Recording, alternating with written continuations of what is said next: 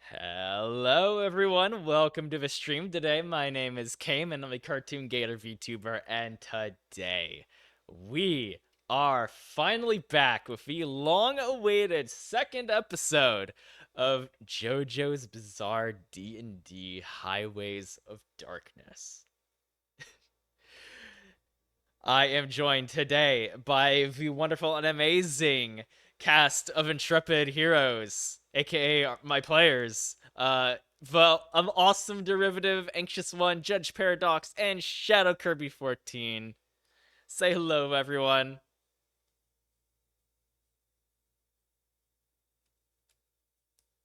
Also, Craven, Sue, Kip, hello everyone. Thank you so much for stopping by. I appreciate you guys so freaking much. How's everyone doing on this amazing Saturday night?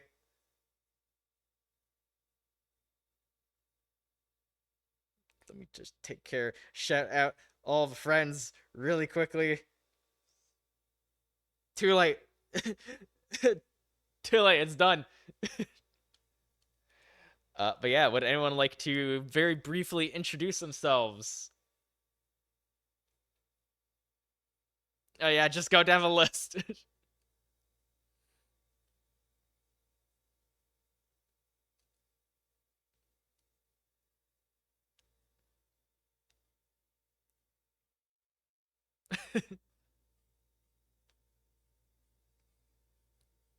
Exactly. And if you don't remember, you should go over to my YouTube channel and watch the VOD for the first session, as well as a little prequel episode. It's still there. Right, next up.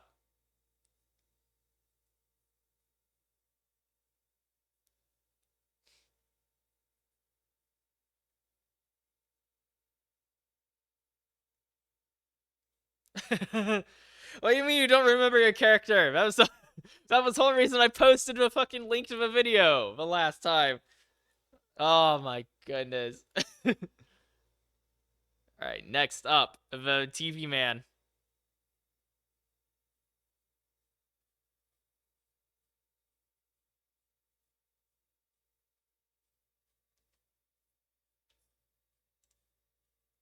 Yeah.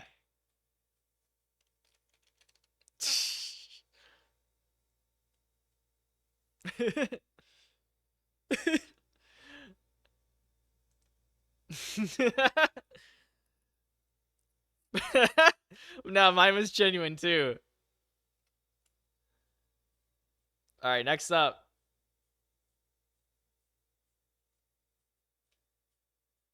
Oh wait, shit, hang on. I fucked up. I fucked up real bad.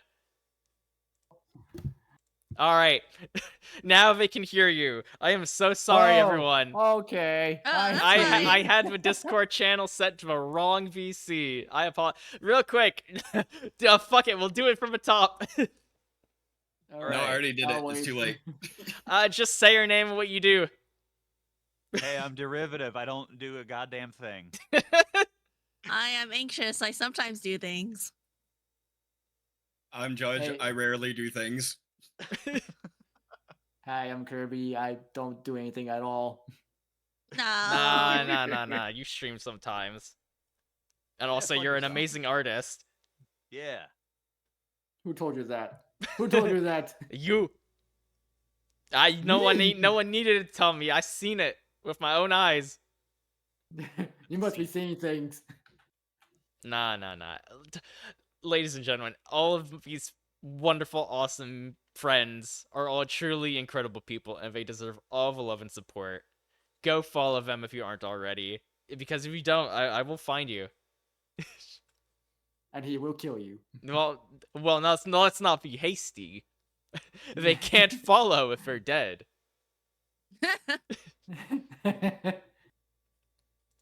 We got a Cayman niece in here. Cayman will come to your house and give you a permanent cowlick. No, truly a fate worse than death. You do not want that. He'll come into your house and he'll just go in your ears all night so you can't sleep. only in one ear. So if you got that OCD, then it's gonna really throw off your equilibrium.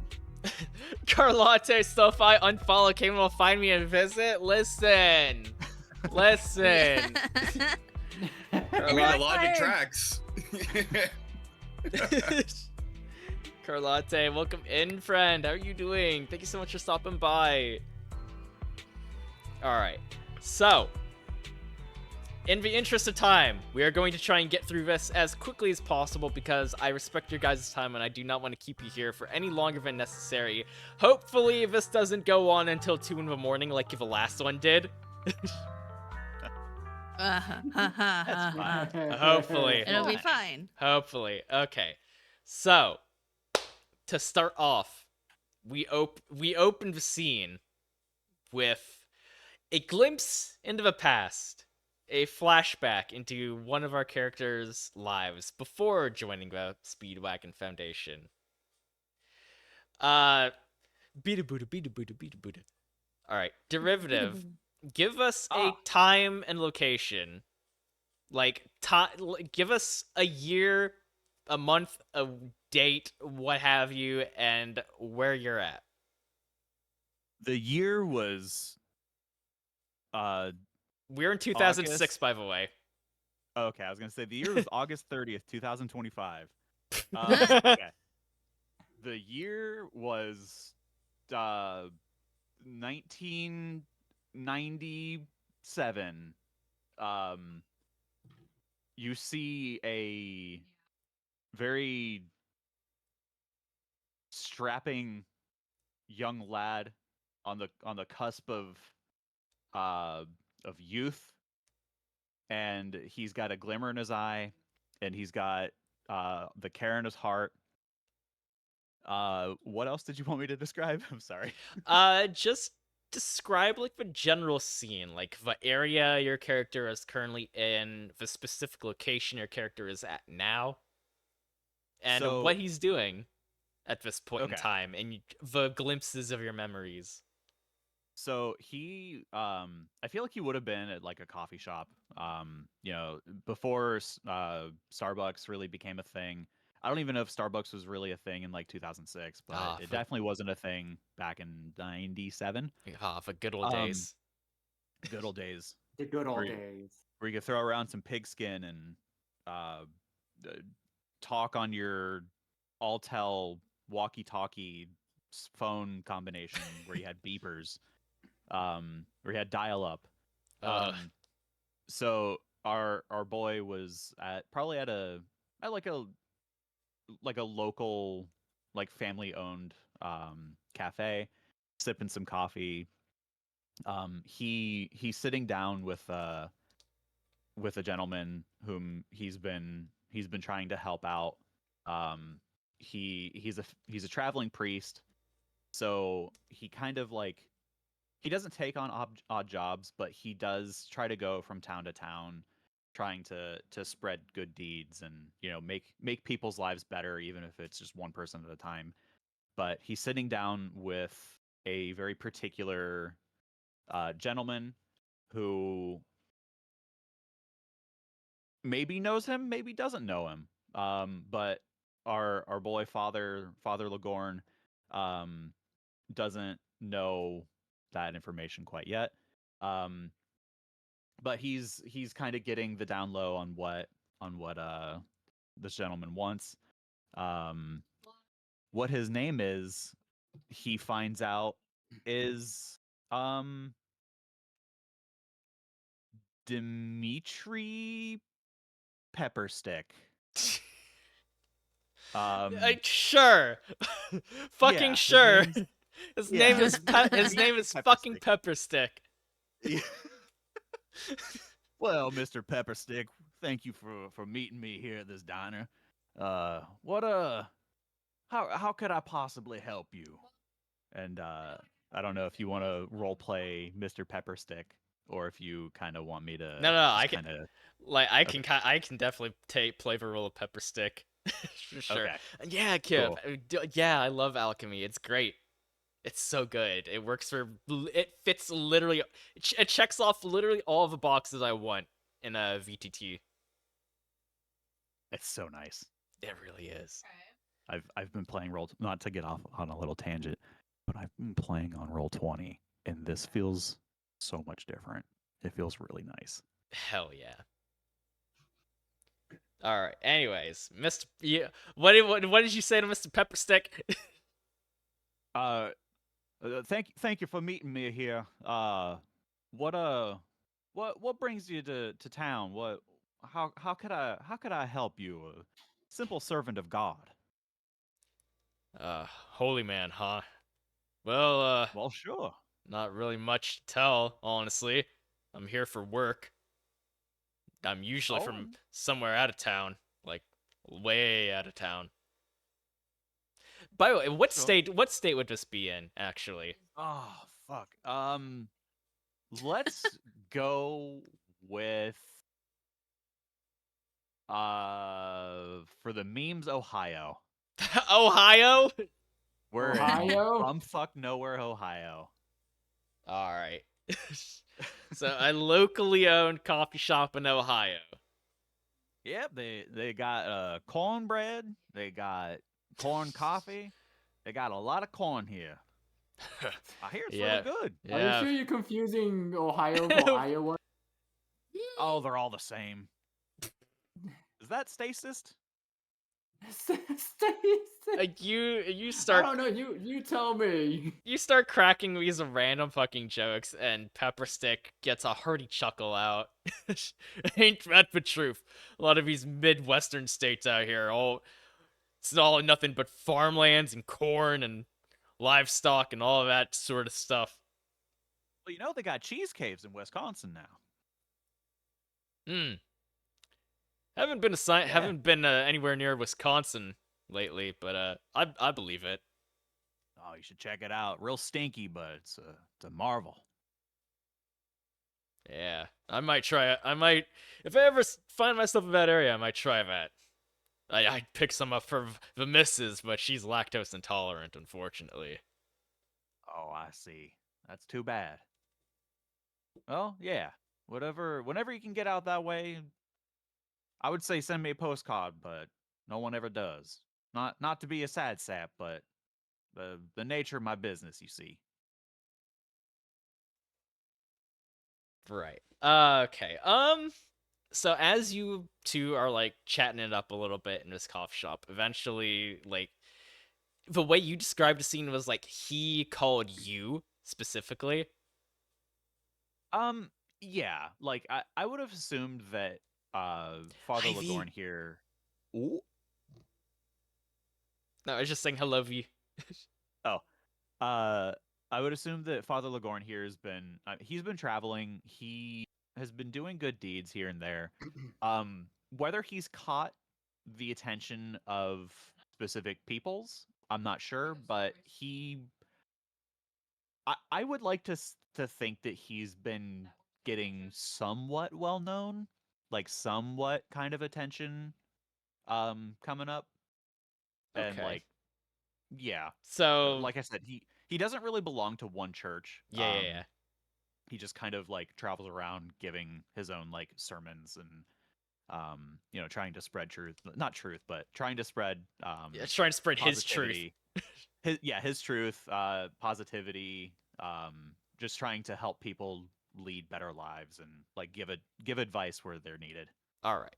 So after a few more minutes of just chatting about random bullshit, eventually Pepperstick over here, like, is like, all right, let's get down to business. I've heard some rumors about you, Mister Lagorn. People around these parts say you're some kind of traveling pastor. Sure, I mean, I don't like to necessarily advertise it. I don't want to try to seem like I'm shoving anything down people's throats. If you uh if you can believe it. All right. But- Let me ask you something. Have you ever Yeah. dealt with spirits? So now, spirits, how are you? No, Kip, listen. That's later. All right, that's reserved for another character that I have in mind, but we'll get to that.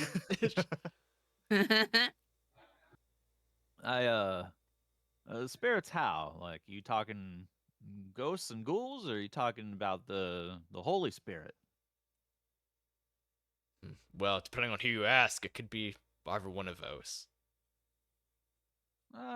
I've got my beliefs about both, I suppose. Well, let me ask you this then: Have you ever, in your travels, have you ever come across anything strange, unusual, phenomenon that you can't normally explain through logic alone?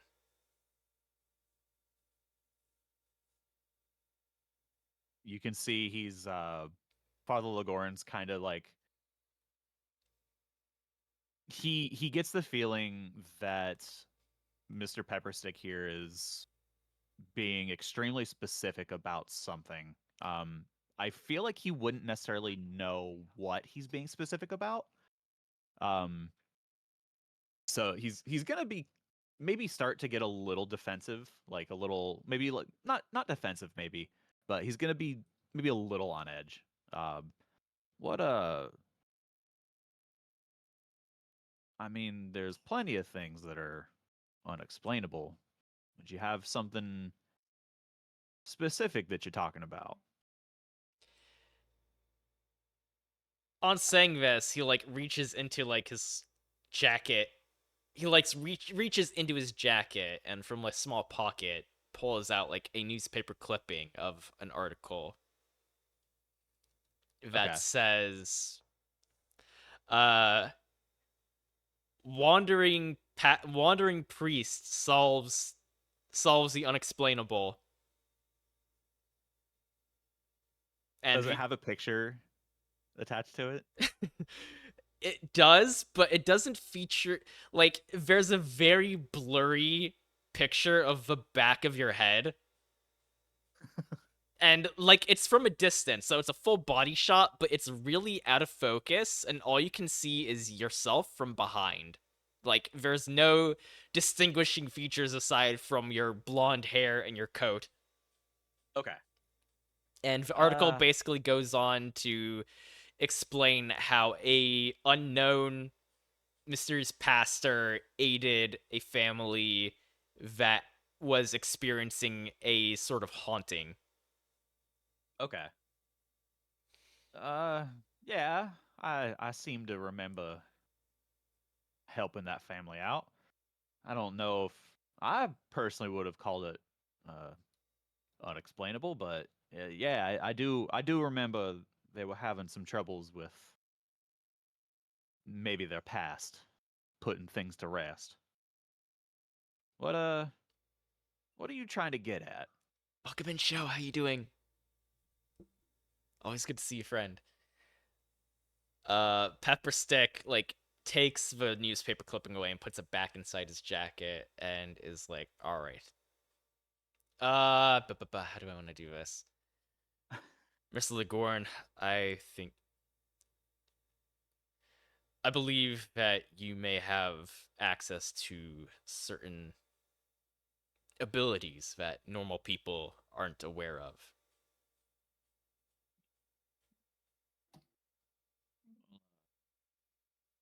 At that Let moment, me. oh yeah, Sorry, go ahead. no, go ahead. I was gonna say, would because I haven't been really approached by too many people, would I be defensive? Would I be on edge about people asking about a stand, or like would I even know what a At stand would be at this this point? point, like judging on based on your role playing in the first session and Yeah. based on your backstory and experiences so far, you wouldn't really have an idea of what a stand really is. Okay.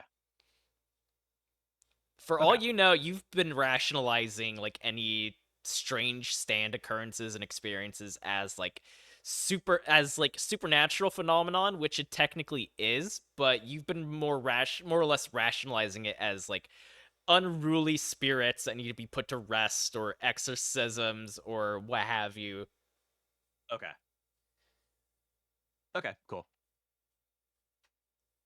All right. In the interest of time, like basically, like after discussing some things with you, like he pulls out like a small little card and tosses it in your general direction, like slides it across the counter basically towards you.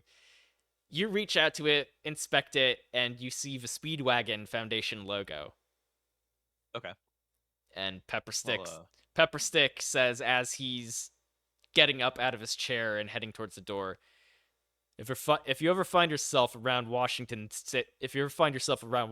D.C., feel free to stop by.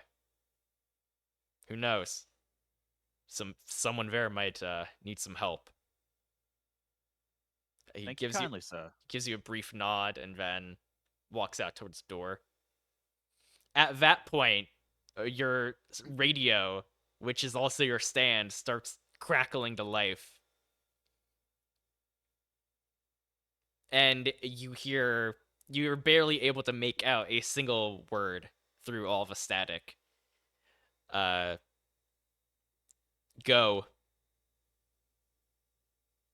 Well, I suppose I should be going. I guess. Well, I gotta pay for his coffee. No, he paid for his own drink, like, and he's Okay. gone at this point. Okay. So you're just standing there on your own spot at the counter, listening to your staticky radio. Okay. You kind of lift your head up a little bit and contemplate for a second before you get up and head out the door yourself. And that is where the flashback ends.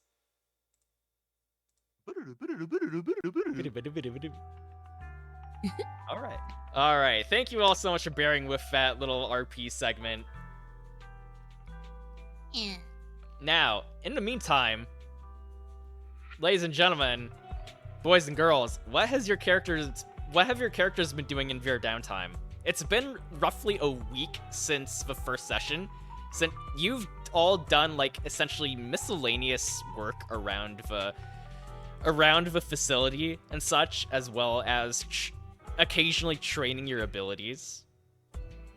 So like you haven't been on any other major missions yet, so you've had a little bit of free time. So what has your characters each been dedicating themselves to during this last week?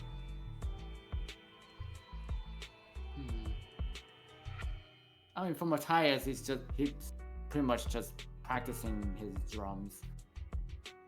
Right. But also just taking part of like this, being part of like a live music act at the bar. Ooh, okay. So So you've been basically moonlighting a little bit at the in-facility like recreation bar yeah, with some music.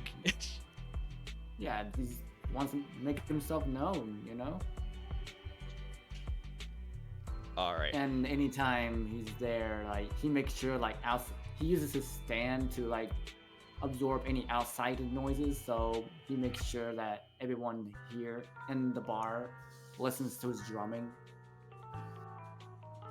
Right, okay. So I'm gonna say, based on that, like through the occasional like little tips you've been making through this, as well as just generally helping Mr. Felix Valentine, helping him out around the bar, and occasionally like, you know, cleaning up and all that, I'd say you've made about an extra $50 in extra cash. Heck yeah. Nice. Money. So go ahead and add that to your inventory if you already have any extra cash. I don't think I have any money. Well, you do now. You do now. I mean, he's been broke for a while. When the money was handed to him, he just looked at it. What's this thing? Is that money? Well, it's Real basically been like the bills and coins that you've been gathering up through tips, playing your Yeah. music at the bar, but also like Felix, thanks to you helping out around the bar, like slides you like a cool extra, like a couple 20s on top of the tips, on top of the money you've made through playing your music. Thanks for helping out again, kid. Really appreciate it. But not a.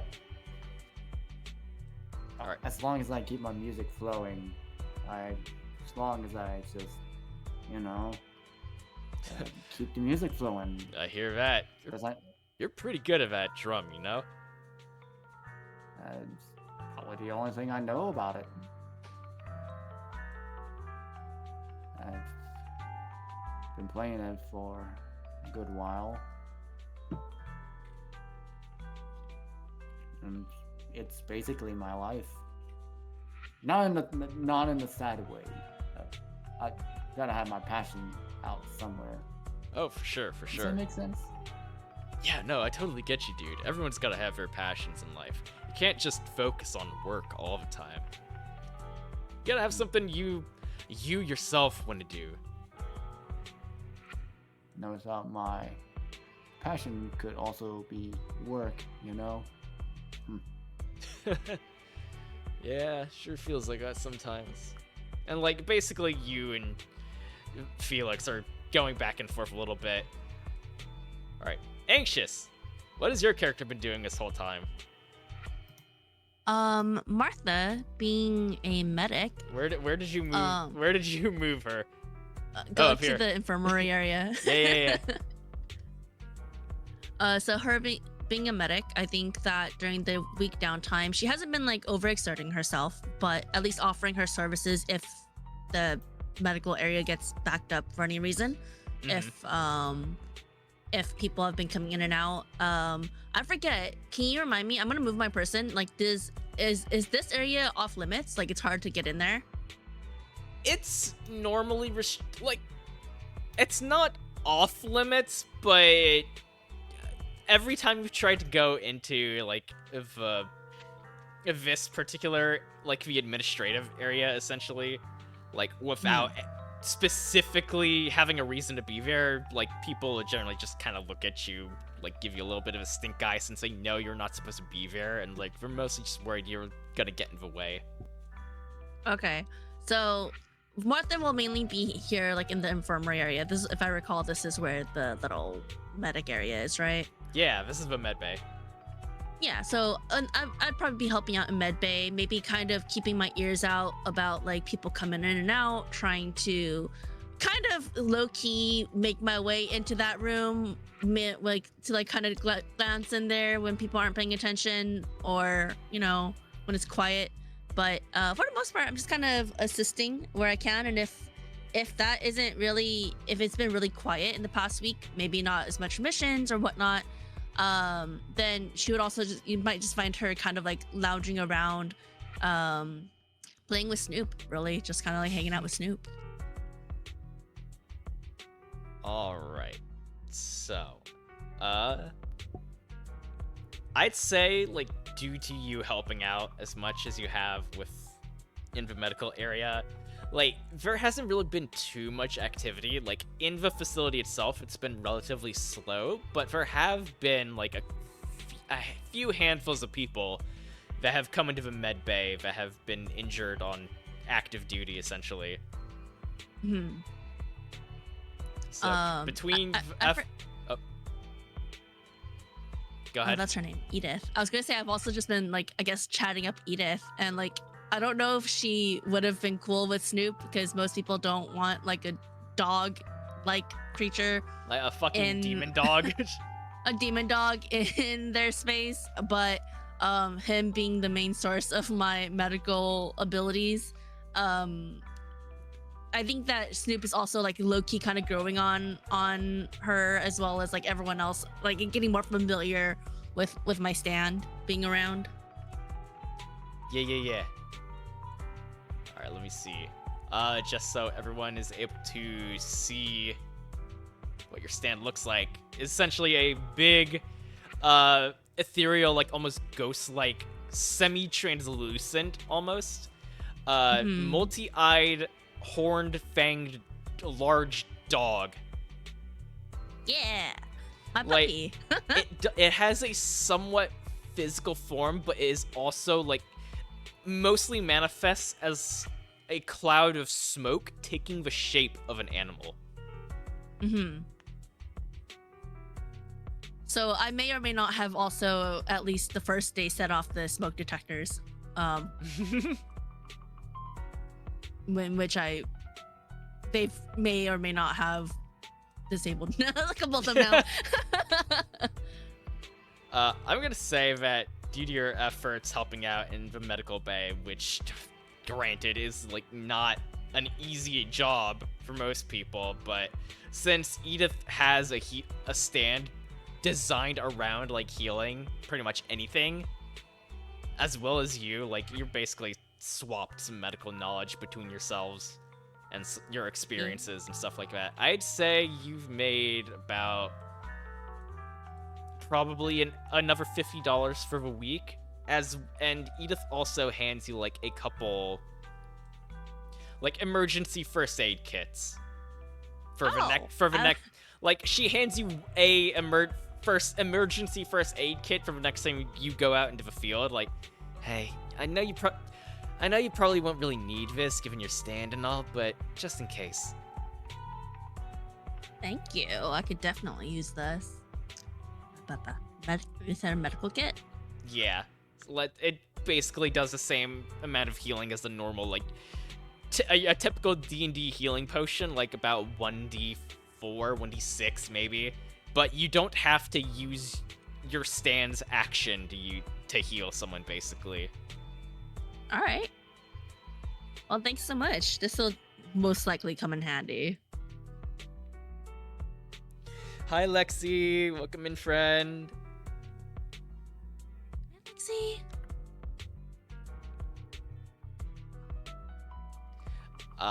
Let's see. A Judge, Wipeout Symphony, what have you guys been doing during your downtime? Oh man, last Symphony and Wipeout were left. I was discussing with the merchant about making a custom weapon. And over the past week, he has been working on that weapon, and since he poured his time into it, I poured my time into helping him around there. Okay, let me ask you this then. Do you have any experience like handling machinery or piecing together fine, like very fine pieces, or just fixing anything?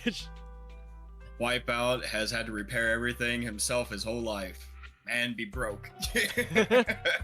He's learned to survive. Okay, so you've essentially forced yourself around Mr. Daryl Tackett here, this facility's like quartermaster slash engineer slash weaponsmith slash armor. To be fair, it's not me helping him, it's Symphony. Wipeout barely has 2 brain cells. Wipeout destroys everything in workshop, Symphony repairs it, and it's just a never-ending cycle. Until they're chased out one day. They're chased out? Oh my goodness. Boy, if you don't... How many times I gotta tell you, if you don't get your ass out of here... Did you finish the bat? Did you finish it? Yeah, I got your damn bat already. Honestly, a man of my talents, you couldn't think of something a bit more creative than just a bat on a bungee cord? I believe this might be the end of my capabilities. I love it. And he hands you a metal baseball bat with a like bungee cord string attached to the end of it with a strap to attach to your wrist. It's the cord I got off my surfboard. Yeah, exactly. I just attached it to a bat. But yeah, you are now able to do 1d10 bludgeoning. You now have a baseball bat that is able to do 1d10 bludgeoning damage and can attack from an extra space away. So, thanks, man. And as I leave, Symphony just turns around. He's like, I am so sorry for him. I apologize. No, well, he's not a stand user, so That's the best part. He can't even see it. So this whole time he's just to him it's like you've broken stuff constantly, but then immediately turned around and fixed it. So- look like the greatest savant who's ever lived. So your efforts have resulted in a net zero a net zero loss and or gain for I don't know what you're. I don't know what you're saying. I got a bat. That's a game. all right. You proudly walk out of there after a week straight of harassing poor Tackett. Great. I was the only one not useful in any regard in my 1 week. Ligorn, what have you been doing during your week? So speaking of harassing, I've been trying to get into my bunkmates' lives. Oh my god. So I don't know if you remember last time we played, about a week ago, I asked this person what his name was. Have you come up with a name for him yet? Does this person that I'm sharing a bunk with have a name? Well, for one, you're not bunkmates. Like, I designed these, like, very simply, but basically, there's, like, a lot more rooms than what are shown here. Like, everyone in the facility, like, this is the men's quarters here, this is the ladies' quarters, but, like, these are both essentially, like, large commons areas where anyone can come and go to during their downtimes. And, like, there's, like, dedicated, like, bedrooms. Basically, like, simple bedrooms that are large enough to be comfortable. Like, you're not cramped in, like, a sardine box or whatever. Not bunkmates. You are not bunkmates. You have your own fucking bedroom. You just keep barging into other people's bedrooms and trying to gossip with them. He just keeps going into other people's rooms like, hey man, why are you in here? It's like, nah, like... Yeah, I'm your new roommate. Well, I'm your new roommate, haven't you heard? We don't have roommates. They went over this in orientation. Get the fuck out. What orientation? The orientation when you first signed up. It was on the test you took, right? I didn't take no test. I just kind of walked in. You say that, and this poor guy's his eyes go completely bug-eyed. Like, you did what? Yeah, they opened the doors for me and everything. I had to study for 2 years straight just to pass that exam. Well, you want to talk about it, bunk buddy? Every time. Start by telling me your name. Every time you bring up the fucking word bunkmate, he just gets more and more exacerbated. Never mind. I'm not gonna go there. Not on stream. It's a Yeah. word. All right. It doesn't mean what you think it means. Yeah, no, we're friends. Friends help friends. What do you want to talk about it? That's all I'm saying. You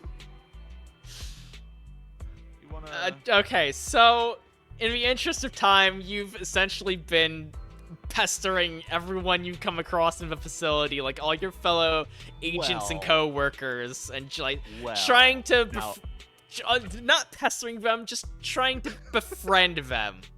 I'm trying to help them with settling in, and I'm trying to make everyone around me more comfortable. If they want to see it as pestering, that's on them. So you have essentially willingly allowed yourself to become the facility's dad friend, basically. Yes. I am the speed wagon daddy. I'm the speed daddy. No! The speed daddy! No! Yes, I've been getting my bunk buddies here to start calling me the speed daddy. They do not call you that. Speed Daddy isn't a tramp stamp. It should be. Speed Daddy, and you know it. I'm gonna roll a d20. I got a 4. I got Get the 4 fuck people out. here If you calling get the fuck out, no one wants to talk to you. 4 out of like hundreds. me. Yeah. It's just like begrudgingly as well. It lost like a bet. Like, Okay, so for the most part, you've been trying to like get your fellow agents to warm up to you a little bit. Like you essentially like do everything for them besides the cooking and the cleaning. Yeah. Like I try to help people out with like doing their daily chores. I try to be there for them. You know, if they have stuff going on in their personal lives, like I want to give them like a comfortable place to be able to like talk about things. So Ligorn is establishing himself as the facility's in-house therapist. More or less, yeah. Like I'm not licensed or anything. Yeah, no, but, like you're not a professional, but you're just like, hey, if you need someone to talk to, I'm more than willing to listen. Yeah. And like I'm maybe in my sorry. room I set up like stained glass in the window if I have a window. There keep are it no kinda windows. You're in dark. an underground facility. I was Um, imagining you making like a cardboard confession booth and just carrying it around with you and planting in places. Yeah, that's pretty much what I'm doing. I get some of those fake windows that you can put up on the wall so that it makes it look like you have a window, so like it's an LED. Really, really intricate things for 2006. I didn't even know they had LEDs in 2006. You just think it's intricate. It's actually just like cling wrap that's been colored with a marker to look like stained Yeah. glass windows. Yeah, pretty much. You set up like a little like in-house like confessional booth essentially. Like there's bowls of like incense. You have some church music playing on a little radio. Yeah, like I've even if people aren't religious, like I don't want to have them feel like they shouldn't come to me for their issues. Like I am trying to, like, all jokes aside, I am trying to make it a better place in here. Not that it's like a bad place, but Yeah, like, no. I don't ever want it to feel like, I don't know, sterile, like a laboratory. Like I want it to, like, we're gonna be working close with these people. I want to have like a sense of camaraderie between everybody. Unfortunately for you, you rolled a 4, which means that after the 10,000th time of trying to become bunkmates of some random stranger, you get tossed out of a commons area. Hey, I'm pretty sure I have a advantage in that, so I actually get to roll whatever the hell roll that was twice. You know what? Add your fucking charisma modifier, but I doubt it'll help. No, you didn't. No. Let's You did not get go. advantage on that. Let's you did go. not. You did not get fucking advantage. You get kicked out of the fucking commons area. They just put a sign on the door that says "No more speed, daddy." The sign says no Ligorns. We can have one Ligorn, and it's a completely different person named Ligorn. Ligorn is another one. Oh man. I go to his confessional booth. I just don't feel like they really want me here, you know? I see. I feel like I'm just kind of a burden to people. Like I'm just a joke. Well, have you tried losing the accent and stop pestering people about religion and becoming bunkmates? Well, actually, yeah, that sounds like it's worked really well. Thanks. The second you step out of that booth, your southern accent comes right back. Ah, shit.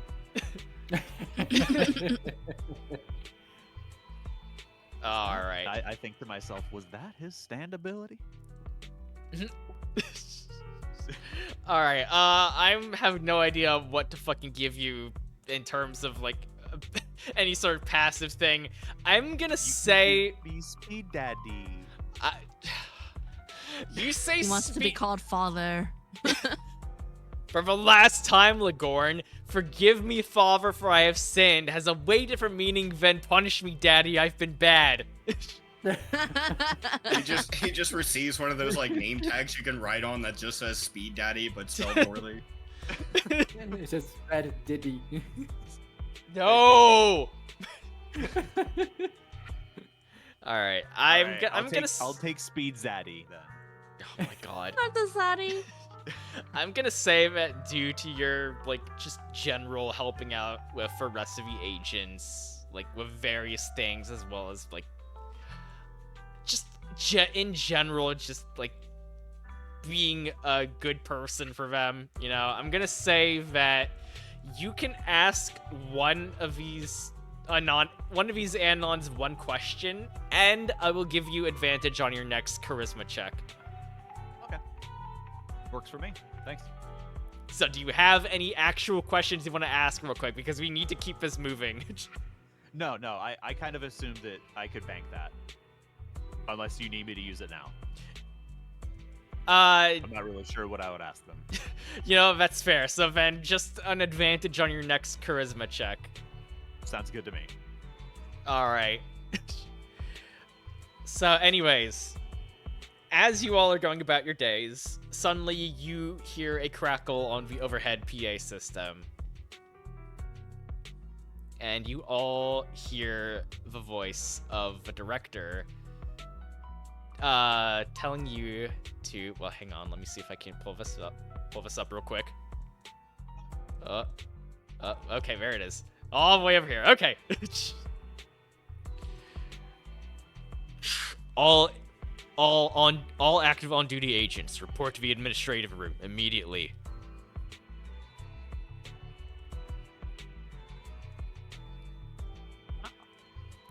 So the administration room is up here with a big hollow globe.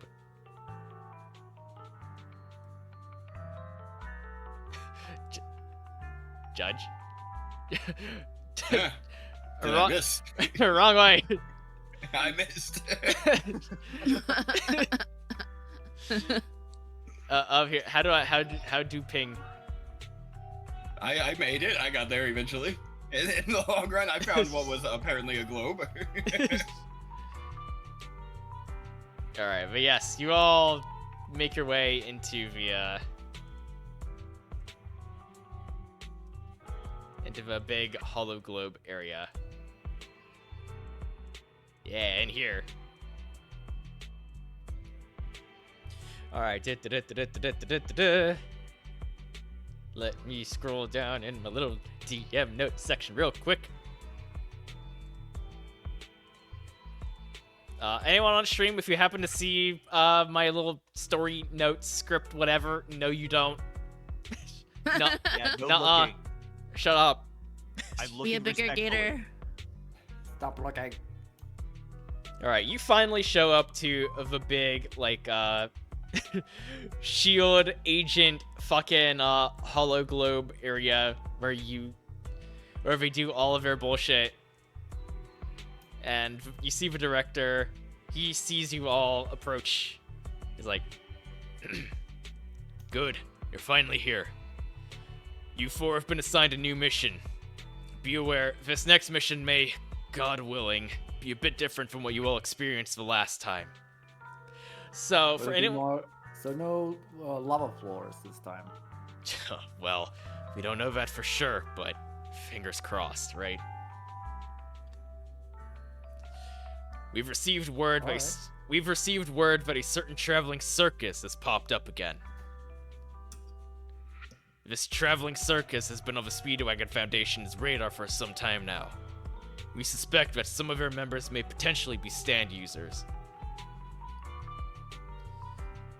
The first part of your mission is to confirm the existence of any possible stand users within the circus's ranks, and make sure that they don't pose a threat to the general public. However, there's more to this case than that. We've recently learned that one of the troop's most popular members has died, possibly murdered. The circumstances behind her death are mysterious, at best. We want you to investigate the causes behind her death, and if it has anything to do with a potentially dangerous stand user.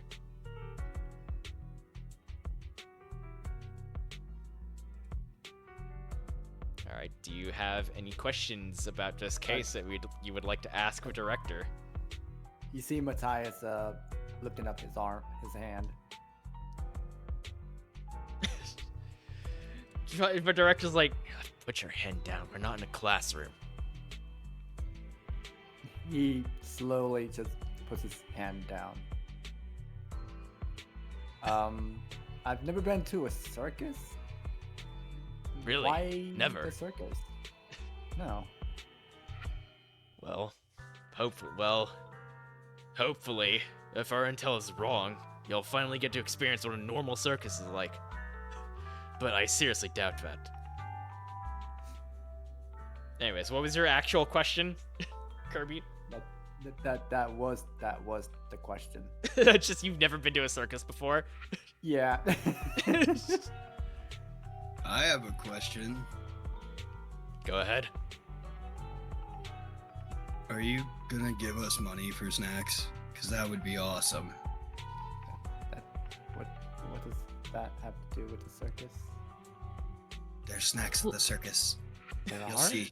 Yeah, you'll see. He's gotta give us spending money though. Money can be used to buy goods and services. It's wild. You'll see. The director kind of like rolls his eye a little bit. It's like, alright, you know what? Okay, fine. Like basically, you all have received.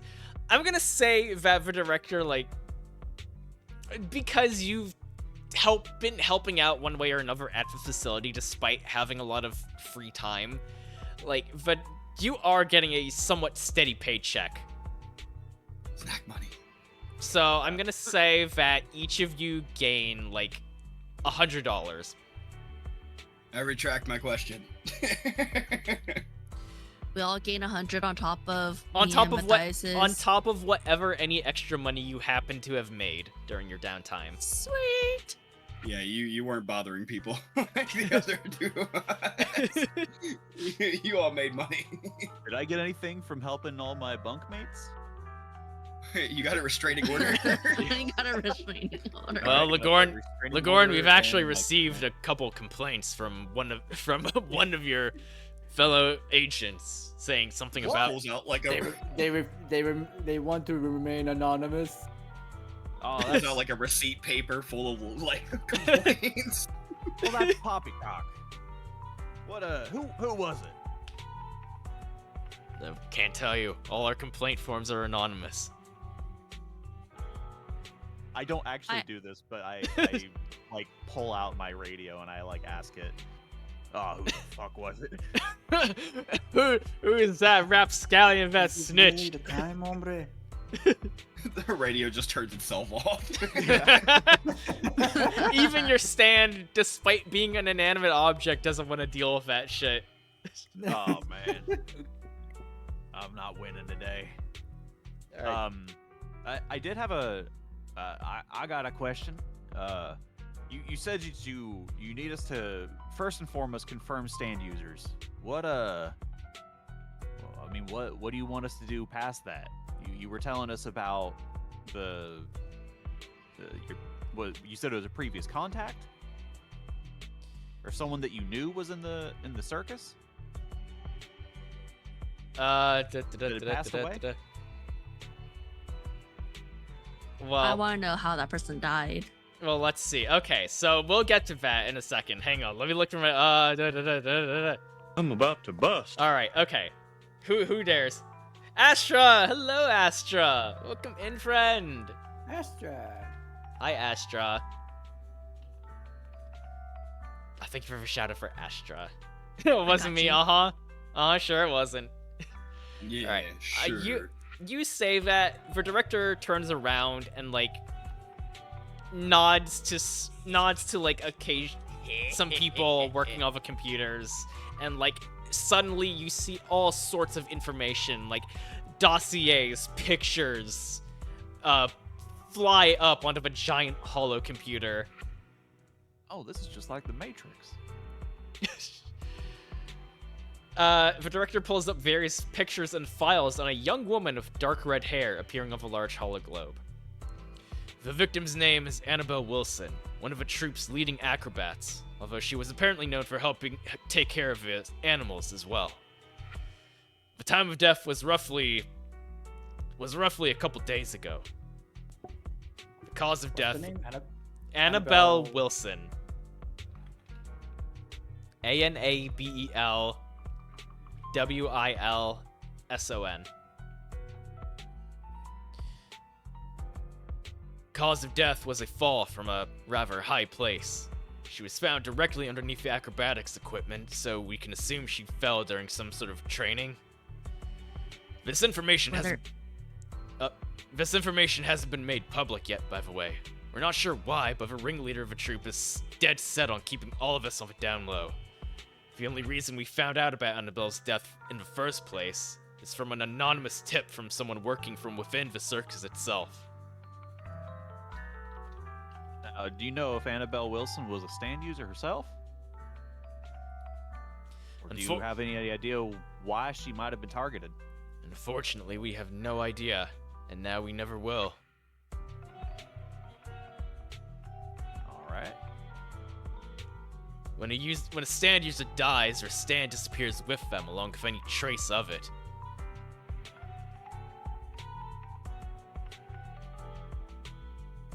Who's the leader of this circus? You have any news on them? Fortunately, no. Mysterious. All we have is a name. An older gentleman who goes by the name of Gerald Wright.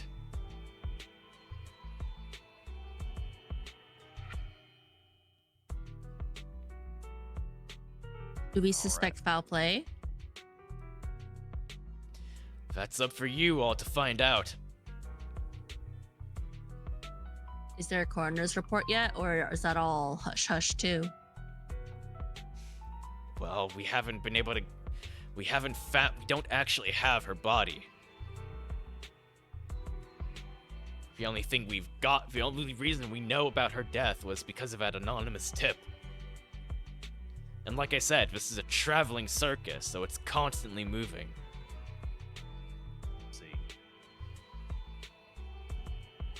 As for how you'll know whether there's a stand user or not within the circus, that'll be up to your judgment. However, back in 1999, one of our more unofficial members learned that apparently stand users are naturally and or subconsciously drawn to one another, even if they've never met before in their life. If a culprit is in fact a stand user, you should find them eventually.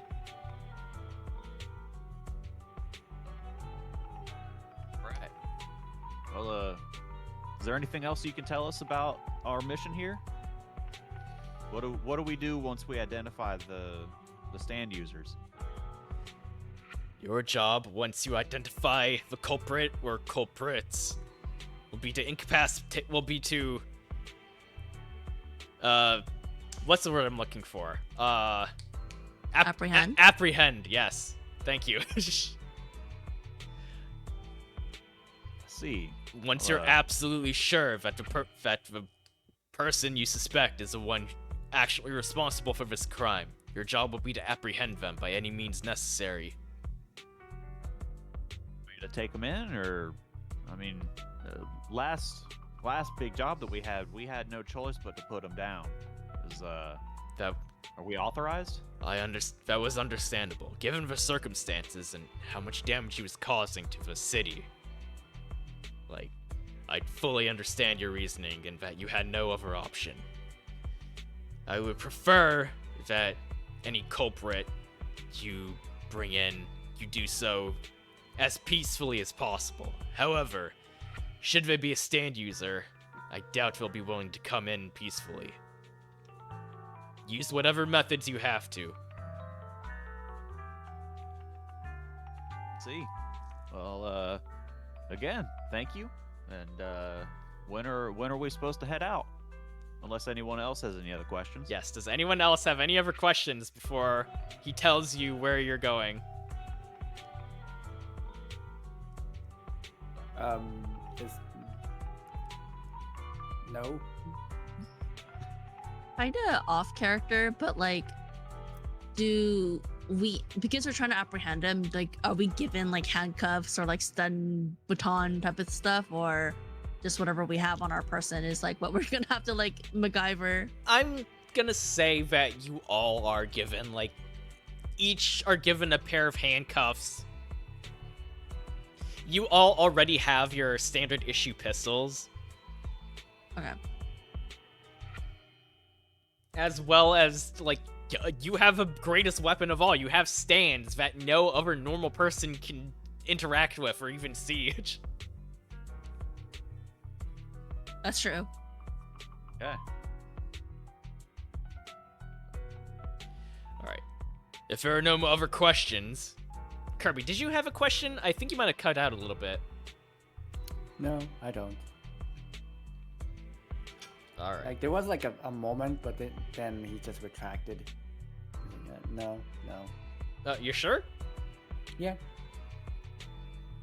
All right. If there are no other questions, you'll all be heading to Lostine, Oregon, the current stop for the Wandering Stardust Spectacular Circus. All right. The what? Again? The Wandering Stardust Spectacular. That's the name of a circus.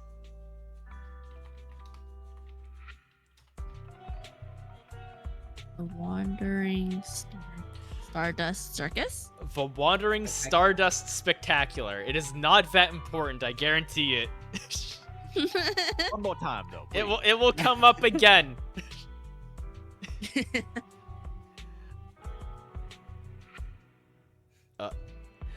V, thank you for the hydrate. Everyone hydrate. Rating. Got a slurp. Slip it up. Slurp, slurp.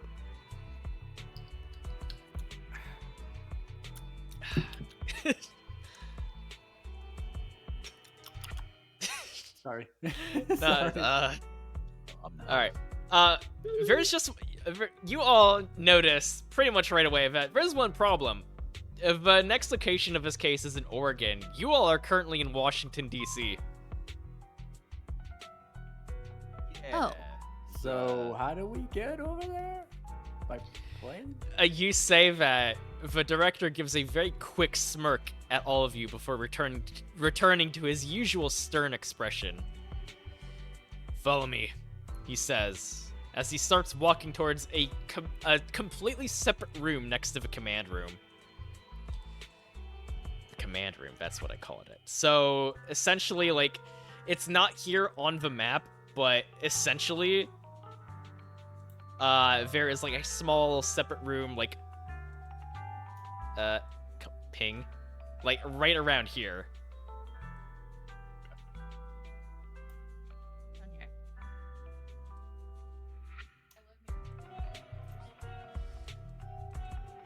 Alright. This room is apparently very important as you see several armed guards in front of a door as the director places his face close to what seems to be an eye scanner. After a couple seconds, the door opens and you all continue inside. When you step into this room, you are all surprised to see nothing? There is literally nothing in here, simply a small empty room.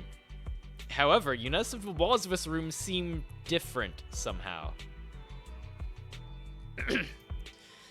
The director, like, adjusts himself a little bit. I believe it's time you all know a bit more about myself and my abilities. I am, in fact, a stand user, much like yourselves.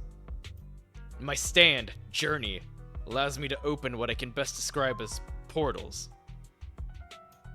These portals open directly into, basically, alternate or parallel dimensions. However, these dimensions can't be accessed from just anywhere, even with Journey's power.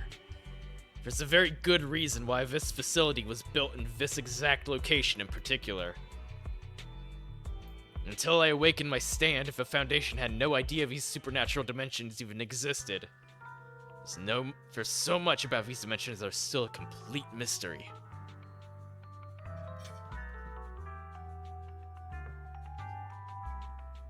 He pauses a little bit, like, as if expecting you to... Like, he essentially opens the floor to any, like... miscellaneous stuff you have, like any looks of surprise. Malibu Yeah. just flashes a quick thumbs up. Yeah, no, this all sounds pretty boilerplate. I mean, Really? Okay.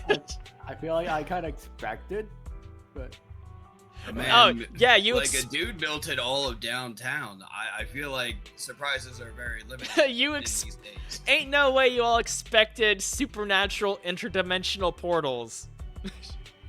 I mean, I didn't.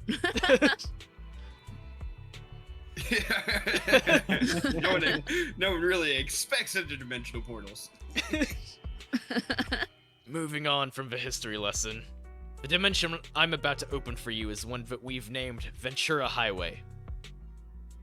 We're not quite sure how it works, but Ventura Highway allows anyone within it to nearly instantly travel to any location of the world. That is how you'll be getting to your next mission, and many more missions after, should you make it back safe.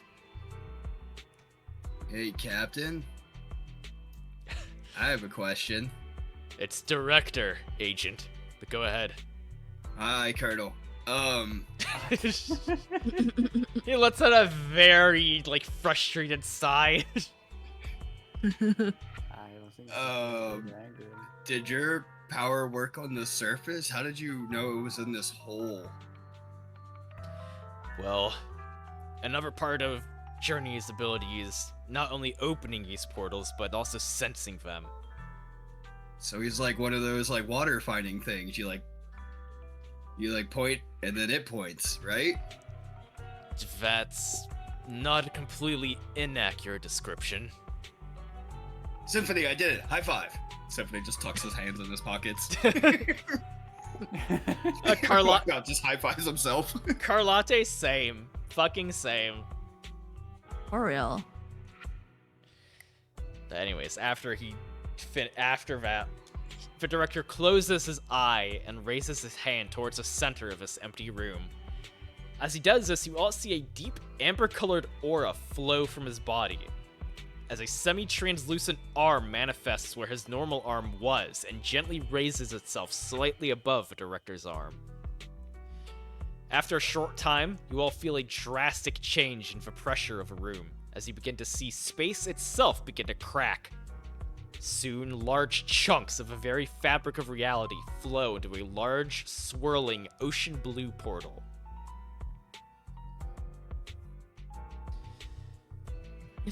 You forgot the JoJo pose.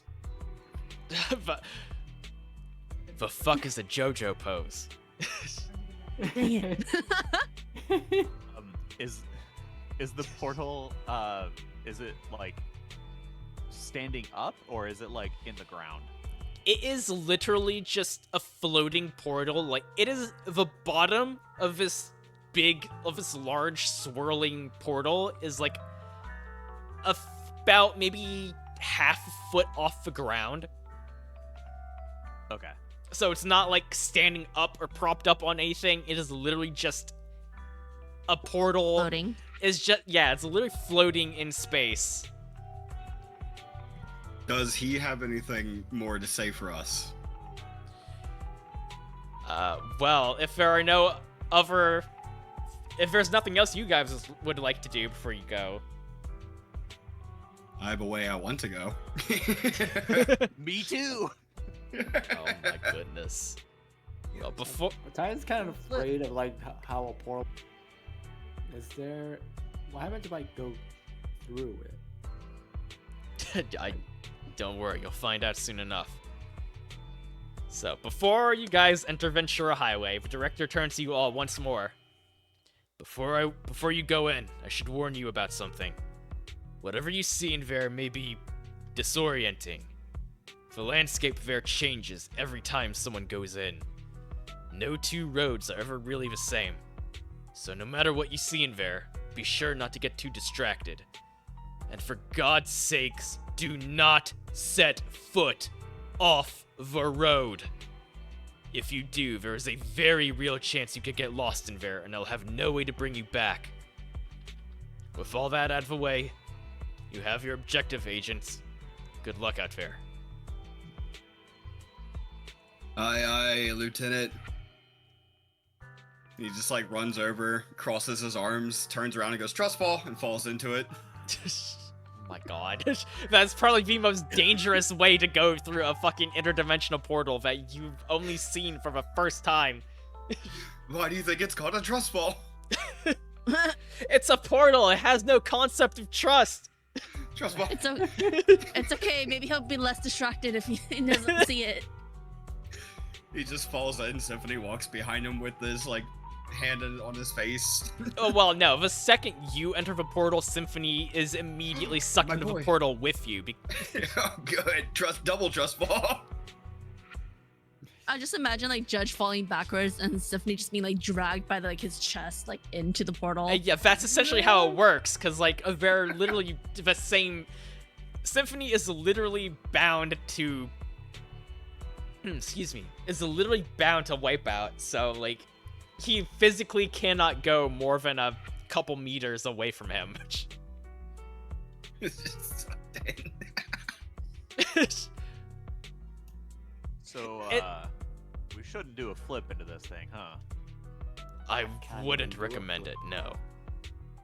All right, cannonball it is. And he does a Wait, no, don't! Lilligorn cannonballs through the portal. I think at this point, Martha face palms and probably just grabs like Matthias by the scruff of his neck and just walk through the portal Walk normally. through normally, yeah. At this point, you see the director just hand... You see the director just hand on his hip, head arched downward, and he's pinching the bridge of his nose. I'm so... He's already experts director. Why did we hire these two? Anyways, you all go through the portal. And let me know if you guys are able to see this, but hopefully you all I will want to be know able what to. we see. I see. Smoke? Oh, wow.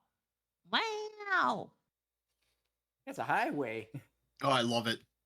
It's so pretty. Yeah? Yeah. Life is a highway. A wrong song. Yeah. Also, I hope you guys have your music turned up a little bit. For this ambiance. Oh, I hear it. As you step through the Yeah. large rift in space that the director had opened only moments ago, you all begin to fall into a seemingly endless abyss. As you close your eyes to try and reduce the feeling of vertigo, the sensation of falling suddenly stops. You open your eyes to see an utterly fantastical landscape. You all are standing on a single asphalt road that appears to stretch onward for eternity, surrounded on both sides by dust and dirt. Large swaths of fog are rolling in from the tops of several large hills. Above you, you see what appears to be the very cosmos itself, with countless stars and nebulae visible to the naked eye. There are also several planets hovering above in the vast expanse of space. And I will let you all take a moment to take in your surroundings. Ay, qué lindo. I never thought it would look this astronomical. Out of this world, even. Certainly feels that way, doesn't it?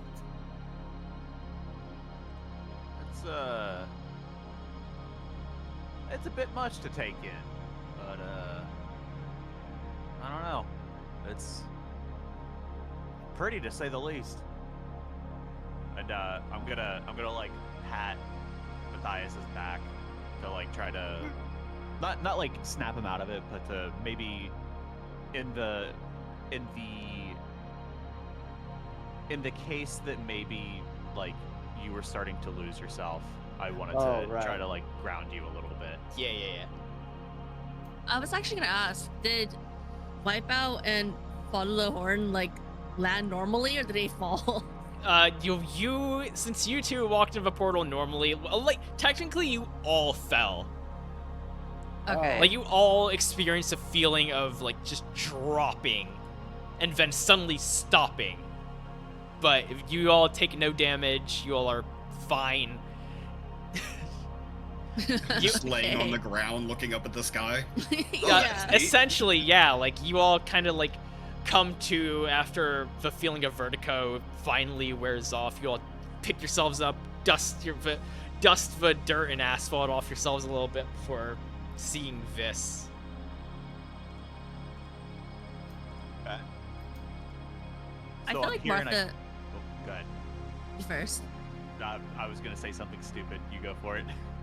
Oh no, I was just gonna be like, oh, I feel like at this point Martha would probably like take out her cigarette and start smoking, and like probably, I guess, like just kind of take in the scenery. It feels like we're on a different world. I just don't know how to explain it. Every night I look up at the sky, just wondering what's out there. I would have never pictured something like this. Like all this is in front of me.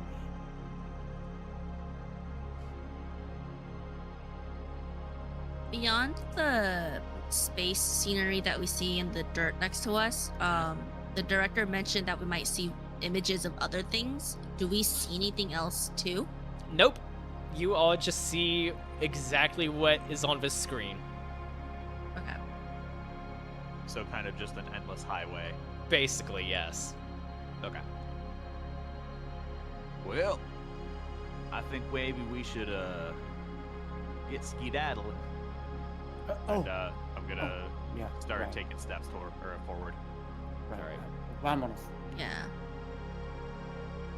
Is Wipeout still on the ground? Are you up Oh, yet? Wipeout, are you okay? Oh He wiped yeah. out, that's for certain. He just gets up, dusts himself. He's like, "Oh yeah, coming." Alright. With no other options readily available, you all begin to walk along this infinite stretch of highway. After you each take a few steps, though, your vision begins to warp and bend and stretch as far as the endless road ahead of you. As you continue to walk, the strange visual phenomenon grows stronger, until eventually all you see is the universe itself rushing past you. Your vision turns white as you travel onward to your next destination. Can I roll Constitution to see if Matthias has some form of vertigo? Like everything's warping around him. You can if you want. It's not it won't really have any impact though. It's just for flavor. Okay. You feel woozy though. Yes, you all feel extremely woozy, having never experienced anything like this before. All right. As you, well, let's see. Come to the next scene. 17. Oh.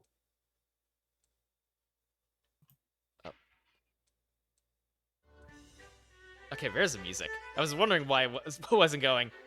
Oh, I hear it. I hear it. I can already smell the popcorn.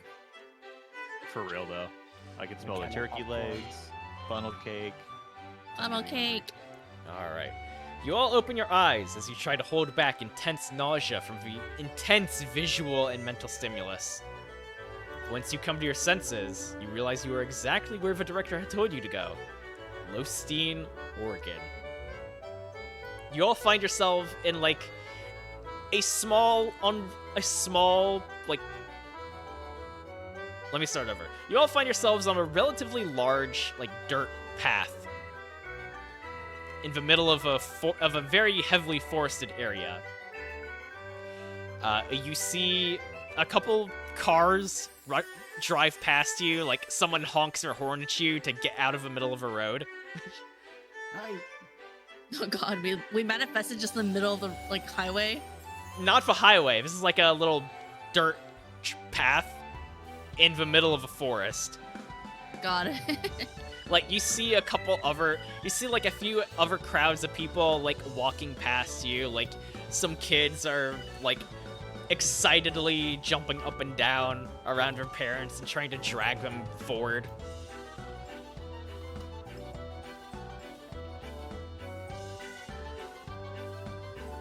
You all decide to go ahead and follow the crowd with no other point of reference to where you are. Yeah. And eventually, you come to this. So, sorry. No, go ahead. Are the people that we're traveling with, like, we have successfully made it out of the highway, correct? Yes. Like, there wouldn't be any reason for us to believe that we are still trapped in the highway. Like, we are in reality, correct? You Like, are, in no- fact, in reality, yes. Okay. Alright. The Wandering Stardust Spectacular Traveling Circus. A relatively unknown organization that only recently started to gain attention from people across the country.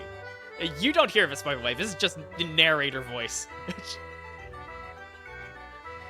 This is just disembodied, like, JoJo narrator voice setting the scene.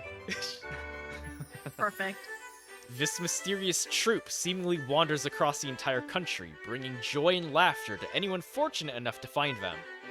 Rumors say that there are no announcements, no ads, no posters, flyers, or other sort of notice about their arrival.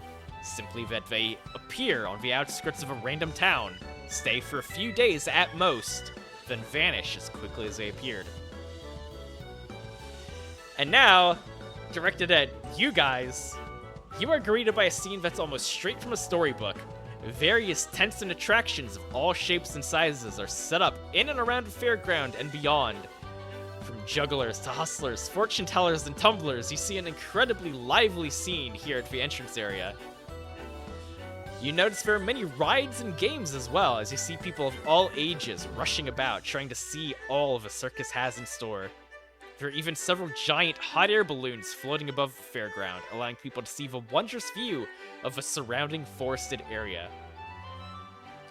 You also happen to notice several vehicles spread around the area. These trucks appear to be used mainly for transporting equipment and large amounts of goods and storage.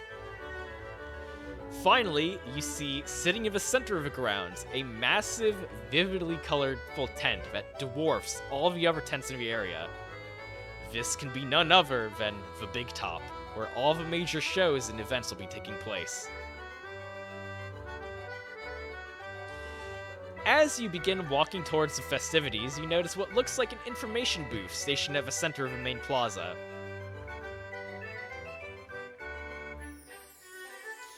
What do you all want to do? I want to go up to the information booth and see, like, I want to get, like, do they have any, like, brochures? As you say that, your group, like, begins casually approaching, like, the information booth. You're all greeted by a cheerful young lady. Hi, welcome to the Wandering Stardust Spectacular. And she immediately hands each of you a map of the circus. Why, hello, thank you for the map. This is, thank you. Of course. There- Very out of character for Martha. She gets like really kind of like bubbly almost, and it's like, oh my gosh, I'm so excited! I heard so much about the acrobatic Annabelle. Like, is she performing tonight? And I kind of like, Ah, going in ask heavy that. with the investigation right away. Okay. The girl is like, oh my goodness, I'm so glad you're so excited for this. I haven't heard anything about Annabelle, actually. You know, now that oh, I... is she not here? I'm not sure. Actually, now that I think about it, we haven't seen her for about a day. She might be sick or something. I have no idea. Oh no, we came so far to see her today. Oh, Man. I'm so sorry. Well, hopefully the Wandering Stars Spectacular has something else that you... Well, she's basically like, well, the Wandering Stars Spectacular has so many other wonderful events and attractions here. I'm sure you'll find something that you'll enjoy. Oh my gosh, hopefully. What do you recommend? Like, what should we see first? Oh, well, first of all, and she, like, opens up your maps and starts pointing out the different, locations. So, like, to the north of where you're at now, like, this large booth here in the center is like basically your focal point. Like this is placed almost directly in the center of the circus. So to the north you have the big top tent.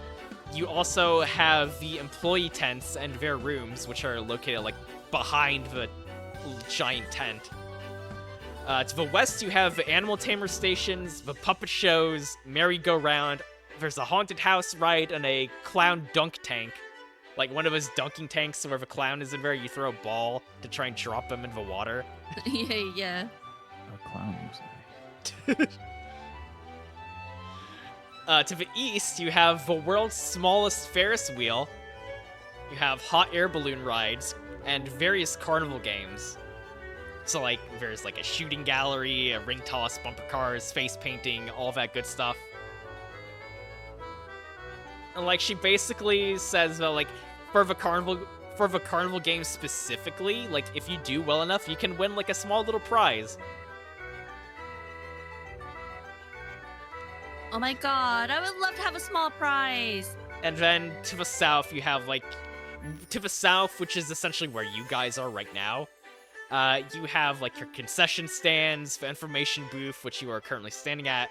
There's a fortune teller located in this area, as well as the gift shop for anyone who wants to buy anything on the way out. A gift shop. I mean, who wouldn't have a gift shop? For real.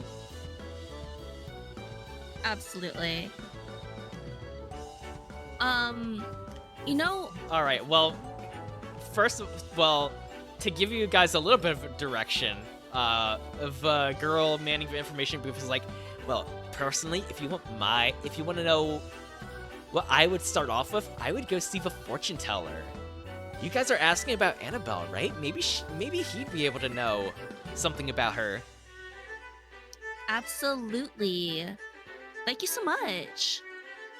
Not a problem. You guys enjoy your stay. Well, thank you for all the information. And I want to. The moment she was talking about the clown dunk, I kind of like perked up. I'm gonna head directly to the clown dunker. Are you sure you don't want to go to the fortune teller first? Yeah, I guess. I guess. I like. Father Lahorn starts heading in the direction. I kind of grab him by his collar real quick. Hey, where are you going? By like his coattails, and just kind of like yanked him a little bit. Yeah, nothing violent, but just like kind of grab, like, hey, where are you going? I like puff my cheeks out and like start kicking rocks. I'm like, yo, girl. Okay, real serious question here. Lagorn, do you love clowns or hate them?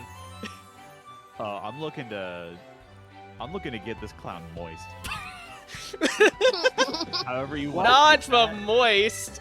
However you want to take that. If you want to take that as me hating clowns, then that's fine. If you want to take it as me loving clowns, then be my guest. Oh my god. Oh my goodness.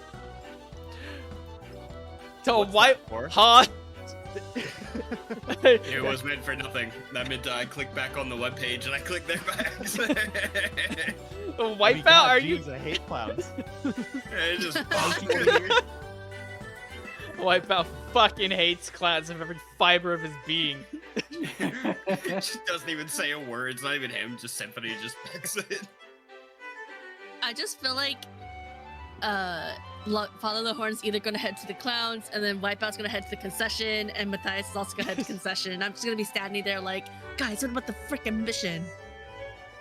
Right. Oh, right, the mission. So I forgot about the mission. I'm sorry. I promise you, you guys will have a little bit of time to explore and do like maybe like one or two quick activities within the circus before we move on. Alright. In the meantime, the fortune teller tent is like right there.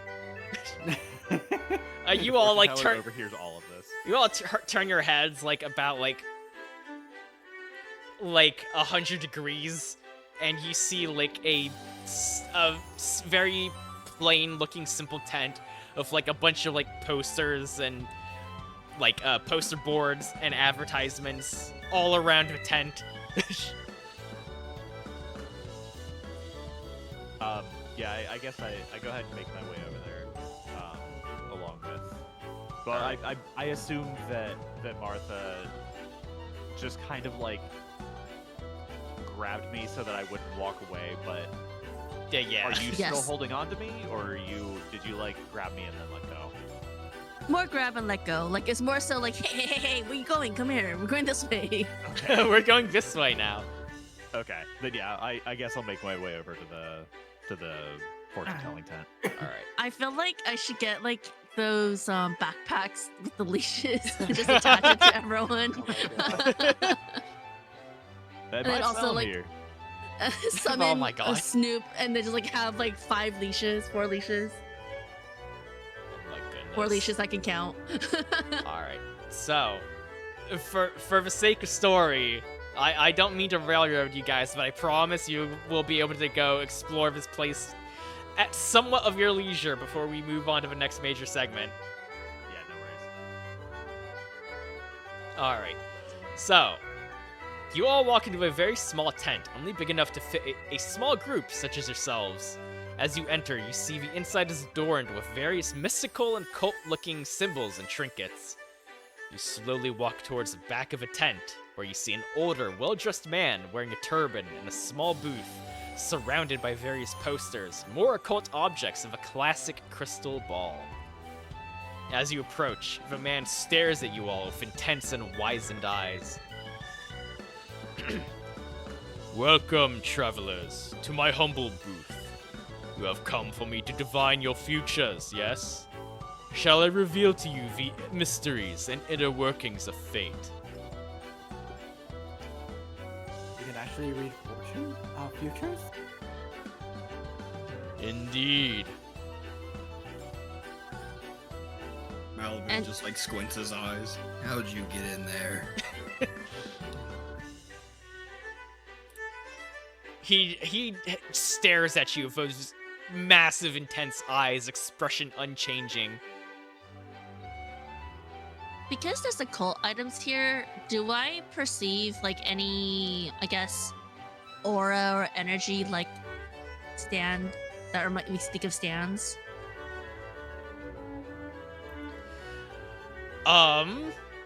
Go ahead and roll me either an investigation or a supernatural check.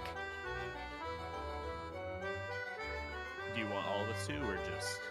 All of you can if you want, but it was mostly directed at Martha since she asked. Okay. So for supernatural, I could use either intelligence or wisdom, right? Is I that would- how I'm understanding it. For your sakes, like if you're just trying to sense any supernatural energy around here, I would say use wisdom. Okay. Is it /roll or /r? I believe it's /roll with a Like I 15. You don't inherently feel or sense any psychic energy coming from anywhere in this tent. However, you do sense like a small little bit of. You feel a small little bit of some sort of energy coming from this man's crystal ball. but not the man himself. No. Okay. I'll just make a note of that to myself. Note: ball is spooky. Ball has a vibe. Don't know if pass vibe check. Don't fucking read too much into it. It's a goddamn crystal ball. Okay. We never know that. All right. Does anyone else have any questions you want to ask this man? What is my future? What is my future foresee? How do you say it? What hang on. You see Matthias is trying to think of a question. What will my future look like? He kind of closes his eyes and places his hand around the crystal ball, and you see like purple, large plumes of purple smoke spiral around the inside of a crystal ball. I do as he said, Lexi. Lexi. Lexi! Lexi. Yeah. Carlotte, control your sister. You, Matthias, you like lean your head in closer to try and see into the crystal ball itself. You don't see anything besides a bunch of smoke. This man with his eyes still closed, seemingly focusing very intently, is like,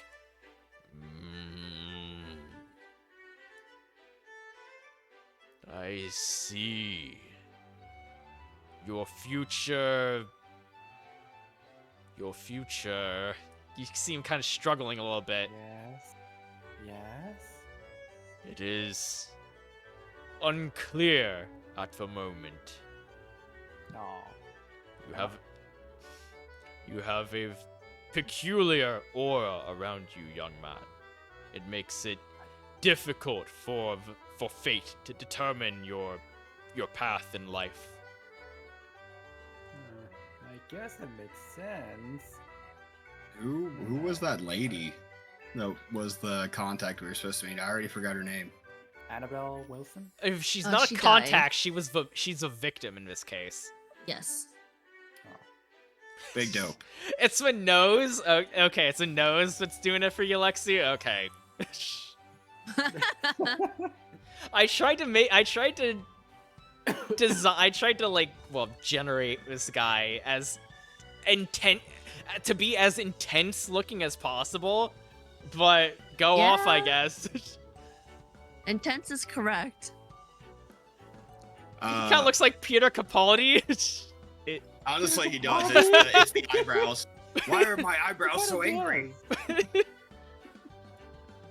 These are the eyebrows of an angry person. It looks like there's a face in like the bridge of his nose. It looks like the face that Oh if God. any of you have seen Naruto, it looks like the face, if I'm not mistaken, that the Kakashi has like on his books. Oh my God. I'm trying to get a picture of it. Maybe I'm not thinking of the right thing. I have a question for this dude. All right. Symphony like smacks Malibu in the back of the head, and he's like, "Repeat after me." Man, is there a way to like check someone else's, or do we have to be like present? He kind of looks at you with that same intense expression, completely unchanging. But you do sense that he is a little bit confused by your question. I may see into your fate and yours alone. I just like put my hand on the glass and like slowly wipe it down. I'm like, "You've given me nothing."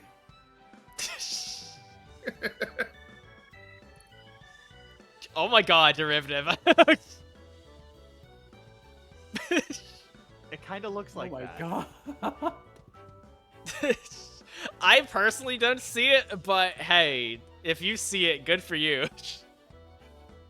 He zooms these in here. Nah, it's You know what? No, I see it. Yeah, if you zoom Yeah. in on his nose, it's the nose. Yeah. It's just flipped the other way. Oh my God.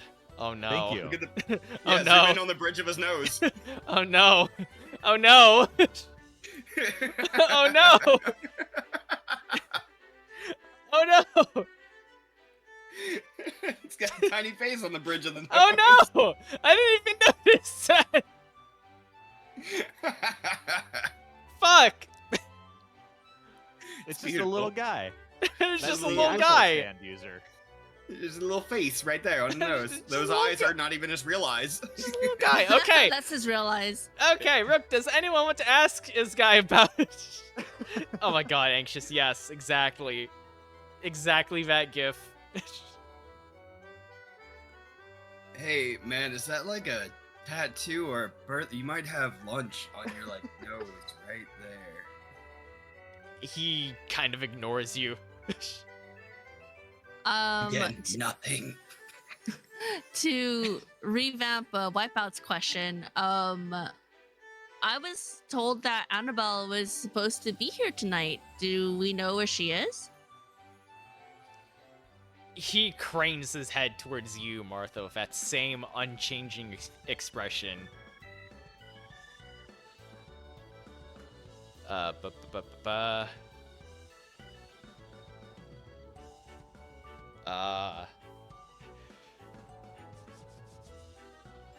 Sorry, brain not working.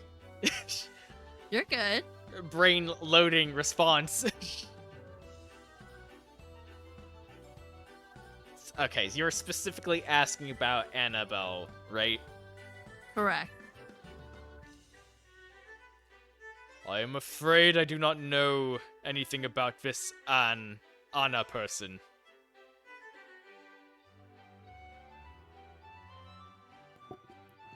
Can I roll insight? Yes, all of you roll insight. Or whatever the fuck it's called here. Is it vibe? Yeah, vibe. Is it wisdom or Vibe. charisma?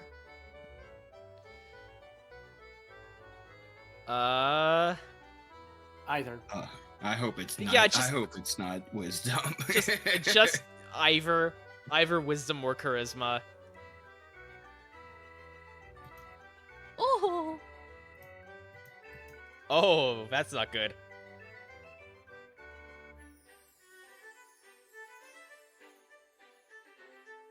Oh, that's What is also not good. Wait, I forgot Uh, how to roll with your plus. yeah, Oh. Kirby, what's your bonus? / roll d20 plus number. Oh. Plus Okay. your modifier bonus. I couldn't remember how to get the plus on it. Yeah. So, I'm using charisma, the vibe. and it's Okay. 5. So I have to. So let me re-roll that again. Let's see if I get it right. Like this. Oh, that's Yeah, a that lot should be better. correct. All right, Lagorn, what is your bonus? It's a +4. What's the rest of that? It looks like it's already accounted. Oh, okay. Yeah. I didn't even really notice that. I went through and completely redid my character sheet so that like the actual JoJo Oh yeah. stats would be Heck yeah. reflected. All right. Wipeout. Do you want to roll for for the sake of rolling? 17. 17. All right. So everyone besides Martha is able to tell Yep. that this man is clearly lying when he says he doesn't know Anna. Like, you look in the back of his little booth and you see a poster featuring Anna. Oh my goodness! Raid!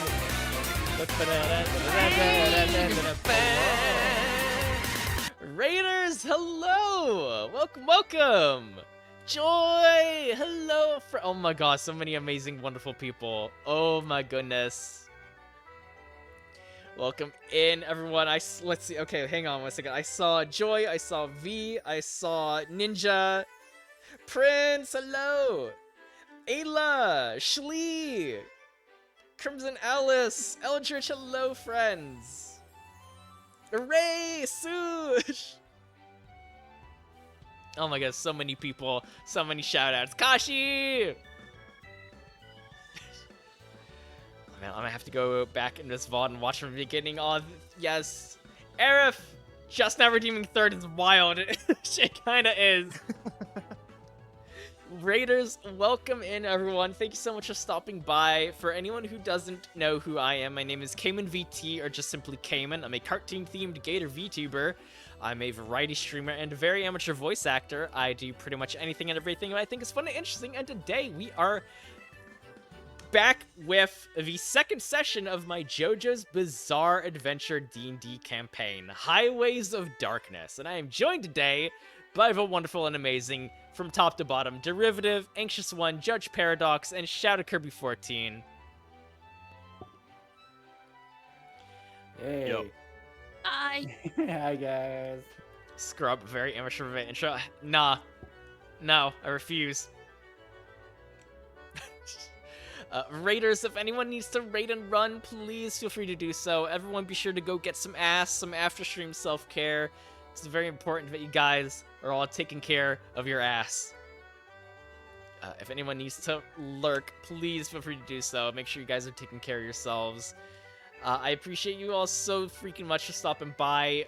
We have just barely scratched the surface with this session, unfortunately, despite me trying to hustle things along a little bit. But Rares, thank you so It's much fine. for everyone stopping by. I appreciate you all. Got a ton of compliments on your performance of Fire Emblem Stream. Just saying. Oh, I appreciate it. You also have no idea how happy that makes me, that just random people think that I did a good job. You always do a good job, buddy. That is true. I don't know how to handle kindness. I got your back. Don't let your head get too big, bud. Yeah, actually, I thought it kind of sucked, so maybe try harder next time. There you go. Does that help you? Oh, shit. It's like, get complimented, feel nothing. Get dissed on, the voices come back.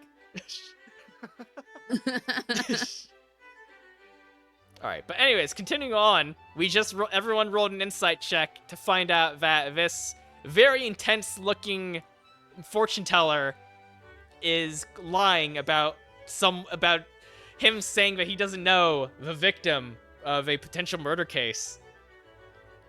We're currently in a circus, by the way. Hang on one second. This is where we are currently located. The Wandering Stardust Spectacular. Ooh! Yeah.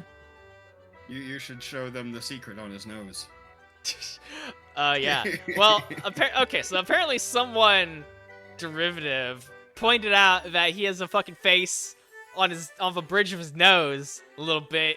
That kind of looks like that one face from Naruto that's on Kakashi's books.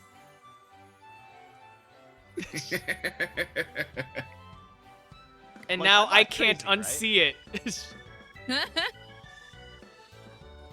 Everyone of that stream was amazing, Prince. You got a wonderful... Yes, everyone did so fucking good.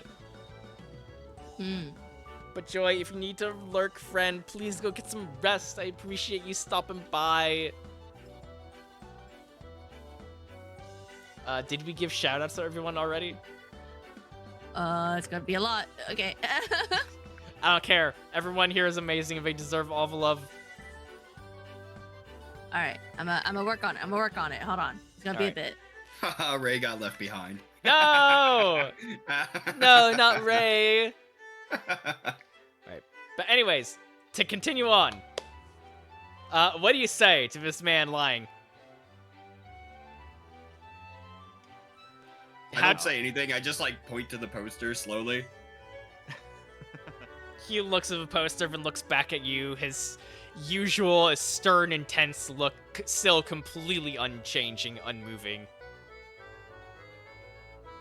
What do you have to say about that? Thank you for over 3 streams, Street Joy. He kind of like scoffs at you a little bit. Do you ask him specifically about the murder?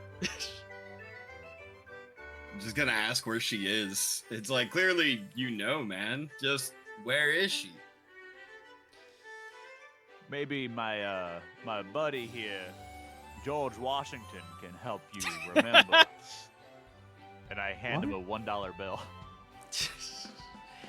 He kind of like fucking looks down at the dollar bill that you slid across his counter, looks back up at you, just completely unfazed. He looks over to Wipeout. There are some things even I cannot know. I have heard nothing of any sort. I have heard nothing of where this Annabelle may be. Or maybe my friend Abraham Lincoln might change your mind a little bit. He doesn't I even hand look. him a $5 bill. He doesn't even look at the money. If you even knew who she was, man, why'd you like lie to us? As I said, there are some things even I am not allowed to know, nor can I tell. See, now you're giving me something. And I also put $1 on the table. Take your money back. Then who can tell us? He stays silent. Maybe that fancy ball of yours could show us a little something, something. Maybe for my friend, Thomas Jefferson. Hombre, it's not working. Again, he's not paying any attention to the money you are piling up in front of him.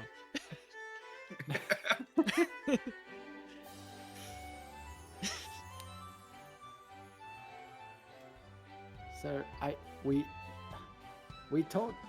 asked about Annabelle to that one lady, and now you're telling us that you don't know about Annabelle, despite the fact that you have a poster of her in the back.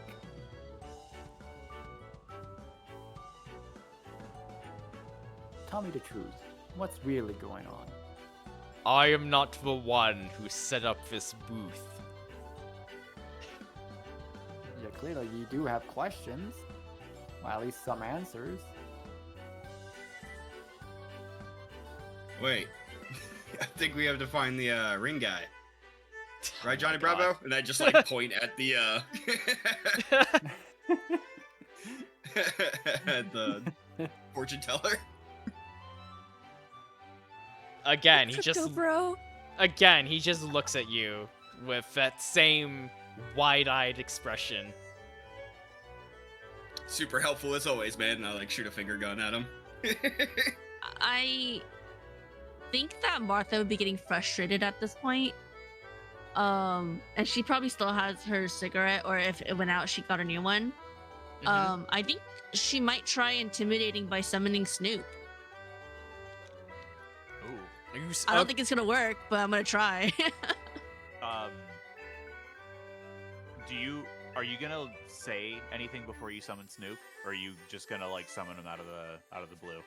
I think if anyone has noticed her, like she, like you can see, like her fists are clenched, like her jaw's really like tense and stuff. That like she's about to lose it. If you are paying attention, but if you don't notice, then you might just see her summon it without notice.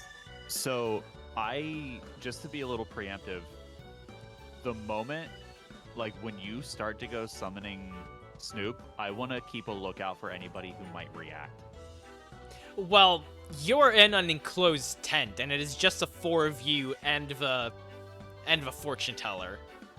All right. Does Like, this it is little not freak a- react. It is not a big area. In fact, it is actually rather cramped in here with all four of you standing around in here. Okay. And I'm gonna summon a big smoke dog. You summon your stand, Snoop. He manifests as like starts off as like a billowing wisp of smoke that forms into the shape of a multi-eyed horned dog. And Does he react? I guess. He kind of perks his head up a little bit. You see his eyes like widen just a little bit more. Like he clearly senses something, but he doesn't look at all in the direction of Snoop. Like he is still completely focused on all of you.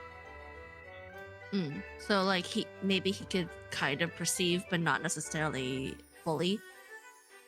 Exactly. Being a mystic, he has some like spiritual awareness, but not enough for him to actually notice your stand.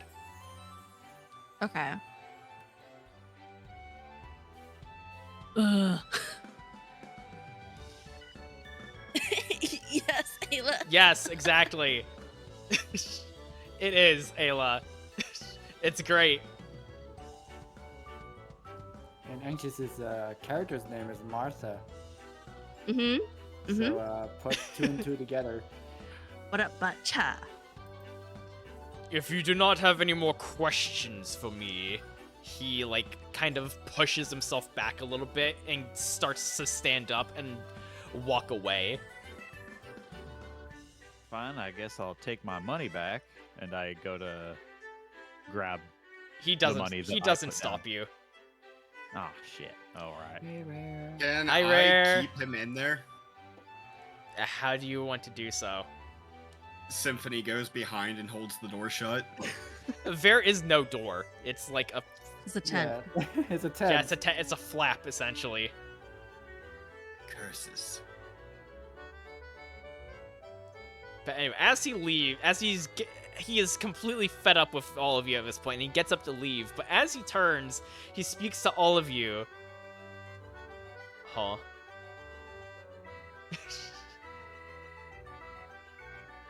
Is that what he says? No. Okay. I saw your message and I was trying to figure out who you were responding to, but never mind. Oh. No, you're all good. As he's leaving, he tilts his head back, like, over his shoulder and speaks to all of you. Things at this circus are not what they seem. There are things in this world that are better left unknown, agents. Give up your search for answers before you are met with a terrible fate. And as he says those final words, he closes a pair of curtains from inside his booth, hiding himself from view. Well, that was rather ominous. What do y'all say we go take a visit to that clown now? Yes. Okay. Or maybe That a did ring last. master? That did last a little bit longer than I was expecting, so we're gonna need to make this a bit quick. So I don't have a proper map of this place, but you all are essentially free to wander off the grounds to wherever you do and do like one activity. Sure. I want to like fucking beeline it over to the clown dunk Okay. tank. Lagorn rushes out of the fortune teller's tent and immediately starts heading west towards where the dunk tanks are, marked on his Okay. map. All right. Where do the rest of you want to go? I'm gonna go in tow with him. All right, you're gonna. So to the west, also besides the clown dunking tanks, are the animal tamer stations, puppet shows. There's a merry-go-round over there. There's a haunted house ride. Oh, I'm going straight to that puppet show. Beeline. I'll go to the animal tamer area in the west. All right. There's an entire eastern section too, with a bunch of carnival games. That's true. And I don't, like, for sake of brevity, is it better for us to stay together, or can we just go anywhere? I will say that as long as you make this quickly, you guys can wander off anywhere you want within the circus grounds and do one activity. Got it. Got it. So Derivative is going to the dunk tanks. Wipeout is going to the puppet show. Martha is going. I'll go to the hot air balloons then in the east. That's in the east, right? Yeah. All right. And then Matthias, where would you like to go, friend? I think Matthias is more enthralled by the scenery that he has no idea where to start. Go to the concession stands in the gift shop. Or you could just try out one of the games they have over there. Okay, you know, so one of those so then you'll carnival also games. go to the east. Yeah. All right. So starting from the top, Lagorn, what do you do with the dunk tanks? Oh, Speed Daddy's about to get himself a clown. Why you gotta say it like that? Speed Daddy's about to fuck this clown. Yeah, Shlee, if there was anyone I thought would recognize this music, it would be you. This is some Final Fantasy XIV music. The Gold Saucer. I knew it was Final Fantasy 14. I didn't want to call it out. That's awesome. No, feel free to call. Absolutely feel free to call that shit out. Yeah. So yeah, how do you want to work the game for me getting this clown nice and wet? All right, so I'm gonna say that just let me see. Let me look at the stuff Well, here. for real starters, don't call it that. And two, here it is. quick. What? No, just like, oh, I'm like, oh, how do I get this clown wet? And you're like, well, the first things first, don't call it that. All right, sounds good, Kirby.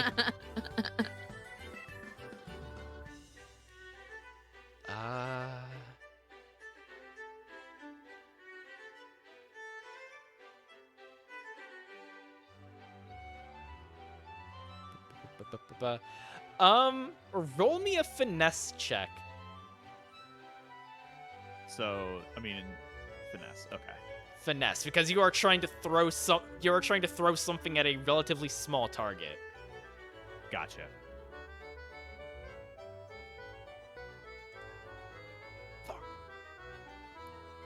Okay, a 10. You Yeah. chuck this, like... I don't know what those balls that they use in dunk tanks are made out of, but you chuck one of these balls at the target. It, like, kind of hits the target, but it's not accurate enough to where it'll trigger the dunking. And the clown kind of, like, starts taunting you a little bit, like, giving you the, like, wavy hands up to the head and, like, starts blowing raspberries at you. So, can I use... I have a feat called Exemplar. Am I able to use that on myself? I can read you... Yeah, go ahead what and give me, like, a brief description of what it does. Alright, let me find it. Oh my god. Stand.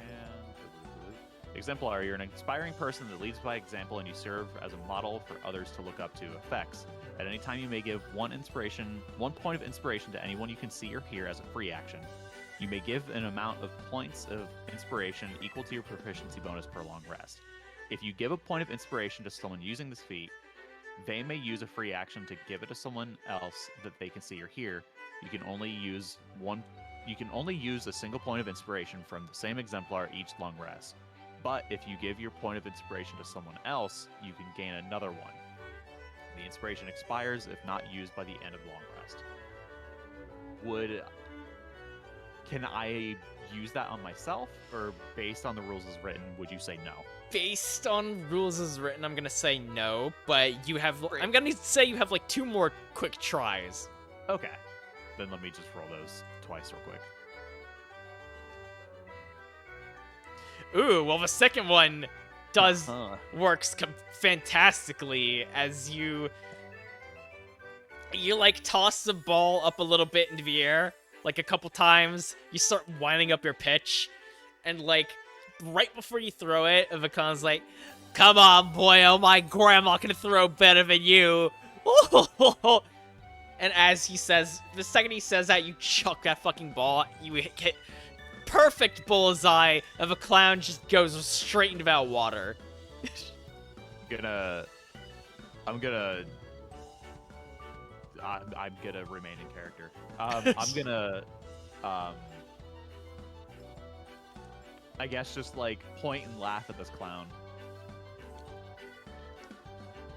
And I end my turn. My next turn, I draw a Pot of Greed. Oh my god, no Pot of Greed.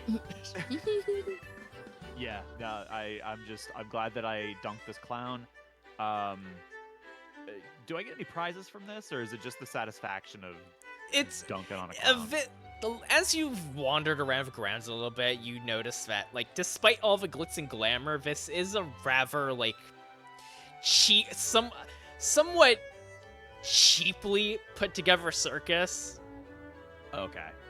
Like, the Like, sheer size of it. The sheer size, there's, like, this circus ground is massive and there's a lot of stuff to do, but as for the actual, like, production of, like, some of these extra, like, miscellaneous events and stuff like that, there's not that much going on. So it's mostly just for the satisfaction of getting that clown wet. Hell yeah. All right. Well, my job here is done. I'll meet you fellas back at... Oh, wait, where are you? And, yeah, you are by I yourself turn at this around. point. You're by yourself. Yeah. I turn around and I'm like, oh, well, almost said the wrong thing. And, can I... With that 17, do I get to dunk this clown again? Yeah, the Okay. second he climbs back up onto his platform, you chuck that other ball, that extra ball you had left, you hit the target again, and he falls back immediately. All right. Then, as he yeah. as he's like spurts out some water out of his mouth, he's like, "You little ooh." Now you wouldn't say anything against the man of God, now would you? And I'm Jewish. well, that's neither here nor there. You believe in God, and I fucking dunk him again. That would have been like the second time that I threw the ball. Or I guess the third time that I threw the ball. The second time I dunked him. You know Yeah. what I meant. You dunk him like the second and third time. Okay. Anyways, Wipeout. Yeah. You said you went straight over to that puppet show, right? Yeah, just like panning shot of like Malibu sitting amongst a bunch of kids eating popcorn, watching the shadow puppets and laughing. You see Symphony sitting next to you, like almost in tears at the sheer artistry of this puppet show. Actually, hang on, It's no, wait, no, I'm gonna roll something. I'm gonna roll just a straight d20 to see how well this fucking puppet show is. Be like Shakespearean level puppet show. Okay, no, it's a Right. 12. It's a serviceable show. Like the kids are entertained enough, but no one's like super enthused by this. Except Malibu. Except Malibu, apparently. He's having a great time. Meanwhile, Symphony is like just hardcore critiquing everything about like the production value, the story, the acting. Since I'm the only one who can hear him, he's like got a notepad for things he wants to complain about later. And that's all. The characters were far too simple, or far too mundane. There was hardly any drama involved. Where's the passion? The glory? No heroes or heroine despite. I will say, it was quite funny when that one character bonked the other with a mallet. That did give me quite a chuckle. Just a sensible chuckle. He's like Frasier reviewing it. Alright. Martha, what are you gonna do? I wanted to go check out the hot air balloons. Alright, you find yourself at the base of like where the hot air balloons are essentially tethered and all that, where they're like lifting up and coming back down. And you see like a couple people like manning stations, like accepting tickets for like hot air balloon rides. I will go up to the ticket booth then. Can I buy a ticket? Yeah, I'm gonna say it's like $5. Yay! I'm gonna go take a while I'm kind of like going from, I guess, the like, because I think what Martha would do at this point was like going from the fortune teller towards the hot air balloon. Like she would probably like just do like a passive like vibe check if possible, or supernatural check. 'Cause like we're still trying to ascertain if there's any stand users, right? Yeah, I'll go ahead and roll. I'll allow that. Oh, is it? Just Would it be? either wisdom or charisma or whatever it is. I'll allow you to use whichever one's higher. Or is it under super? Super. Yeah, vibe or supernatural. Well, yeah, if you're specifically trying to sense any supernatural happenings around here, or like trying to sense another stand user, then roll supernatural. 17. 17. Okay, so you don't immediately really sense anything happening around you, especially not the area you're at. Like, for all intents and purposes, this is basically just a normal-ass circus out in the middle of a sleepy little town. Okay. Sounds good. I'm just kind of like trying to narrow down. if there's anything. However, you do get this odd little sneaking feeling coming towards the big top tent. Okay. You don't Then really understand what this feeling could be, but you get the feeling that there's something there that needs to be checked out. Okay. I will make a mental note of that, and maybe while I'm in the hot air balloon enjoying myself, I'll also kind of just like kind of like scout if there's anything that catches my attention that is out of the ordinary, I guess. Yeah, like, I'm gonna say you don't really find anything out of the ordinary. You just have a nice hot air balloon ride, and you're like miles and miles above in the sky, and you just see stretches and stretches of like forest. Okay, sounds good. Then I'm gonna enjoy the hot air. So for the hot air balloon rides, I'm assuming it's like a big like blimp type of thing versus like individual cart type of thing, right? Kind of. Like, if I can't, like, you see like those little hot air balloon like pictures in the corners of this scenery. It's basically that. You know, like, the baskets are big enough for like a couple people, but like not a large crowd. Okay. So then I'll probably just be up there and like just like smoking my cigarette and observing and enjoying the cold air. Mm-hmm. Yeah, you've after like taking a moment to yourself to get away from the chaos from like work and trying to like untighten yourself after dealing with that annoying fortune teller. You kind of calm down a little bit. Yeah. So with that, I'm gonna say with that heightened like focus, like you had a nice little mental cleansing sort of, just taking in the sights and feeling the cold air against you. I'm gonna say you get advantage on your next roll. Get advantage. Yeah. Advantage of what? I think you cut out then. Advantage on your next roll. Yay! Alright. And then last, but certainly not least, Kirby, what are you gonna do? You said you wanted to go over to... The concessions. Or maybe like the carnival games. The games, right? If they have any. Yeah, they've got plenty of games. Like, basically your standard, like, carnival affair. Like, you have a shooting gallery, you have, like, that game where you throw darts at balloons, you have that one game where you, like, try and spray water into, like, a target, like, inside of a clown's mouth and fill up, like, the little thing. Another clown getting wet sounds like. Oh my god. There's also, like, all... there's also, like, some Okay. ring toss, like, some bumper cars. There's that clearly rigged game where you try and knock down those cans set up in a pyramid. Oh, he's gonna try those. You're gonna try the can knockdown? Yep. I mean, this is like the first time Matthias has ever been to like a carnival circus kind Oh, of hell thing, yeah. 'cause Alright, Like, go I doubt ahead. he saw anything in Manhattan. Yeah, so go ahead and roll me a finesse check. A finesse check. How many attempts does he get? I'm gonna say you get like 3 tries.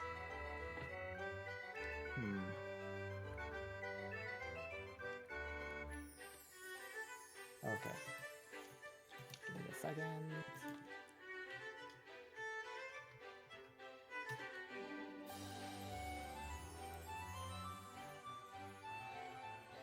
Got a 10. Okay, you toss your first ball at these cans. Like you managed to knock over the top one. The second one's the other two in the second row, like the middle row, kind of wobble a little bit, but they don't fall over.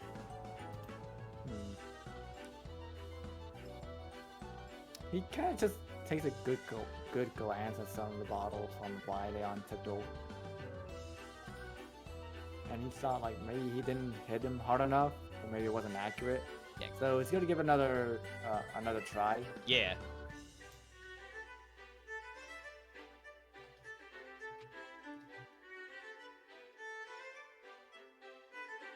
Ooh, that's a lot better. You toss a second ball, like, square in the base. Like, the square in the base of the bottles. Like, there's about 5 now. Like, 2 on the top and then 3 on the bottom row, like, making up the base, essentially. You toss them right into the center bottle, like, at the point where you think will cause them all to knock over down at once. Mm-hmm. And, they do, surprisingly. Oh. And now there's just one left, right? There's one left, but you've knocked all of them. You've won. Oh, I did? Yeah. Oh my gosh! Oh my god, I did it! Congratulations, kid. Oh, Go ahead and pick whatever prize you want off of that wall. I win And a there's prize? just like some random stuffed animals on there. Okay, list off some of them. Like there's a blue bear, a pink elephant, like just generic, like typical like colorful stuffed animals. Is there a frog? There is a frog. Matthias goes and points towards that one frog plush. What color do you want it to be? There are colors? Yeah, there's like pretty much there's like various different stuffed animals on this wall that are all in different colors. No, he's just gonna pick the green one. All right, you have yourself a stuffed green frog that is like almost as long as you from leg to leg. Really? Like fully outstretched. It is as like it's one of those that's kind of like designed to be wrapped around you almost, you know? Oh my gosh. He decides to just like put their arms around him like a cape. Yeah, exactly. Just have it carried around him the whole time. All right. So with everyone's activity done, you all meet back up at the center of the grounds, like around the information booth where you were before. Like Lagorn saunters over, seemingly very proud of himself. Wipeout also shows up, chatting with Symphony about some puppet show that he saw. Martha walks back towards there, smoking another cigarettes, like much calmer than she was before. A lot more focused, and then you see Matthias like holding a bucket of circus popcorn, wearing a stuffed frog around his neck. This circus thing is really it's very amazing. How come I don't see stuff like this in Manhattan? Maybe I missed them. Change of man, I'm sure. What's your little friend's name there? And I like motion over to the frog. Oh, Sapple. Sapple? Sapple. It's Spanish for frog. Aw, Oh, very nice. cute. they're very cute. I love that. All right. As Martha, I will just address the group, like, after everyone's like kind of talked about what they were, Yeah. their little adventure. I would just let everyone know, like, hey, so when I was kind of going up in the hot air balloon, I didn't really notice too much, but I picked up a weird, I guess, energy signal or energy disruption over by the big top. You got a feeling in your bones. Got a feeling in my bones and my guts. All right. As you say that, like, hey, I think we should go check out the big top. Like, a few bells, like loud bells, ring out across the entire circus grounds, and then a PA system crackles coming from the actual big top, and like, ladies and gentlemen, tonight's main event is about to begin. Please gather towards the big top tent. I suppose going on? that's What's that's going our on? cue. That's our Guess cue. so. All right, get ready. All right, we are. How is everyone doing, by the way? Does anyone need a break? Good. Yeah, I'm good. All How are right. you all doing? Do you need a break, Keeman? No, I'm good. All right. I will say though, I ask this because I will say just strap in because this next segment is just gonna basically be a lot of theater of a mind and me yapping. Yeah. Bring Yes. it on. All right, ready? Ready. Good luck, Ayla. Bye, Ayla. Thanks so much for stopping in, friend. Yeah. Appreciate you. There's the music. Oh, I hear it. Oh my gosh, I know this song. Do you have the Flying Graysons? No, Oh it's gonna my be a tragedy God, tonight. no. Oh god. Alright, well I will I say if you forgot go that into reference. tactical mode real quick. I'm so excited. Oh. Oh, fancy! Yeah, like I didn't really add like I tried adding like NPC tokens to like all of these seats, but it ended up Oh my being God. way too messy. So just imagine that all of the seats in this entire crowd are like filled. Oh, it's like packed. Got it. Alright. As you enter the big top of the Stardust Spectacular and shuffle your way through the seemingly endless sea of people, you find your seats. As the last of the crowd sits down, suddenly the lights go out. After a few moments, the lights turn back on to reveal the stage filled with dancers who begin moving in near perfect unison to an annoyingly catchy show tune. After the dancers finish their routine, as they're clearing the ring, a bunch of acrobats begin leaping and soaring through the air in death-defying feats. Some appear to be riding large, fake carpets or animals hung from wires, as you can see above in the actual scene. As they begin effortlessly soaring in the air above a crowd. And like you see them leaping in between each of these like fake animals and carpets and all of that. While they're still in the air, doing flips and tricks and shit. After the amazing and heart-pounding performance, several animal tamers take to the ring, followed by an entourage of various animals. You see horseback riders standing straight up on their horses as they jump and flip from one horse to another while still in motion. You see large tigers and lions performing various tricks, like leaping through rings of fire or jumping incredible heights. You see large elephants balancing on rubber balls and poorly playing simple instruments like horns. And as this is all going on, you like hear like thunder applause from everyone around you as everyone is like completely focused on the show and just overall having a great time. Mm-hmm. I'm hyped right now. Oh yeah, I'm loving it. Martha's probably stoic, but anxious is very excited. I imagine Martha is the kind of person that tries to act uninterested in this, but is secretly enjoying herself a lot. Oh yeah, especially the animals. Especially that, like, Daria level. Mm-hmm. Exactly. Yeah, I could let's see. picture Matthias just staring at everything like a complete all like topic. Oh yeah, Matthias is completely starstruck right now. Yeah. After witnessing these incredible creatures of their handlers, a couple small cars drive onto the stage from behind the large stage area in the back of a ring, like that big golden, stage play thing with the curtains. Mm. Where am I? Okay, after a couple laps, the cars stop, and a seemingly impossible amount of clowns begin pouring out from both cars. They begin doing their typical antics, such as juggling, cartwheeling, making balloon animals, some launching into the crowd as they fly off before they can be tied. I start frothing.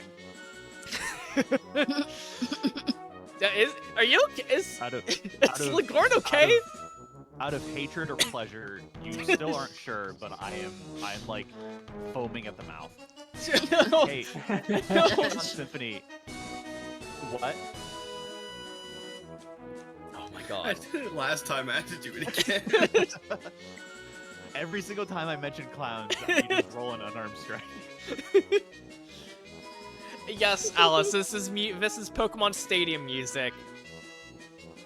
This is a music that plays during the menu where you like select the different mini games. I love that. Some of the clowns begin let's see, where was I? Some clowns even begin spraying the front rows of a crowd of large seltzer bottles. Some other clowns begin playfully whacking those clowns on the head with comically large mallets in response. After a bit, you see two clowns, one very tall, lanky, and wearing a disturbingly wide smile and laughing loudly. The other clown, short, round, and very grumpy looking. You see them both walk to the center of a ring. As a large spotlight shines down on them, the tall clown starts cracking jokes of a short one, who grimaces at some of the jokes while firing back his own playful and kind of personal jabs. Like, personal as in, like, of the kind of shit you... the kind of shit that you would throw at like your best friend during a very heated argument. Mm. Oh. Is this part of the show? Everyone I'm around you... here for it. Everyone around you seems to think so. That sounded personal there. Yikes. Malibu's just clapping and bobbing his head. That's not what your sister said the other night. Oh my gosh. Oh! After their little stand-up routine is over, the two give a large bow to the crowd as the clowns pile into their cars and drive off, back behind the large stage. As the audience gives a thundering applause, you see an older gentleman dressed in a colorful striped suit with a large flower pinned to it. And if you go into tactical mode again... Oh, yes. I love him with every fiber in my being. He's so dapper. This is like Willy Wonka reimagined in like Yeah! I love it. Yeah, exactly! I had a feeling you'd appreciate it. Gotta keep Ivy away from this one, too. You're gonna have to Wait, fight me Ivy? for it. Wait, Oh no. my God. Who was that? Lexi. Lexi. Oh yeah, Lexi. Yeah, I gotta keep Oh. Lexi away from this one, too. You fight s- for this. Lexi, you're being summoned. No! You see an older gentleman Come dressed in a forward. colorful striped suit with a large flower pinned to it, a large white top hat that also has multicolored stripes, a long curly mustache, and carrying a uniquely curved cane. This man slowly walks from the stage in the back as he smiles and waves to the crowd, occasionally spinning his cane in his hand. After reaching the center of the ring, he takes a few moments to seemingly bask in the adoration of the crowd before dramatically raising his hands to silence them. And the music cuts off as well. Ladies and gentlemen, welcome one and all to the Wandering Stardust Spectacular Circus.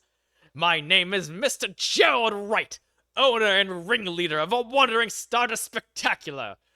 Thank you all for taking the time to experience the wonder and majesty that we offer you today. I sincerely hope that each and every one of you are having the time of your lives. However, despite all of the incredible performances, jaw-dropping feats of athleticism, and charming tomfoolery, I know the real reason you all are here today. So, without any further ado, I am proud to present the Prince of Magic, the Illuministe Extraordinaire, the one, the only, Mr. Heart!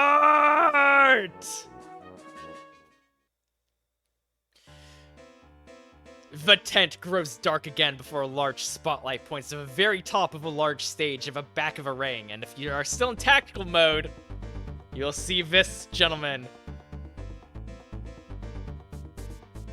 Siegfried, And- Symphony, he stole your hat. And by the way, turn the music back on if you muted it, because the music did change. You see a man wearing all purple, including a large, wide-brimmed hat and a suit and pants adorned with way too many hearts. The center of his suit has a heart-shaped hole that slightly reveals his chest. This mysterious figure poses dramatically.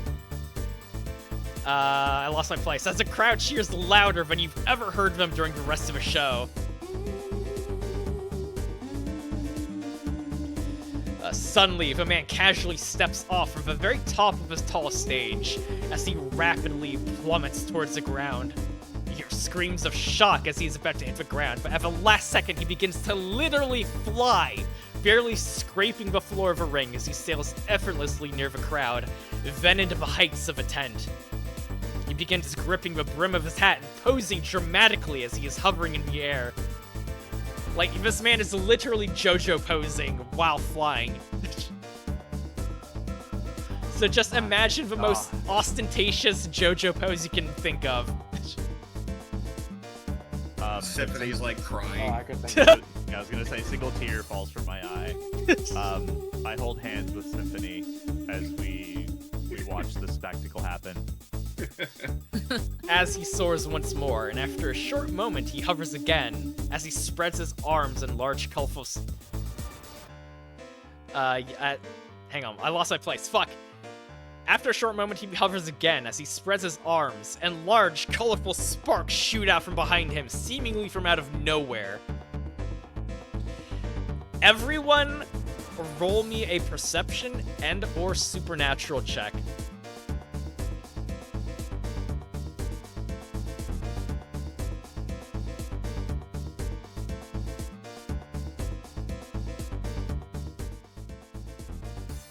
Let's go. Ooh.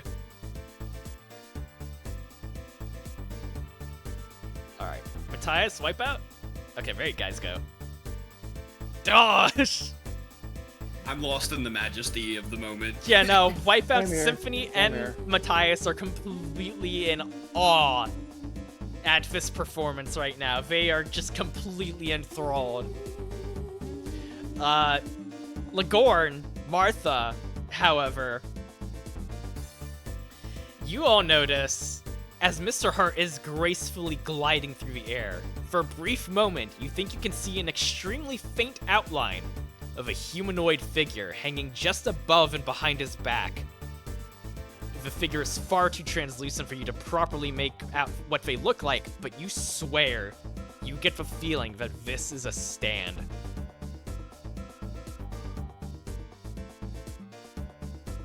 Did you see that? I think I did. You did say that his name is Mr. Hart. Yes. Okay. Just taking notes. Thank And you. if you ever need a reminder, just look at his outfit. His name is Spades. Spades.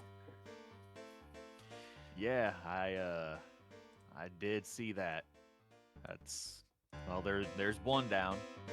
Maybe we better make ourselves a little inconspicuous.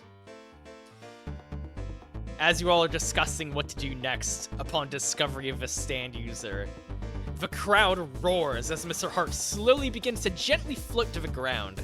When he does, he pulls out a deck of playing cards and tosses a handful of them into the air. They begin spinning, seemingly locked in space as they hang in the air before growing impossibly large. Mr. Hart tosses more cards into the air as they begin to fly in a line and float and dance around him in an intricate pattern. Soon after, the giant cards begin to burn in a rainbow-colored flame as the rest of the flying cards fly back into his open palm. He takes off his hat and places it on the ground, the opening of it facing the floor. As he pulls the hat up, he reveals a beautiful woman who appears to be one of the dancers you saw earlier. He pulls the hat back down over her, only to pull it back up again and reveal an extremely surprised man who you can only assume is part of the audience. He pulls the hat back down over the man again and pulls it up one last time before revealing a massive bird-like creature with glowing red eyes standing nearly 12 feet tall. The audience screams in terror as Mr. Hart dramatically furls his coat as he turns his back and takes a few steps away from the creature, like lackadaisically walking away from this beast. The monster begins to charge at Mr. Hart, only for him to give a cocky smirk as he spins around and throws a few playing cards of a beast. As the cards make contact with the monster, it instantly turns into a large flock of doves who fly up into the rafters of a tent. The crowd gives a thunderous applause as Mr. Hart fires off more colorful sparks from out of nowhere before bowing to the crowd. He furls his long coat out completely around his body, and in an instant he vanishes into thin air. The spotlights turn off, and the normal lighting returns of a tent, signaling that the show is over. I'm gonna clap with, like, I'm gonna clap at like the appropriate times. I don't want to seem like I'm, Right. I don't want to seem like I noticed anything that I shouldn't have. Yeah. Yeah. Be cool. Yeah, Be casual. exactly. Matai's just clapping along with. I have like a general like DM question. Uh-huh. Do we know enough about stands to be able to identify maybe at least the type of stand he's using? Or are we just completely like new to the whole everything and we just we don't really know? Well, considering you only recently awakened your stands like a couple weeks ago, and your first real mission against another stand user was literally a week ago, I'm gonna say Okay. you can't really identify the type of stand. Like Okay. normally, And, normally in JoJo, actually identifying what type of stand a person has is usually very difficult and vague because they have so many different designs and abilities. Okay. Like it's I was just wondering. generally very hard to figure out what type of stand someone has, but unless, like, without, like, actually interacting with them in, like, a fight or something, and getting a gauge Got on it. what the limits of their powers are and how they operate. Okay, good to know. I just wanted to ask. Lexi, oh my god. Lexi, please.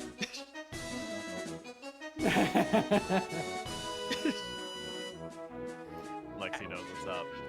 Yeah. Mm-hmm. As the audience begins to steadily leave the big top tent, you notice that the ringmaster is standing just outside the ring, like in the little area, like just outside the little arena, excuse me. And he's chatting with a few members of a troupe as they clean up some of the mess left by the show. What do you guys want to do?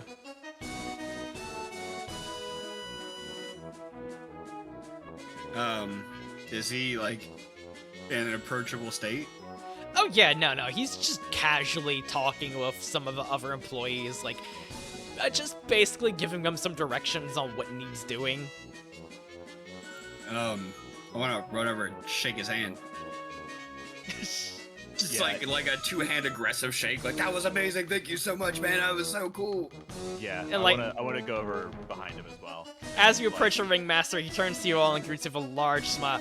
Hello there, folks. I hope you... Oh, my goodness. Oh, enthusiastic. I like that.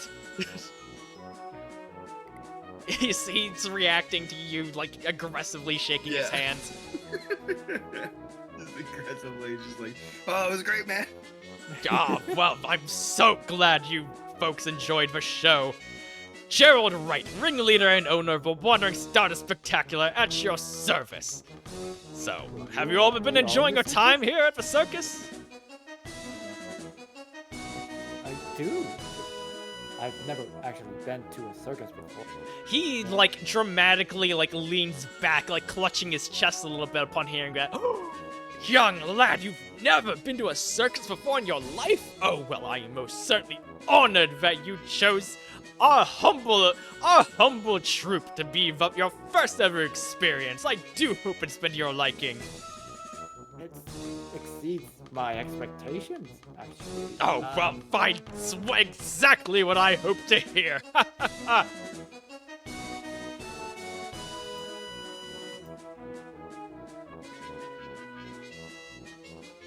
I wanna ask him, like, where did you find all this talent? It's such a wonderful show. Like, oh my goodness. Oh, I'm so sorry. I'm part of my manners. The name's Father Lagorn. Now, it has been a pleasure to meet you, Mr. Wright. But Oh, yeah, well, my pleasure. still stands. The pleasure is all mine, my good man. So, well, you're asking where we found all of these wonderful, amazing talents. Well, being a wandering circus troupe, we naturally... we've naturally picked up a few talented individuals here and there as we've traveled across the country. Yeah, that Mr. Hart was amazing. Oh, Is he? isn't he? My goodness, I swear that boy is going to be one of the greatest magicians one of these days. He's actually my protege, you know. Believe it or not, I was quite the showman myself back in the day. I believe it. Quick question. How long has the circus been going around? Like, has it been months, years? Roll me a knowledge check. Okay.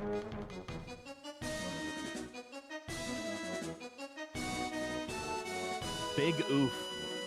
Okay. Oof. Would anyone else like to try? I Try think to I'm get gonna the try. information.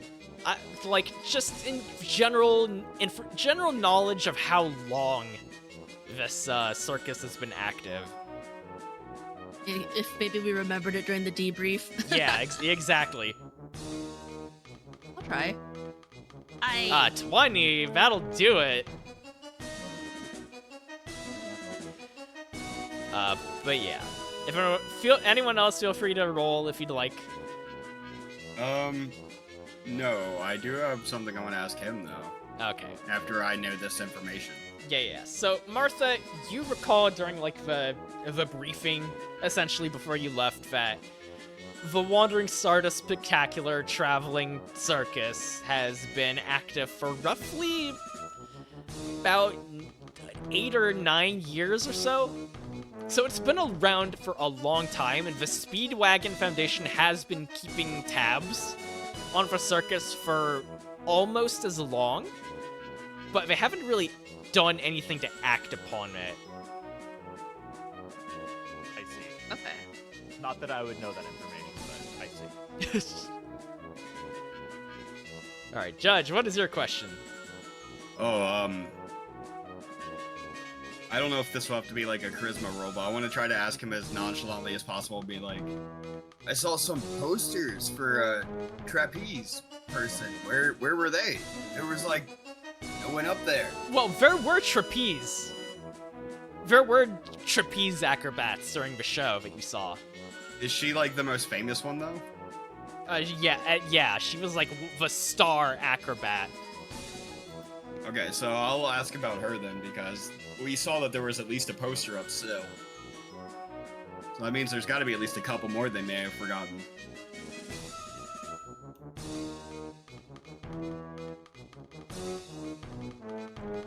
Actually, I should have, since you were talking to this guy, I should have his picture up. Yes, let us look it up. Alright, so you were asking Gerald Wright specifically about Annabelle Wilson. Yeah, because I'll be like, it seemed like she wasn't mentioned at all during the trapeze act, and I saw posters about her. I want to like keep how hype he is, so that it just seems like, you know, wonderment.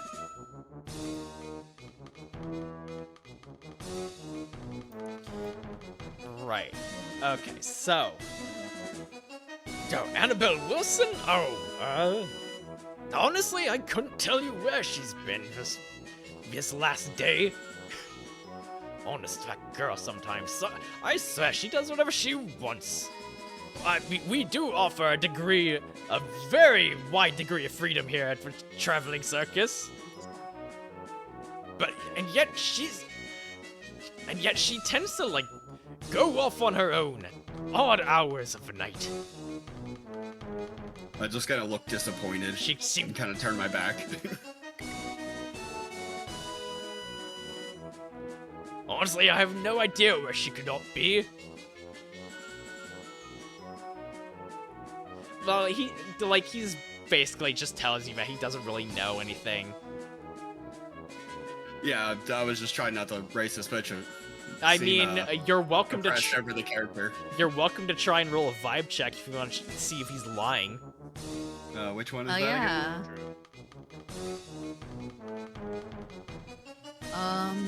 5 should be either wisdom or charisma. Oh, charisma? I'm cooking then. What was that roll for, Matthias? Or if he's lying. 5. Never mind. I'm not cooking. You said before you tell me if I succeeded or not, with my hot 7, you said that I had advantage on my next charisma roll. Yes. I forgot. As a matter of fact, I I also- did. And Martha, you I also also have have- advantage. Yes. Oh, Let me try that Ooh! again. Oh, that's a nice one. That's better. Oh, Good. I'm the only one oblivious. Again, I'm actually now this is like a genuine question. I'm not even trying to pry for information. I was just genuinely excited to see the act. Okay, surprisingly, all of you except Wipeout.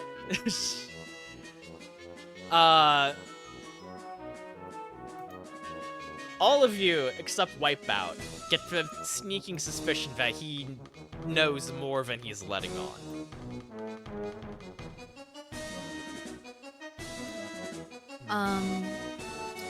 Since we're just chatting with him, I'm gonna also kind of nonchalantly ask, oh, like, are visitors, are audience members allowed to get autographs from the cast members?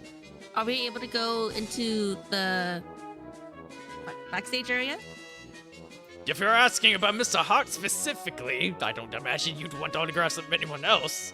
Not many people I mean, do, it's after too all. obvious.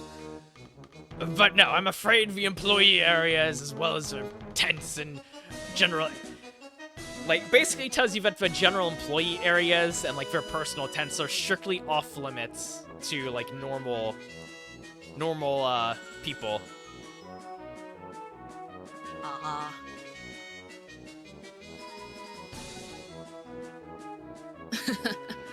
Hang on, listen, I'm actually going to roll something. I have a thought, but I don't know if it'll work. Matthias, what is your charisma?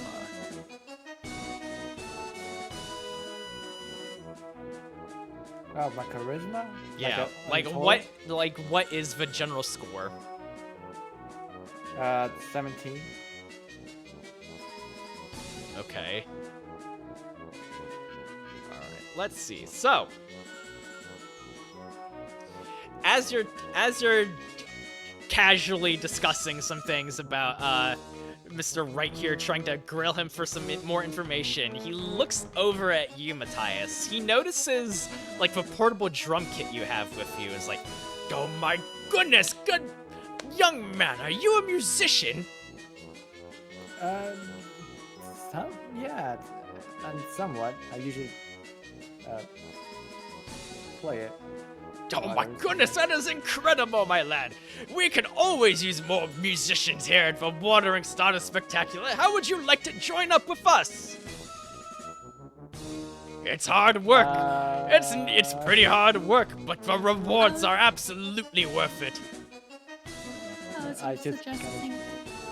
I was glancing at the others like, He would love to. He's been talking about joining the circus forever.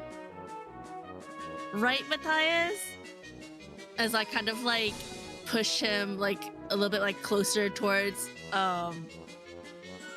Mr. Right, and like I'm like indicating like with my hands like show off your music, like try to perform. okay. Yeah, sure, yeah.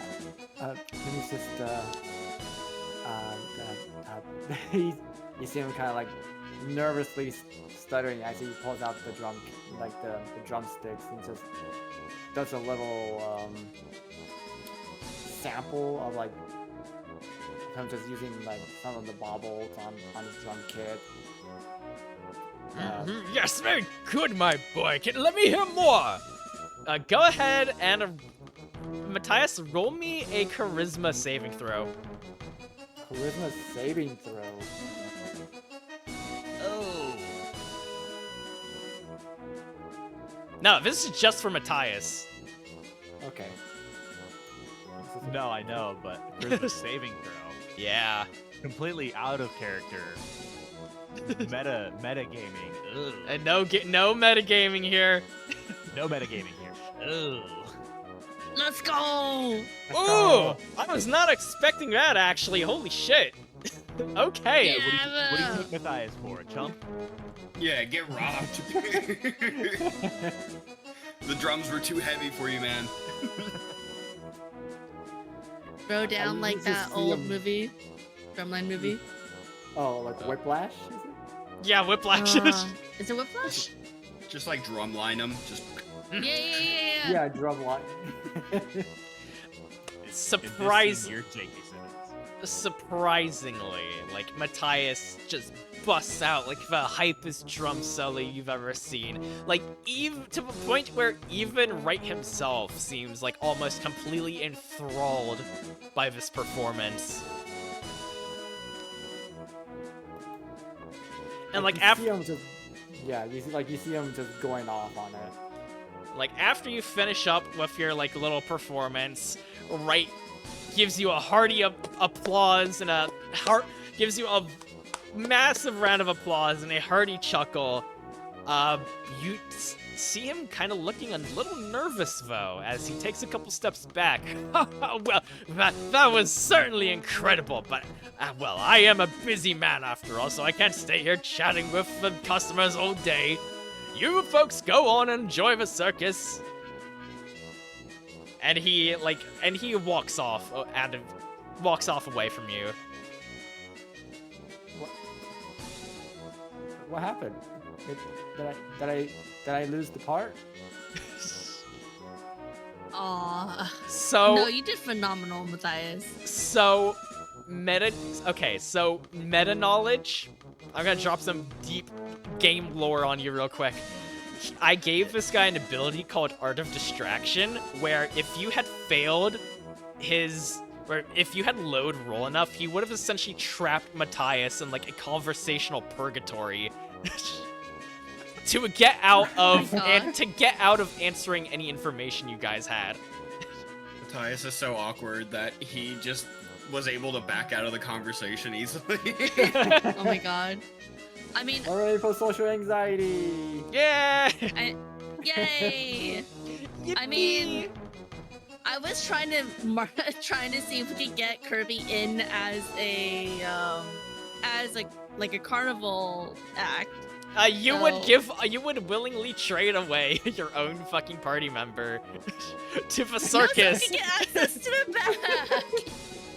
He can quit the day after or right after. I assumed that Matthias, like, he busted out his drum kit and he just started pounding away. And the entire time he was just like making unblinking eye contact with Mr. Wright. Uh, I hope I don't mess this up. Real quick, I will say if you did decide to go that route, it may not have ended up well. It may not have turned out as well as you had hoped. Anyways, with all of that gone, you are like shuffled out of a big top, back out to the open area. All right. After all that, does anyone need a break? Yeah, I could use like a quick 5-minute or like Okay. I got a 2 quick minute. break. Yeah. I could eat a Pringle. Yeah. All right. So I think we might go to the BRB screen real quick while we all take a little 5-minute break to get up, stretch, use the bathroom, all that good stuff. Yeah. That's good All to me. right. I will see you guys soon, chat. Okay. Right Don't back. don't touch that dial. We'll be right back. Don't touch that dial, kids. Oh wait, An I have that. The ad's starting in a minute and a half anyways. Yeah, That's perfect. Yeah. Don't touch that dial. Yes, Beautiful. exact, perfect. Perfect. That was wonderful. All right. See you soon, friends. Whilst I think up some more deviltry.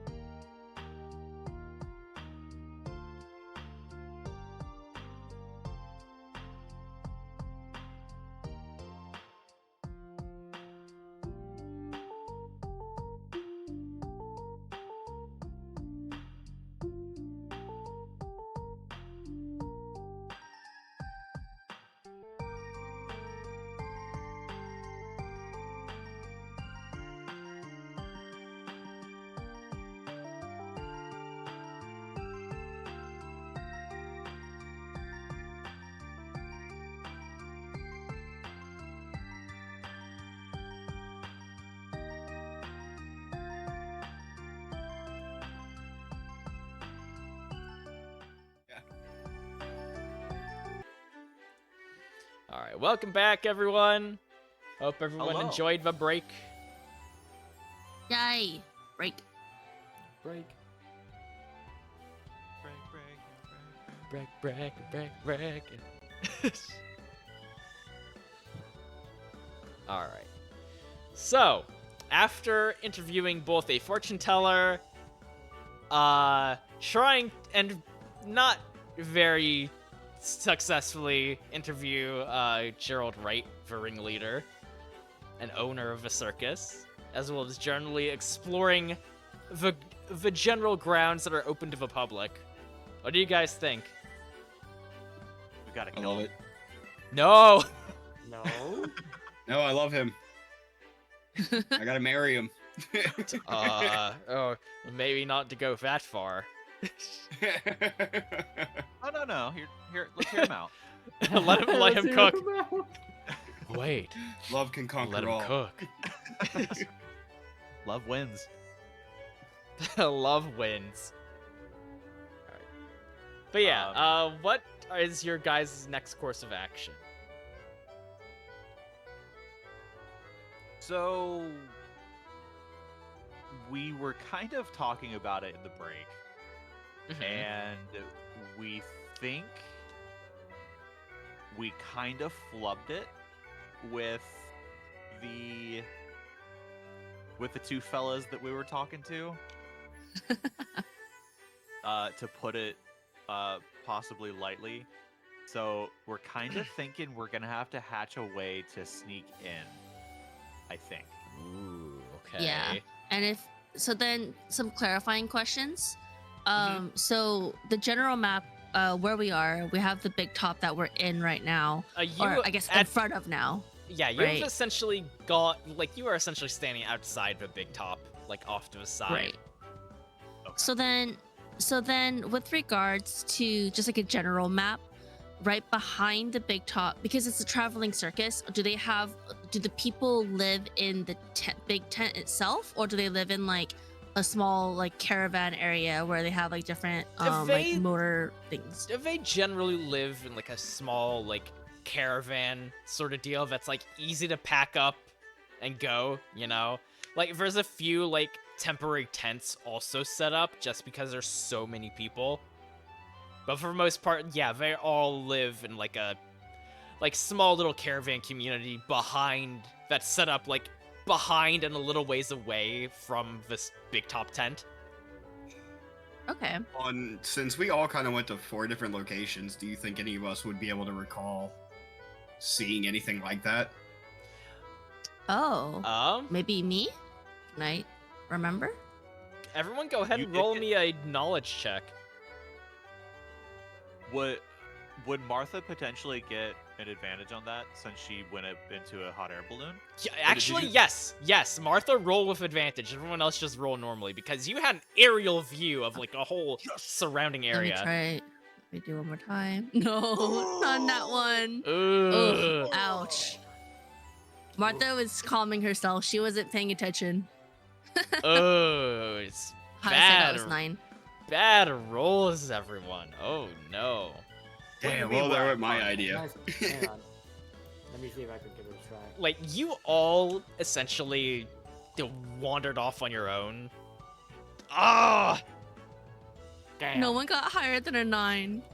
You all essentially wandered off on your own. Like you all had basically completely forgotten about the mission after dealing with a fortune teller and just wanted to explore.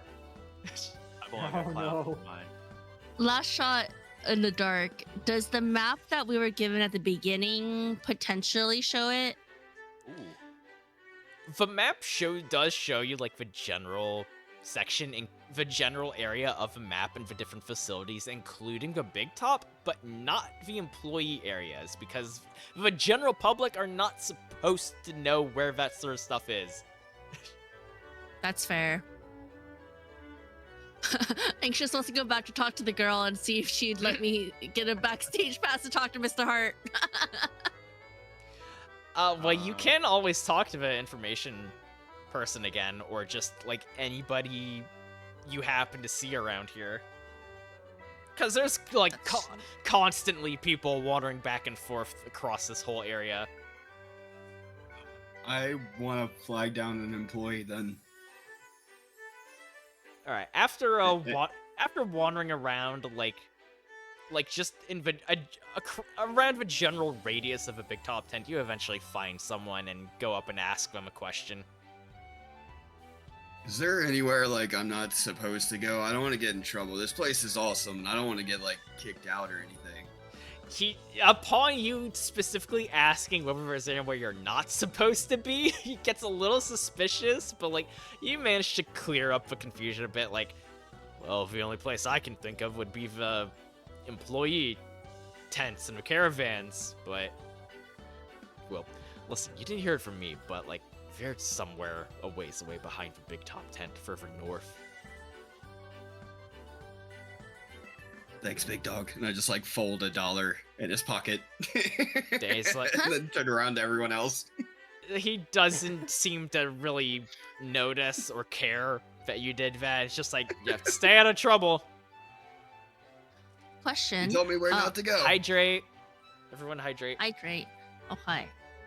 I have a question though. Mm-hmm. The employee that we talked to, do they have uniforms? Not necessarily.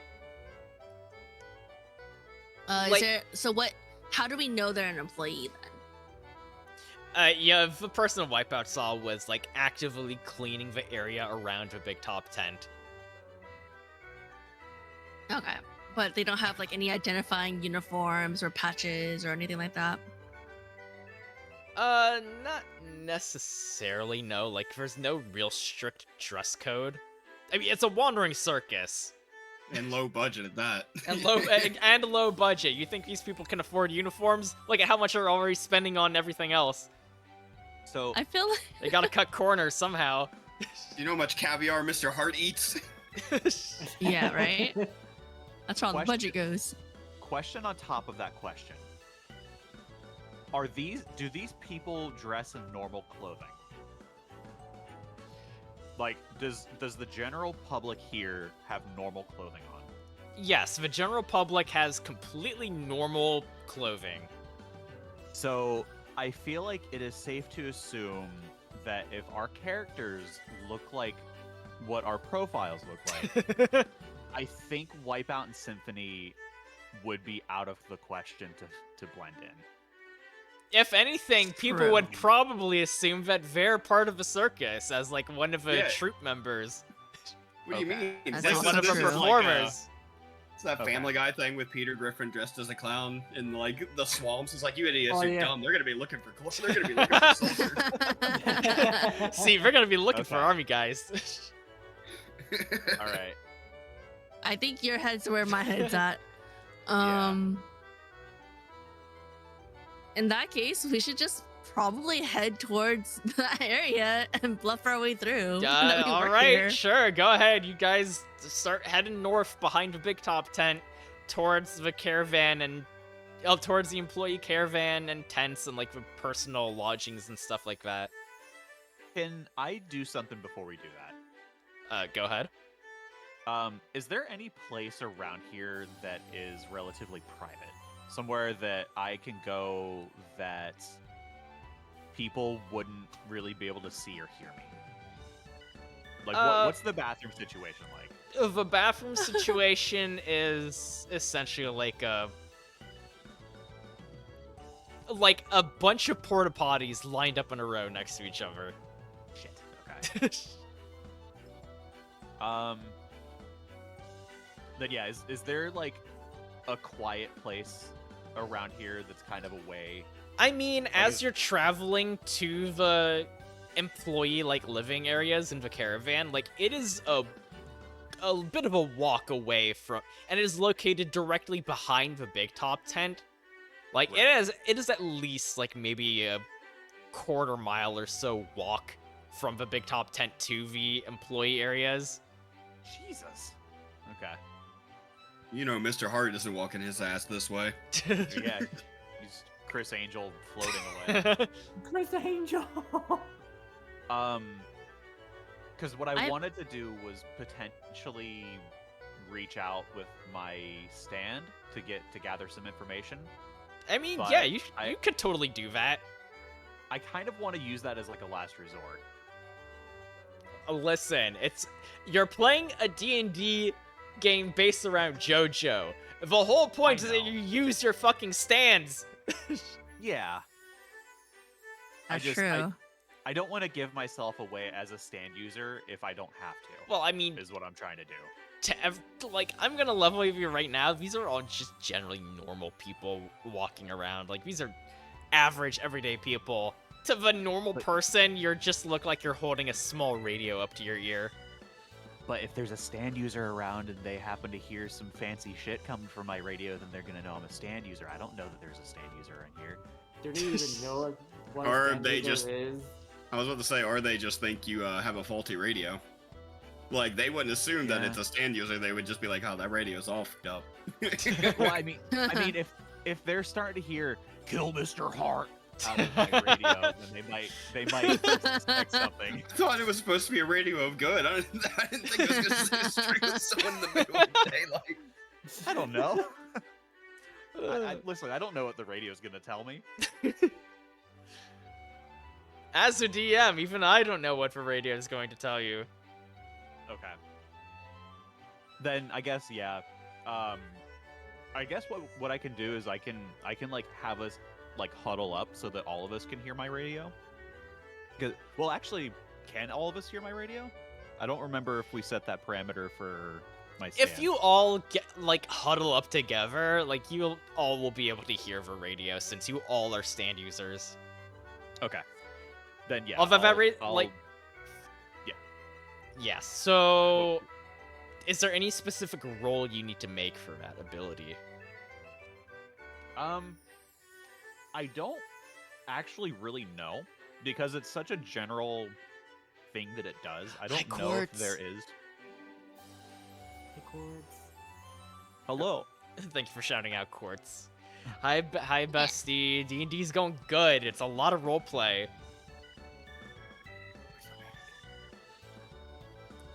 Oh my goodness Raid! gracious, raid!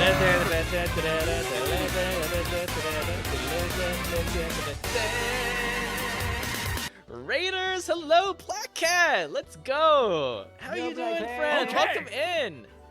Bailiff1525, thank you so much for the follow! B, hi B, welcome in. Hello, friends. Raiders, thank you so much for stopping by. Black Cat, thank you so much for sending your community my way. I really appreciate it. How is Fortnite? How'd Fork Knife go? Gamer Pro, hello. Raiders, welcome in, everybody. For anyone who doesn't know who I am, my name is Cayman VT, or just simply Cayman. I'm a cartoon-themed gator VTuber. I'm a variety streamer and very amateur voice actor. I do pretty much anything and everything that I think is fun and interesting, and today we are currently doing our second ever session of my JoJo's Bizarre Adventure D&D campaign. And I am joined today by my I'm about wonderful to bust. by my wonderful players, Derivative, Anxious One, Judge Paradox, and Shadow Kirby 14. Yay. Hello. Hello, welcome in. Yeah. Hi. Raider, if anyone needs to raid and run, please feel free to do so. Everyone be sure to go get some after stream self-care. It's very important that you guys are taking care of your ass. Oh, dang it. Black Cat, how could you? Yeah. How could you do- Yeah. How could this happen to me? I made my mistakes. We made it 3 hours with your hat on. Yeah, Wow. Wow. almost. Record. The new record. Yep, you're seeing it right, Carlotte. It's booty shorts twerking.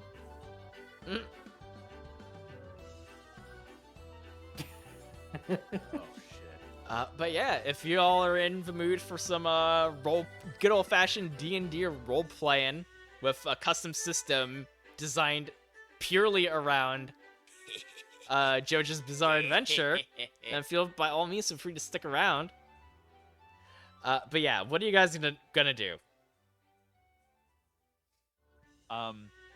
So as far as the roll that I need to make for my stand, because it's such a general thing, I don't know what specific I need to roll for it. Right. Um, I would especially. I'm sorry. Go ahead. I would say probably just roll like a general supernatural check, and everyone else roll a perception check to try and hear what this stand radio is trying to say. I shall ever need to get nom now. Yeah, for sure. Go get them noms, Black Cat. Thanks so much for stopping by, friend.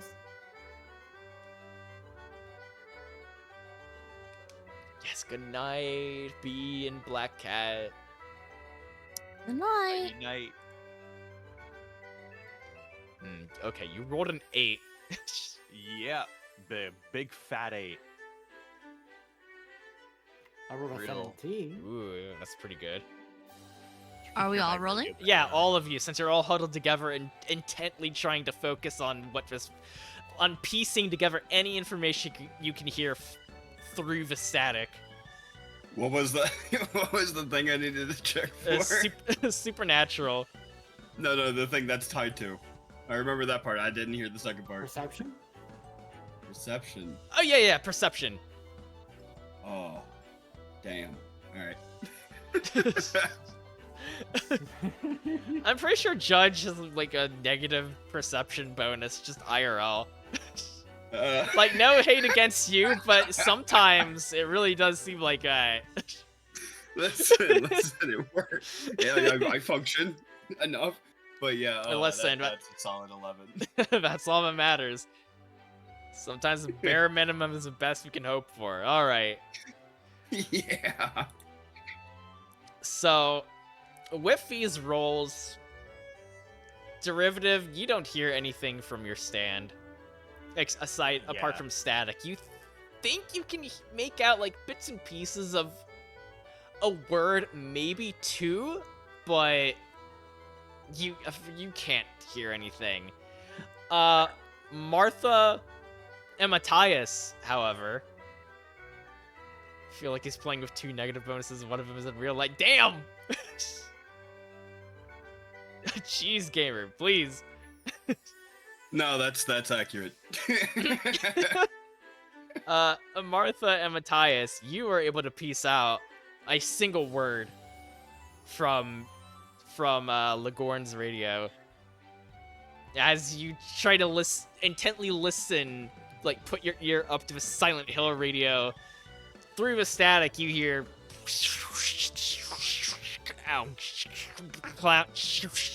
clown. Clown. I'm very upset that I didn't get that. Do you want to tell Ligorn about what you heard?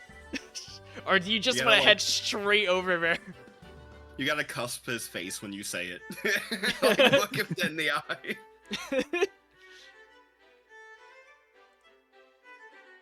Your radio said clown. I start drooling. Why? I Why are you like this? I give a very solemn nod, and I turn to make my way towards the clown tank. No, the clown tank. Not the clown tank. You were at the clown tank and you didn't notice anything suspicious. Damn it. We gotta find another clown. You get to piss off a whole new clown.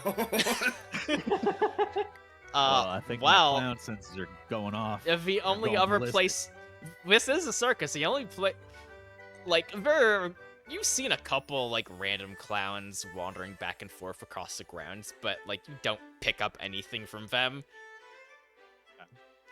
The only other place you could think of that would have a large gathering of crowds in an area would be the employee caravans. I start looking for like tiny wheel tracks in the grass. Did they come this way? Oh, a game report, yes. I understood that reference. Throw it so hard. Yes. Throw that meatball straight through their chest. It'll haunt you for the rest of No. your days. All right. So you all are making your way towards the employee caravan, correct? Yes. Yes. All right. Yeah. In the interest of time, we zip over there right away. Yes. The first tent you happen to come across whose caravan door isn't locked and is like opened and unzipped is this. You all peek your heads into a small tent to discover what looks like a small living quarters with 2 beds, 2 makeup stations, an assortment of colorful rubber balls, juggling pins, and hoops, as well as various other knickknacks. So, You all are free to investigate as you wish. start sweating. Does the tent have like a name on the door? There is like a small little like temporary signpost put out directly in front of a tent that reads Giggles and Grumpy. Huh. Symphony is gonna start like pushing me towards one of the desks. Come on now, let's try to be useful. Oh yeah, you're right. And, Oh my God, we just Car- start searching through those. Oh my god, Carlotte, if this is actually what your rooms look like, that's pretty cute. Alright, but yeah, where would you like to start investigating? I'm gonna look over at the I don't know, the desk and bed area on the left. Alright. Yeah. Everyone roll me an investigation check. Alright. Or whatever the fuck it's called in here. They changed some of the names. I Should be think it it's should be investigation. Okay, good. nice. Yo, Oh. 2. My neurons Whoa. are firing. Whoa. I'm afraid because Whoa. we're getting this is horrifying. Whoa. My I only rolled that high because this is the clown-centric roll. You see all the traps. Holy shit, Oh God, everyone. 10. Oh. Well, some incredible rolls from everyone. Holy shit. Oh god. I didn't really plan for anything special to be found in here. Oh, that just means that the dice gods is trolling us. How you- many whoopee cushions, cream pies, watery flowers? How many of those do we find? Literally all of them. This is so important. Thank you. How Literally. Here do we to add take that them to our all. equipment? Tell you what, since you all rolled so well, I will say that you are able to add either a coconut cream pie, a comically large seltzer bottle, a juggling pin, or like a rubber clown nose to your inventories. You Oh each my can God. add one of those things. Oh, okay. So On it. can I'm you gonna take the say seltzer that again? bottle. So I will let you add each of you add either a coconut cream pie, a comically large seltzer bottle filled with water, one of those juggling pins that's kind of shaped like a bat, I'll take that.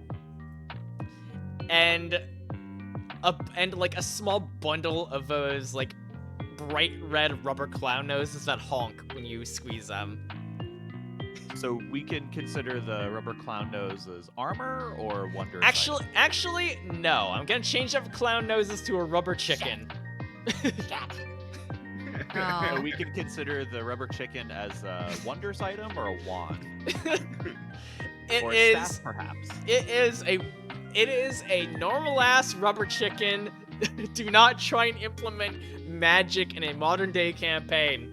You already So the have magic. description It's of called that- stand powers. So the description of that should say magical chicken or perhaps mechanical chicken.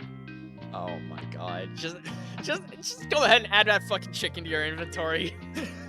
I also wish to have a rubber chicken. Since there's a lot of rubber balls here, can I steal one for Snoop? You know what? Sure. Yay. It's Lumi. Hello. Welcome in. Thanks so much for your first time chat. I assume you came in with Black Hats Ray, but welcome in.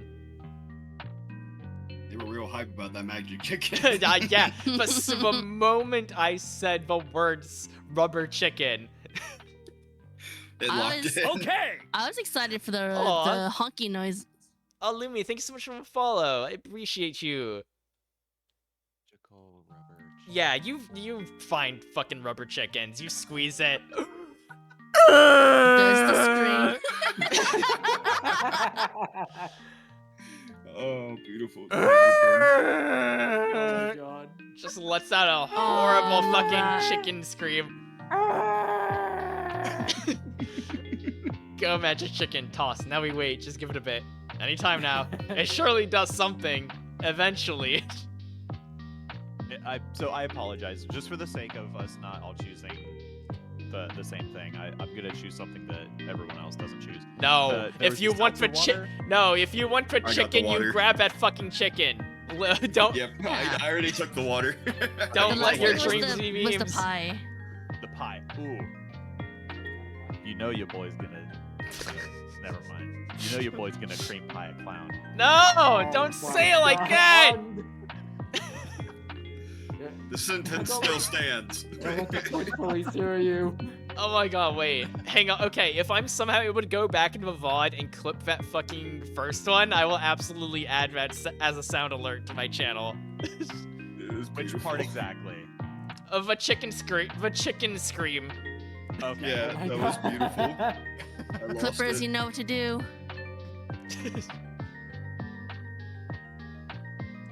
Alright. So, has everyone written down what items they're adding to their inventory? Yes. Yes. Got the juggling club. How many juggling clubs? I'm just a pair. Cream pie clown. I'm leaving. I need a adult. Got it. Got to. Oh my goodness. Thank you for the bits, friend. I appreciate you.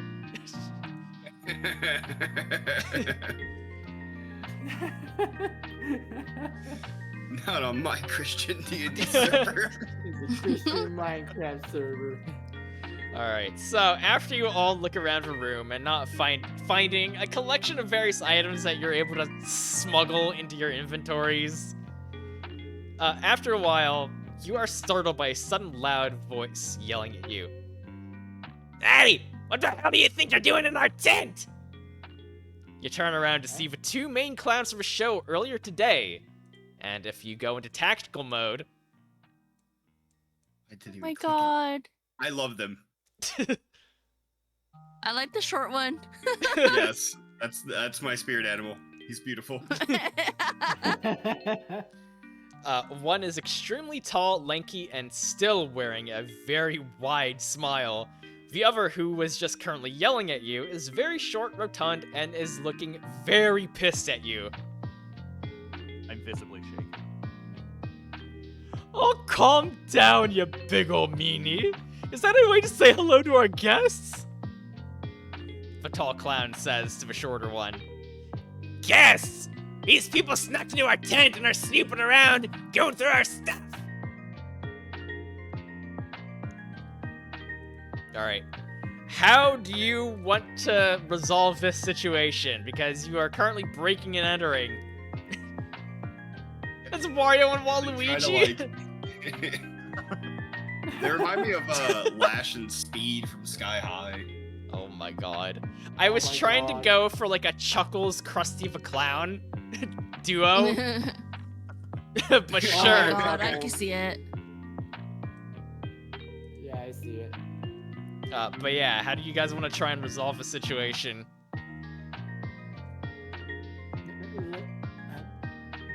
We just Oh, speak up, little guy. I can barely hear you from down there. Oh! Can I try to like turn it around on them? Yeah, you can certainly try. Just like poke one in the chest and be like, "Why did you leave your door unlocked?" You know what? Roll a diplomacy check. Diplomacy? Yeah, I'm in. I'm taking Or it. wait a second, hang on. Let me take a look at the names of these fucking stats real quick. Can I do something? Or bluff. I'll bluff. I wish my charisma was higher for us to bluff. Mine's good. I'm happy with it. Actually, roll if you're trying to like turn it around on them. Roll an intimidate check. Oh, intimidation? Oh, I am Yeah. real buff.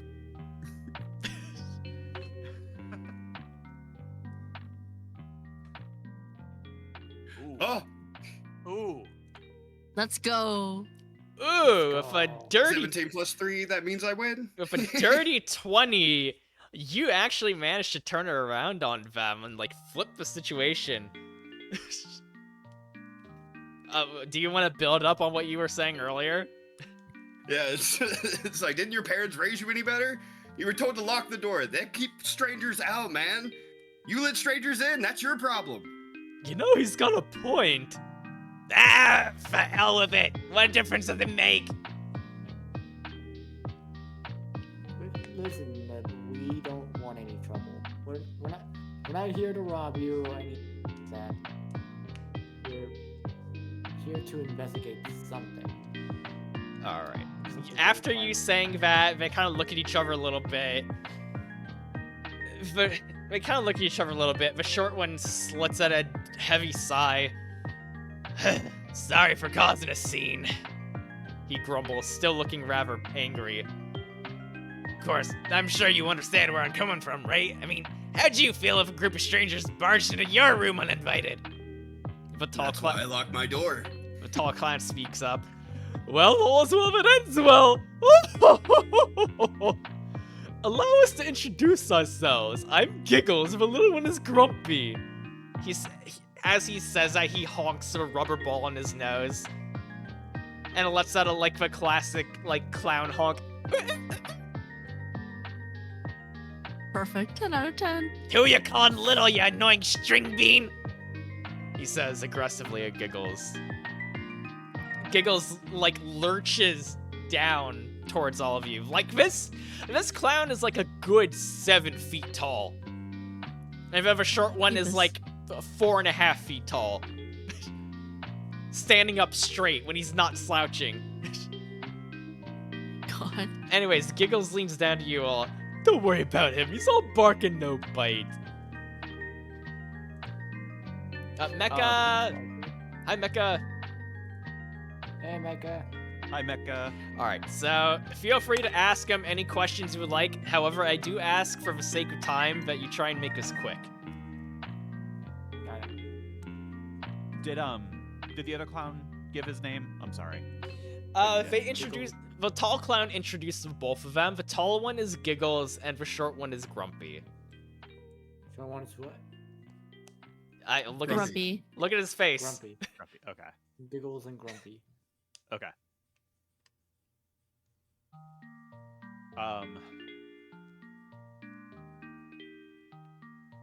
Okay. Sorry. If you need any hints about what to ask them, you do have a supernatural radio. I do. I guess yeah. Just fuck it. I'm gonna send it. I'll pull out my radio. I guess because I haven't engaged with them quite yet. I guess I'm kind of at the back. I've been visibly shaking. I'm breathing heavily, so like I haven't been up with the clowns. But yeah, I'll pull out my radio and I'll try to get something out of it. That was supernatural. Yeah, That I rolled last time. yeah. Okay. All right. Big ol' 17. 17. So with that, you hear your radio actually crackle out 2 different words.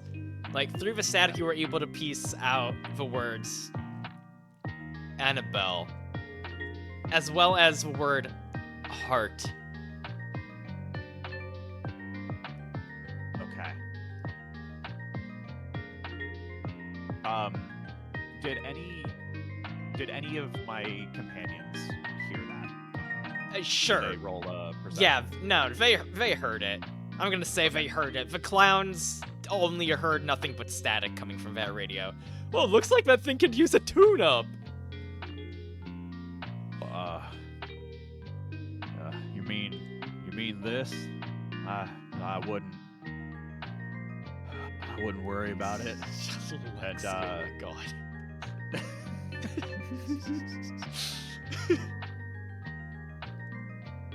Yeah, I don't say anything else to him, but I put my radio away and I look at my companions to see if they heard it. Anxious down. I see that. Hey, what? Just imagine came in a little spray bottle. All right, but yes. What are you gonna ask them? Oh, I was asking them if they I wanted to see if they had gotten the message that my radio sent. I'm still not really communicating much to the clowns. The clowns did not hear any sentences come from the radio. They all only heard static, suddenly. Yeah, but they had said, "Oh, maybe it looks like it needs a tune-up," and I just kind of replied Well, yeah. your stand is bound to a physical object, so it can be seen by normal people, but normal people cannot hear anything coming from it other than static. You and any other nearby stand users are the only ones that are able to hear it somewhat clearly. Right. But I'm replying to them about it needing a tune-up and just kind of dismissing what they said. Right. They don't. You do so. They don't press Okay. you on that. Okay. So yeah, that's what I'm doing in that situation. I'll sorry. I was trying not to laugh. I'll ask him about Annabelle. Be like, what happened to that trapeze person? They weren't here. Trapeze? You mean Annabelle, don't you? The two of them kind of glance at each other a little bit. Honestly, yeah, your guess is as good as mine. One day she was around. The next day, the boss says that she went missing. Apparently, she just up and left us. Like the whole circus. Just completely out of the blue. No warning, no notes, no 2 weeks notice, nothing. She even left behind Mr. Hart. It almost makes me feel sorry for the bastard. Almost. Were they close and stuff? Oh, they were close, all right. They were trying to keep it a secret, but they weren't doing a very good job of it. They were lovers, you see. You know where we could, find them? Like two peas in a pod they were. You barely ever saw them apart. I shudder at the word lovers coming from the clown's mouth. Gonna just be like, can you point us in the direction of where he might be? Over there somewhere. Hey, Jet, if you wander around this area long enough, you'll eventually find him. He's bastard's somehow managed to nab himself the biggest, fanciest caravan cart among all of us, aside from a boss. Bingo. That's what I wanted to hear, big dog.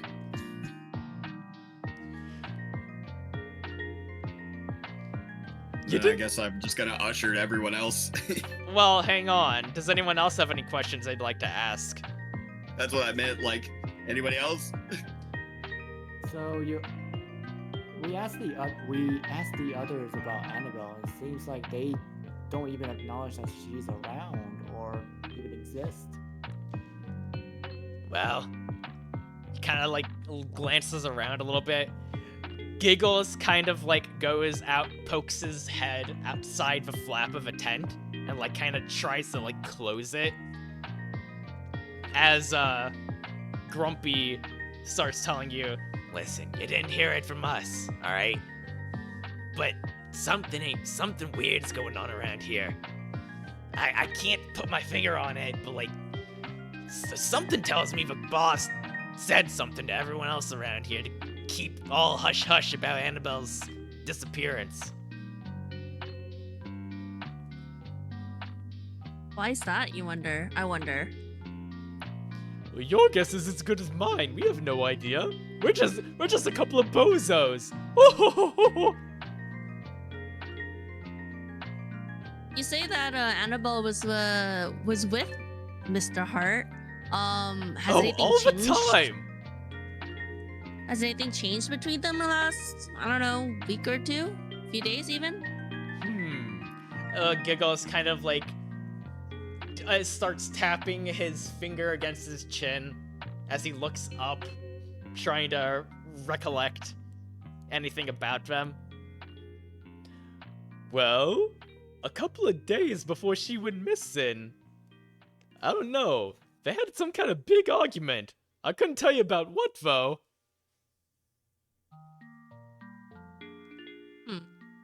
That's weird. I thought they were close. I tell you, Giggles kind of like starts kind of talking to you, but also kind of muttering to himself. That Annabelle, she was a real sweetheart. She treated everyone in the troop with love and respect. Unlike that piece of shit, Mr. Hart. Yeah, is he like a newer addition? I've been meaning to ask. Oh no, he's been around for a little while. Not as long as the rest of us, but he's been around for a couple years or so. Bastard thinks he's so much better than everyone else just because he's some fancy pants magician. Able to pull off all those high-flying tricks. Did he always, was he always as good as he is now, or did that kind of change recently? Well, I haven't known him for that long, so I couldn't tell you. As far as I know, ever since he joined the circus, he's been bringing in loads of cash to the place. The only reason anyone ever comes to the circus anymore is to see him. They don't give a damn about the rest of us. I don't know about you. I don't know what you're talking about. Everyone loves me.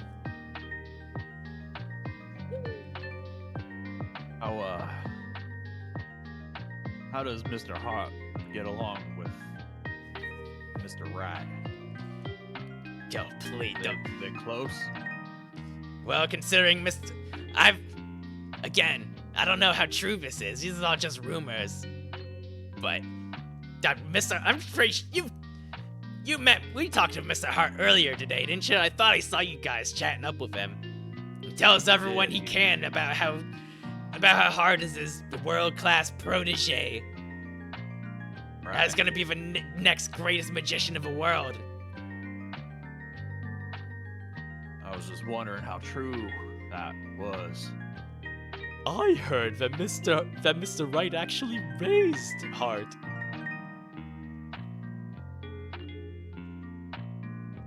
So maybe he's been here for a little while, a little while longer than what everyone might believe. If the rumors are true. Well, maybe. If he has been around for longer than that, I wouldn't know. He only recently became a main part of the act a couple years ago. Did anything happen a couple years ago? Any changes with Mr. Rat? Not particularly, no. As far as I'm kind of showed up. As far as I've noticed, Wright is the same as he's always been. I see. Well, very, very kind of you. Thank you. I'll be seeing you two later. And I turn around and walk out of the... Oh, whoa. Whoa. Turn and walk out of the room. Before you go, like, Giggles and Grumpy both kind of speak up and, like, listen, before you go, if you want to know anything else about Anna and her disappearance, like maybe why she left or where she went, we can't tell you, but one of the animal tamers was a good friend of hers. Maybe try asking around there.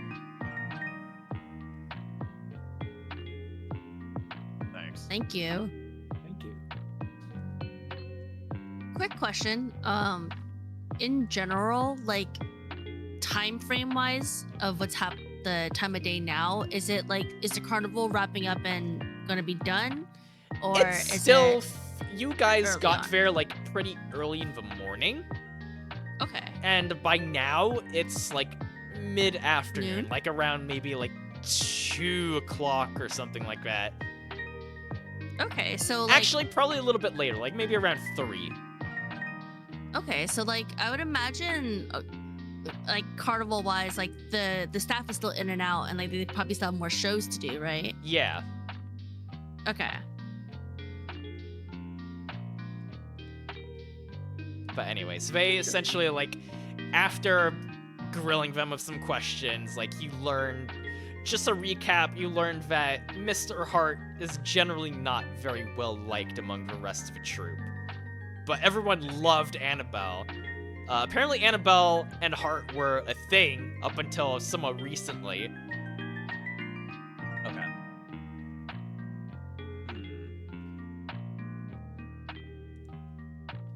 And you said Annabelle was generally well liked as well, right? Oh yeah, everyone loved Annabelle, everyone hates Mr. Hart. Okay. I guess before we take off, I don't know if the clowns answered it. I don't think they did, but where can we find this friend? They The animal tamer. They The animal point tamer? you towards the animal tamer tents, which are which are like generally in the same general area you are, like the same like far off distant area, employee area that's like away from the rest of like the actual circus grounds.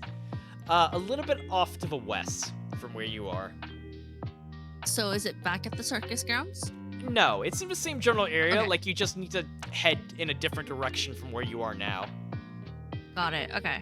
Like they try to keep the animals away from the general public when they're not performing. Okay. Got it. So I anyway, would head in that direction. yeah, do you all want to head over to the animal tents? Yeah. Yep. Absolutely.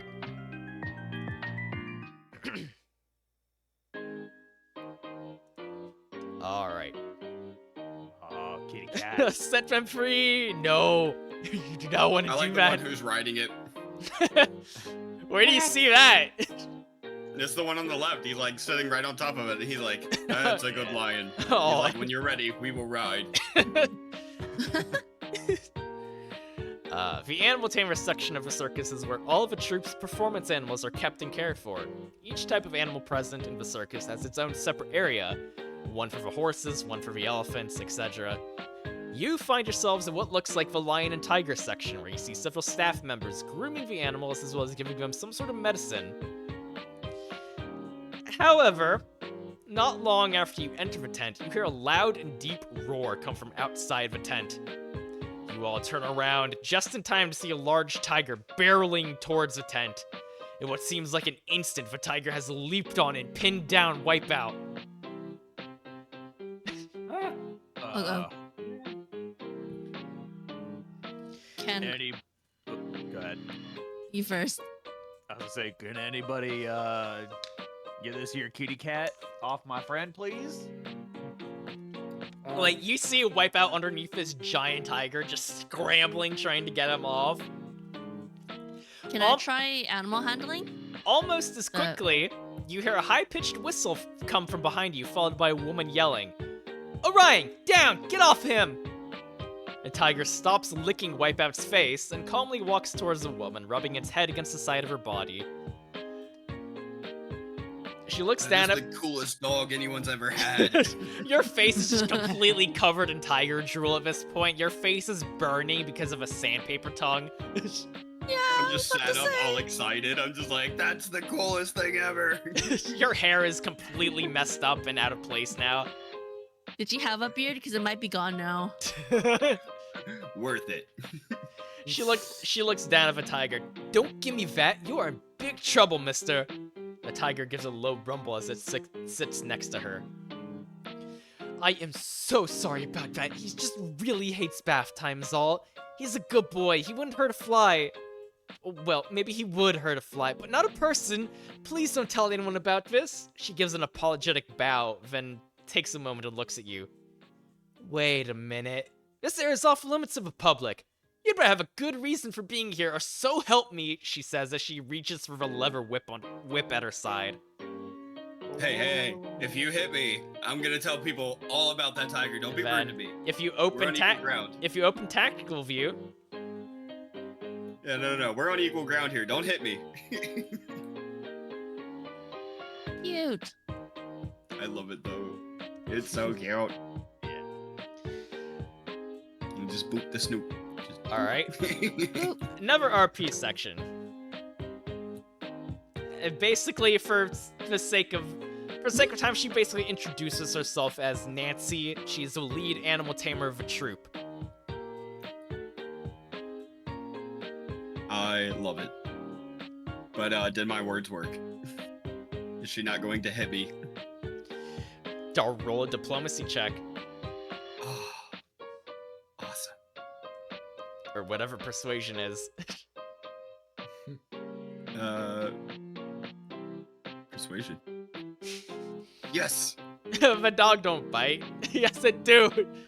No, dog don't bite. It licked my face. I'm a testament to that. Dog friend. That big dog is good friend. Yeah, but All that doll.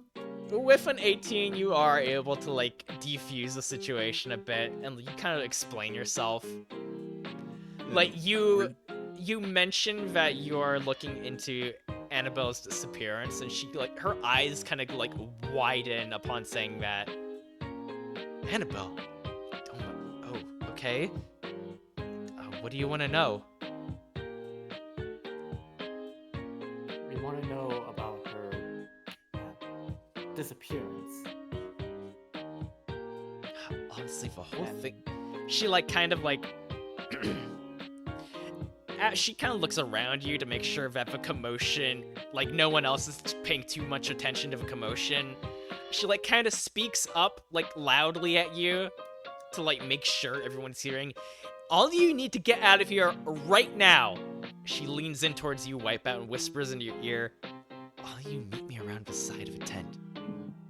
As she storms off. I like Well, you- wipe my ear off and then turn around and tell them what happened. Oh. Alright. You can't- We should, Oops, sorry. I guess we should go. I mean, if you want to ask her questions, you should definitely follow her. You can't Yeah. kick us out. We're leaving. And I storm off and like immediately go to the side where she was talking about. Yeah. Mhm.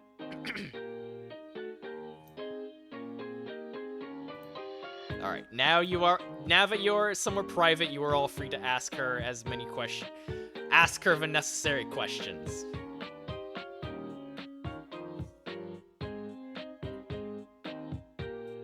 I heard that Annabelle got into a fight with Mr. Hart. Do you know anything about that? Unfortunately, no. She never really got the chance to tell me anything about it. She disappeared shortly after that argument.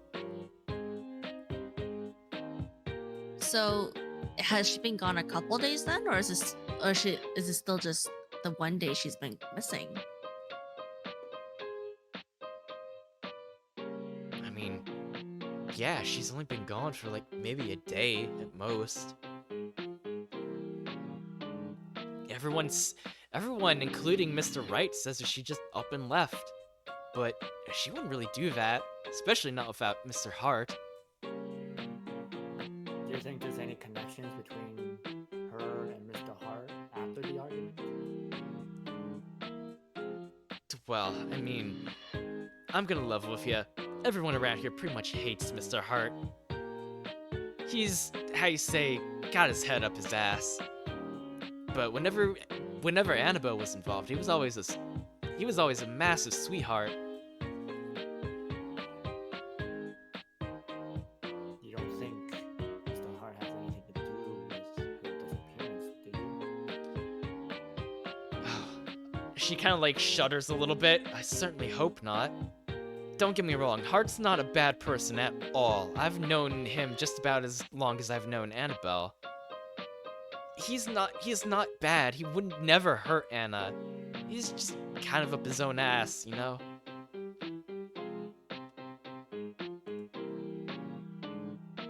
Hart ass? Oh my god, Raven. I know that it sounds like a lot of people really like Annabelle, but did she have any enemies? Here in the troop, no.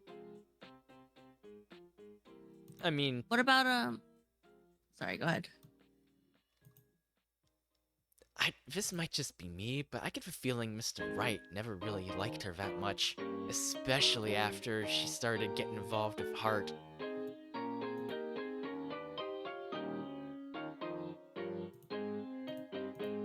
He was always like, he takes we all take our training very seriously, and Mr. Wright definitely expects perfection out of all of us, but with Annabelle especially, he was really mean. He was really rough. Always demanding her to train way more than everyone else. I apologize if this has already been answered, but how long ago would you say that Mr. Hot and Annabelle were, I guess, beginning to be friendly with one another? Let's see, she first showed up around...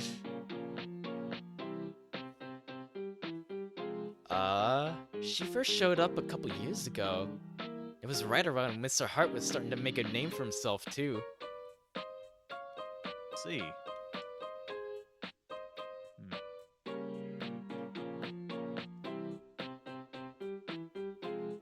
Okay.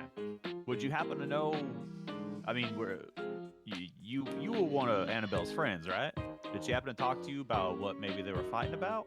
I was her best friend here in the circus, but no, I said earlier that she never got around to telling me anything about the details. She disappeared right. pretty much right after that. I'm sorry. Where was she last seen? Sorry. No, go for it. From what I heard, she was last seen in her usual spot, training in the acrobatics area.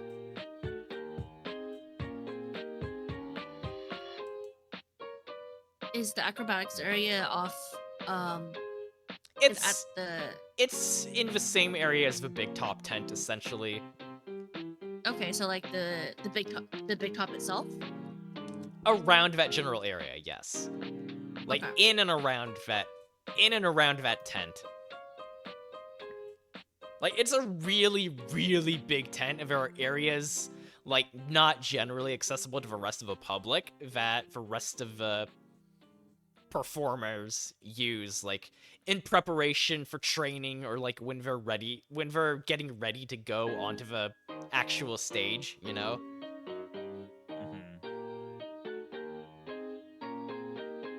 Do you know who might have been the last person she was like talking to or seen with? Well, I can't think of anybody else but Mr. Wright. But Mr. Hart, Okay. I mean, Hart, not Wright. Okay.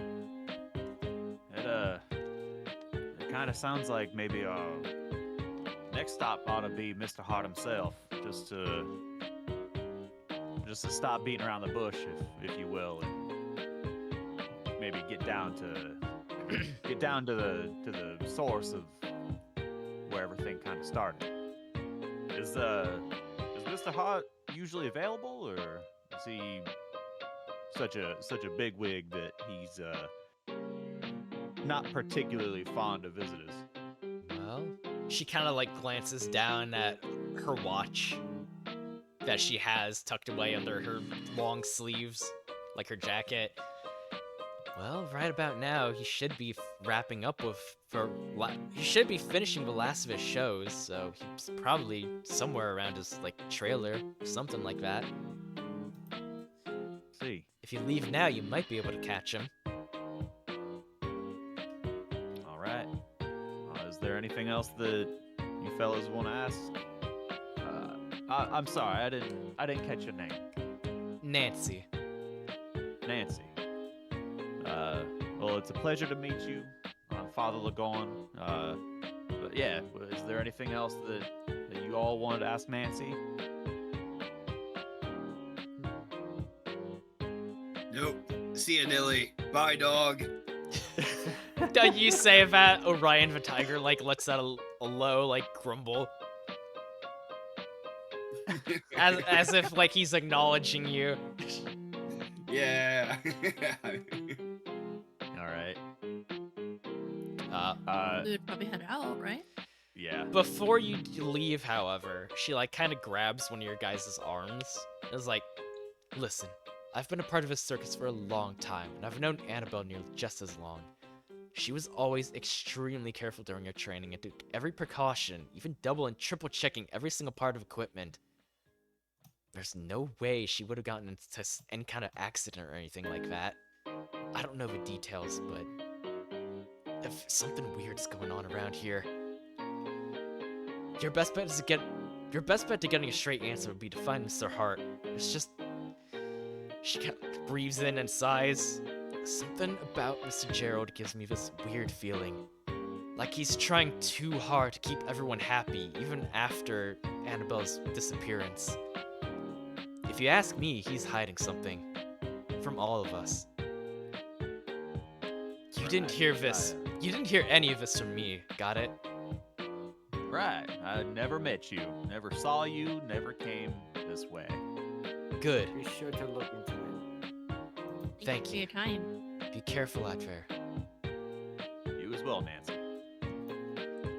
And with that, you all start heading towards Mr. Hart's tent, which is a little bit of a walk, a little bit of a trek from everything else, but you eventually see it. Like, it stands out like a sore thumb compared to the rest of a, like, caravan, like, little trailers and tents that are set up around the area.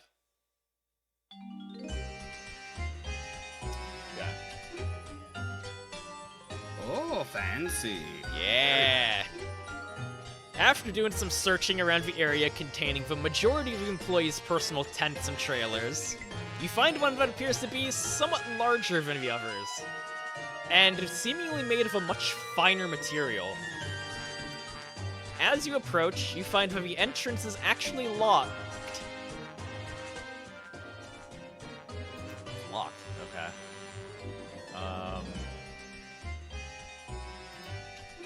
Can I put my ear up to the door to see if I can hear like anybody inside? Absolutely. Roll a perception check. All right.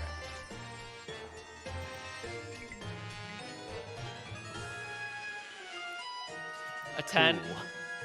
Yeah. You hear some, like, light shuffling and movement from inside. Okay.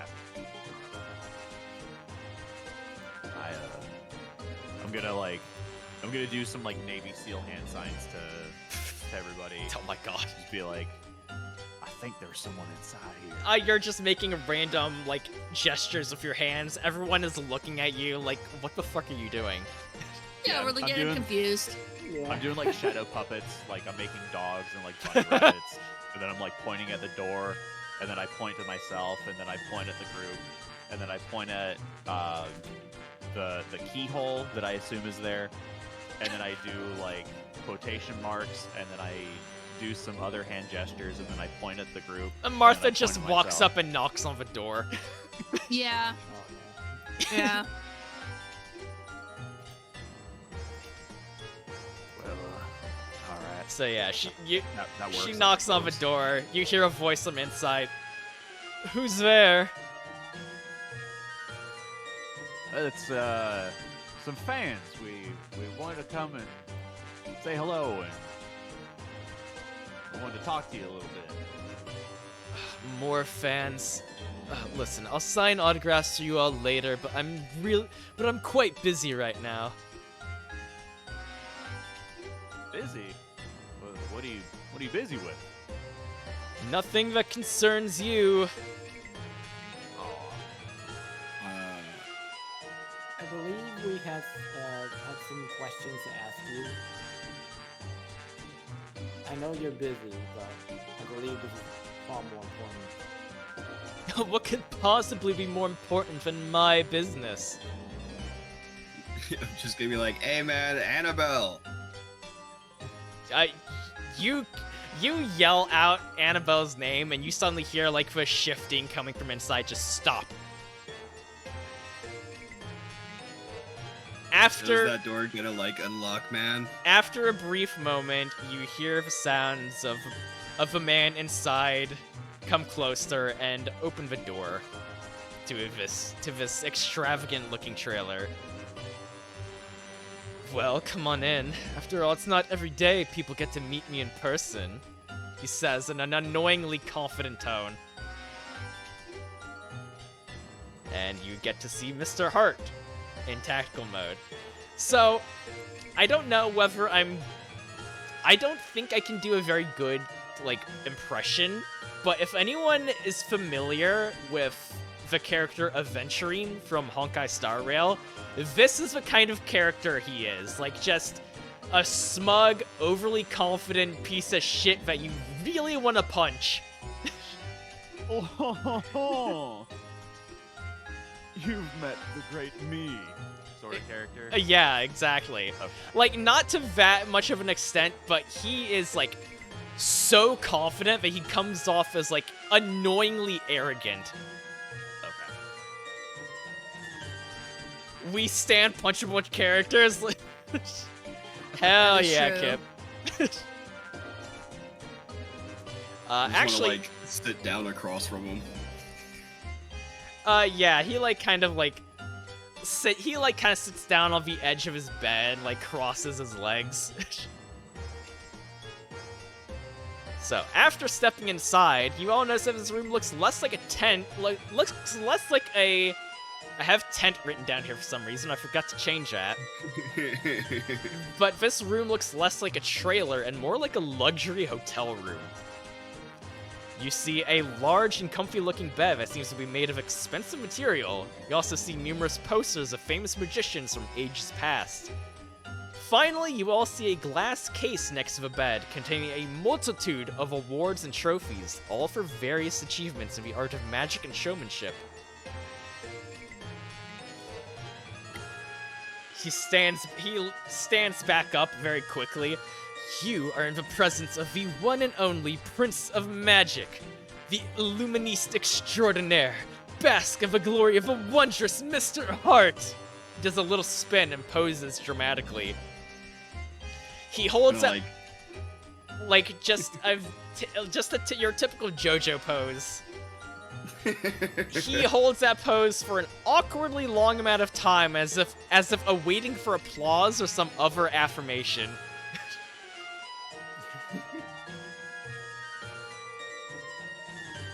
Instead of that, I'm just gonna be like, who's the king then if you're the prince? He kind of just... anxious. That fucking gif. It's so good. It's perfect. Someone send me his autograph. Alright, I got you. I got you, don't worry. But after an awkward amount of time of just him standing in that same pose, he's like... T-posing. He's not doing necessarily that pose, just another overly dramatic JoJo pose. Now then, I'm a very busy man, so I'll answer whatever questions you may have, as long as you wrap this up quickly.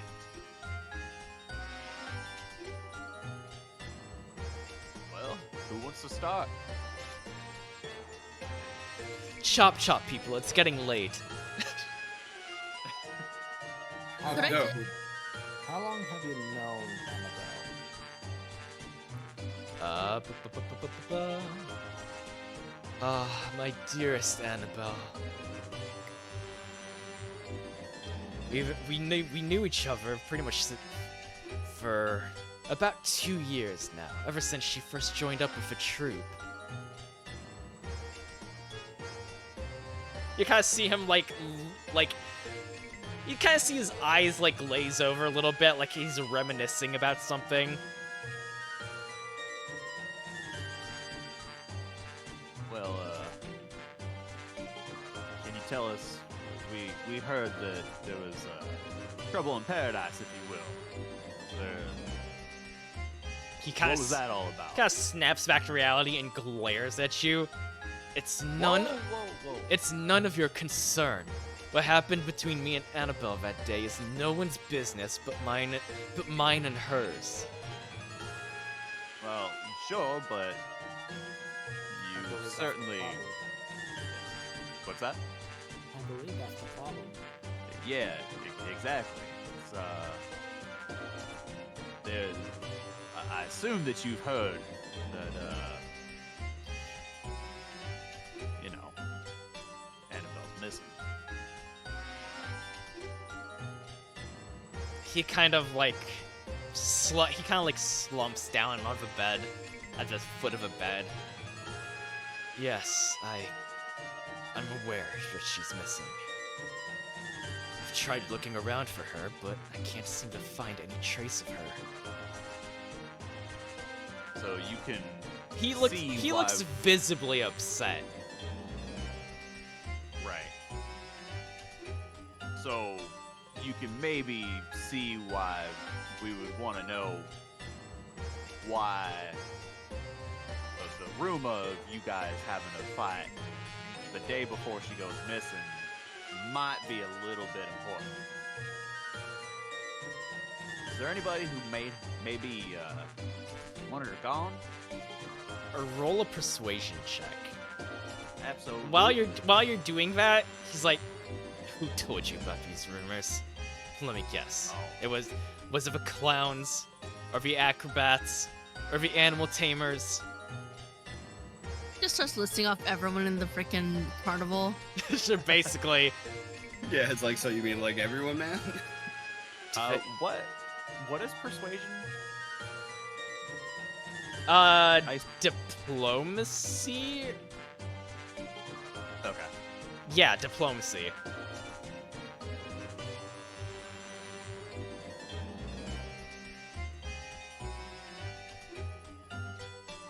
Oof.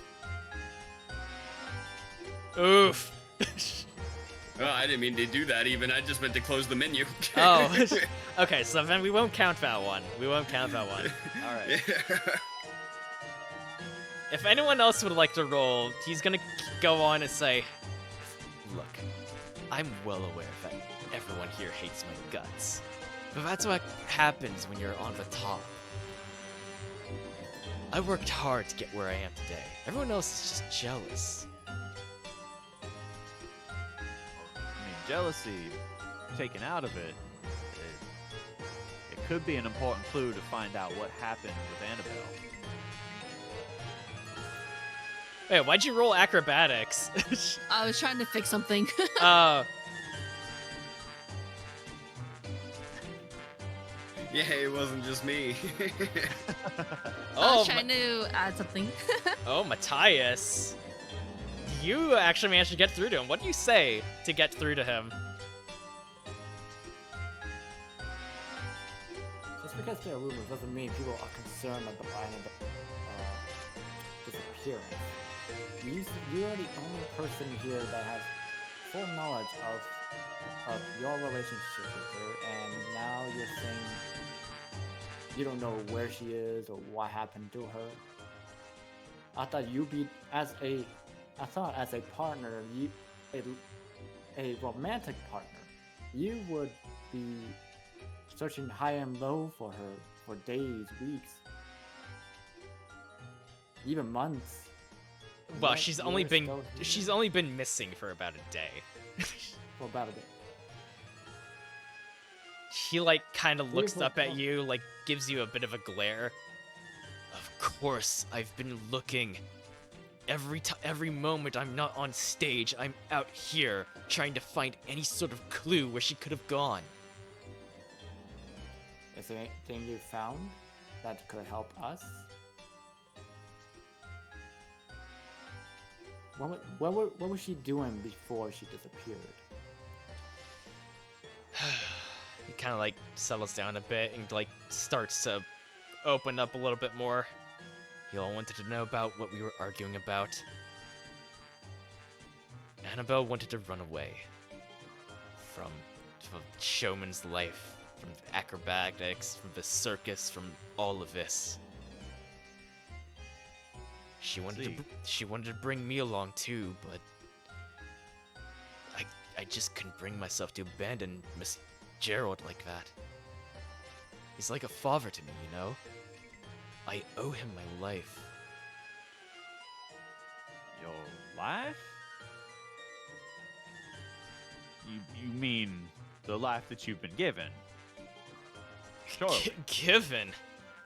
Well, that's not entirely wrong. Kind of like tilts his head down a little bit, almost shamefully. I wasn't always in this position, you know. Like I said, I had to work my ass off to get to where I am now. Days, months, years of training. Just to get a sliver of recognition.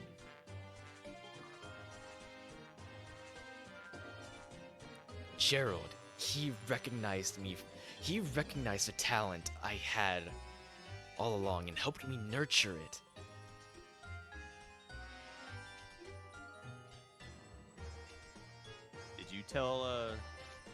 Did you happen to let slip to Gerald that Annabelle wanted to leave?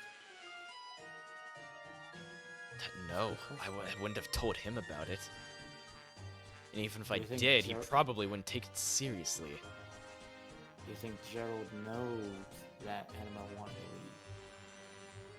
I mean, it's entirely possible. Between you and me, sometimes it feels like he has ears everywhere.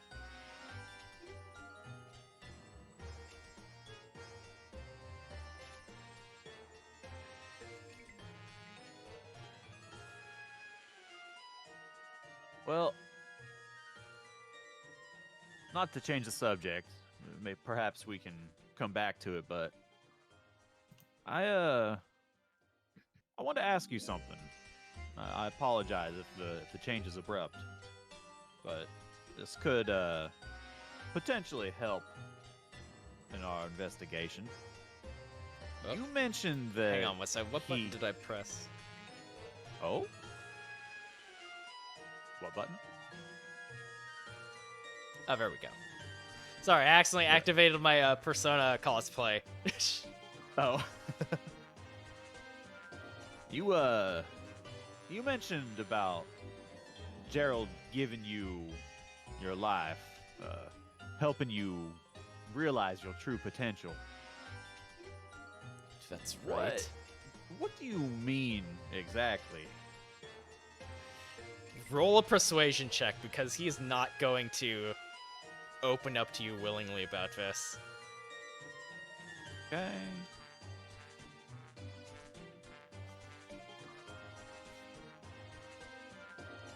A 9. The Yeah, same, he's same fucking 3. he ain't telling you shit. Ugh. I mean, you don't have to give up any secrets.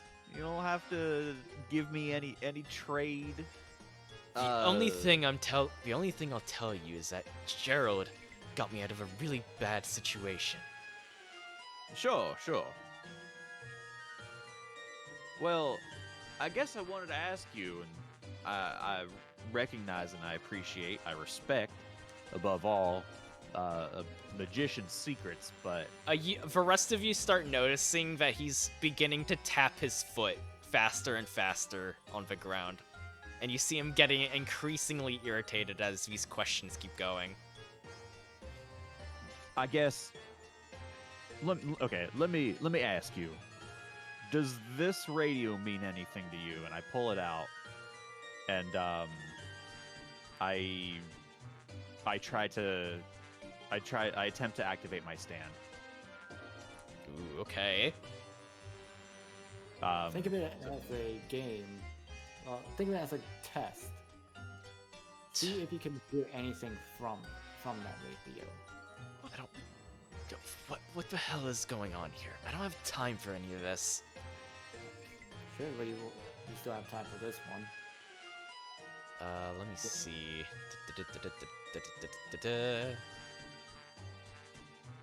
Sure do love threes. I mean, Oh, I feel no. like Symphony could help you in this situation, seeing as though he's just there. It is True. also just a full stand. Yeah, you know Yeah, what? that's true. A roll with advantage. All right. Since There he you go. isn't clearly in the presence of 2 stands. Okay. Oh Either my way. god. No more dice for you. I'm gonna try and roll an opposing thing, but I don't know whether I really need to. Yeah, no, he's... What the hell am I looking... Why are you showing me this ratchety old antique? Hey, now it's sentimental. Like I said. Well, grandfather gave it to me. Like I said, antique. Yeah, I guess. I'm gonna go over here now. And I kind of Symphony's like, just gonna be like laughing in the corner. shut up.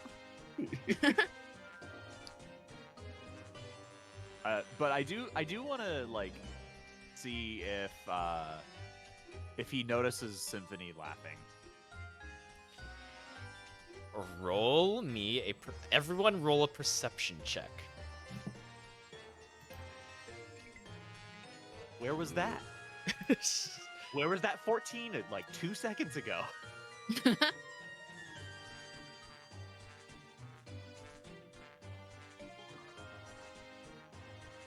Ooh, okay. Ligor and Matthias, once Symphony starts chuckling to himself in the back, you very briefly, like, if in a blink and you'll miss it moment, you see Mr. Hart kind of, like, look towards Symphony, like, just flash his eyes in Symphony's general direction and then back at you.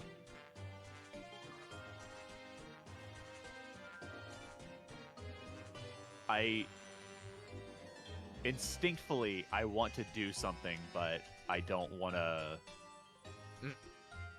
I don't want to do something that's gonna Well, fuck up this entire operation. It depends on what you want to do. So out of character, I am not doing this in character. I was gonna just immediately slap on the handcuffs onto him. I've been thinking about that the whole time. Damn. Yeah. Or if we could coerce I him. have an idea. Yeah. Let's hear it. Hang on. Let me type it in Discord. All right. Huh.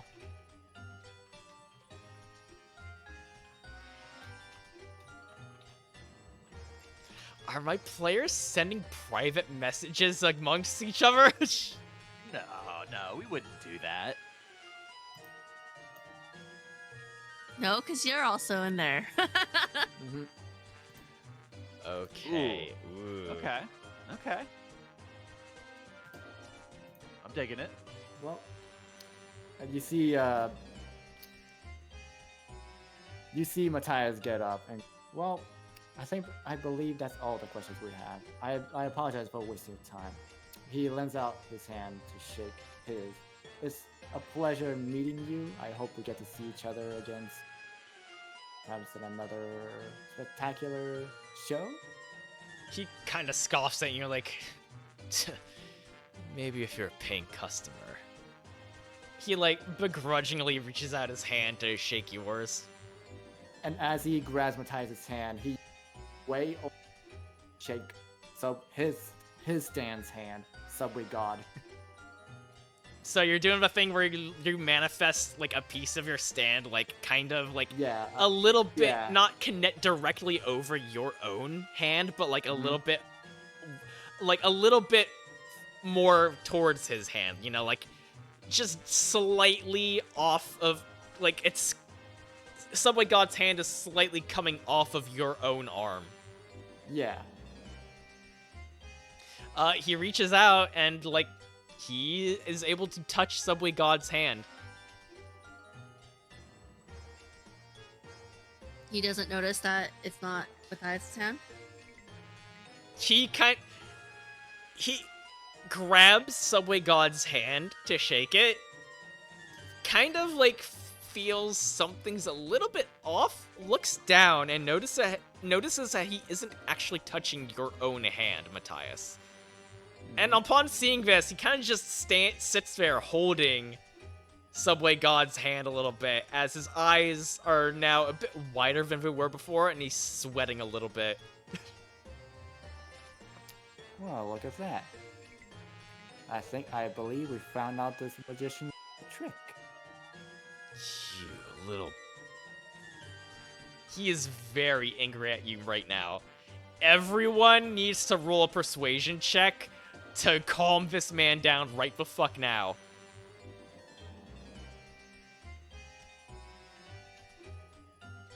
Oh wait. Is that diplomacy? Yeah, diplomacy. Okay. Oh god. Let's go with +0.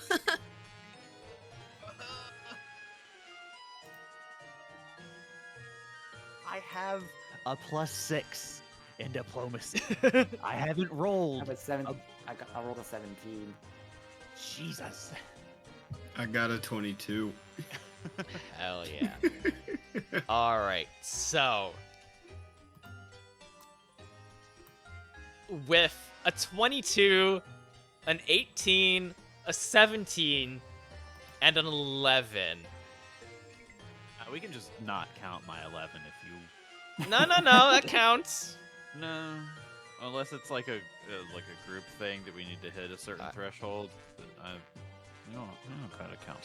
Yeah, maybe like DM knowledge. Maybe it is a threshold. I don't know. Maybe I can get you in touch with my friend George Washington. Another dollar across the table. Oh my god. Start giving biddies. Oh my Yeah. god. Alright, I'm gonna roll something for funsies. If this ends up being a nat 20, there will be some consequences. Why did that roll twice? Okay. So, I'm gonna say, with all that...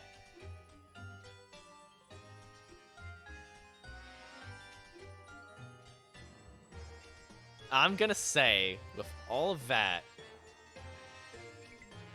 What do you say to explain yourselves in this situation? What do you do to calm yourselves down, to try and calm him down? Calm down, Hart. You may be a magician, but if you look at us, we're also kind of the same thing that you are. I'm just imagining at this point you like fully summon Subway God like next to you. Mhm. Don't be alarmed. We're all kind of the same thing.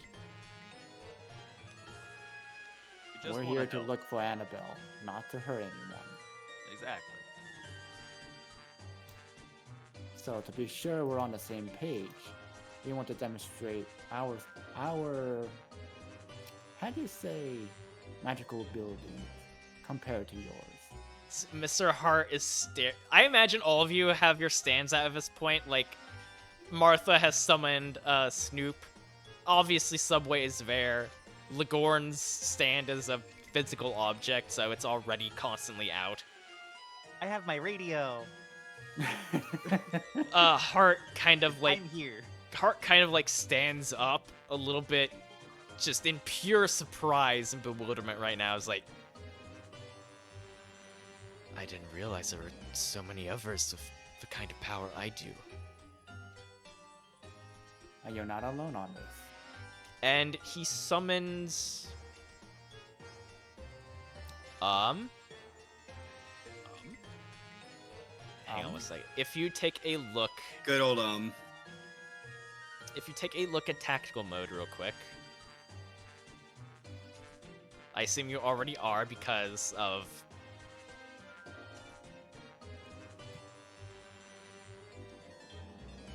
Mr. Hart. Yeah, I'm. Yes, Sir I'm, Hart. greatly admiring his belt. Why is that grayed out for some reason? I don't understand.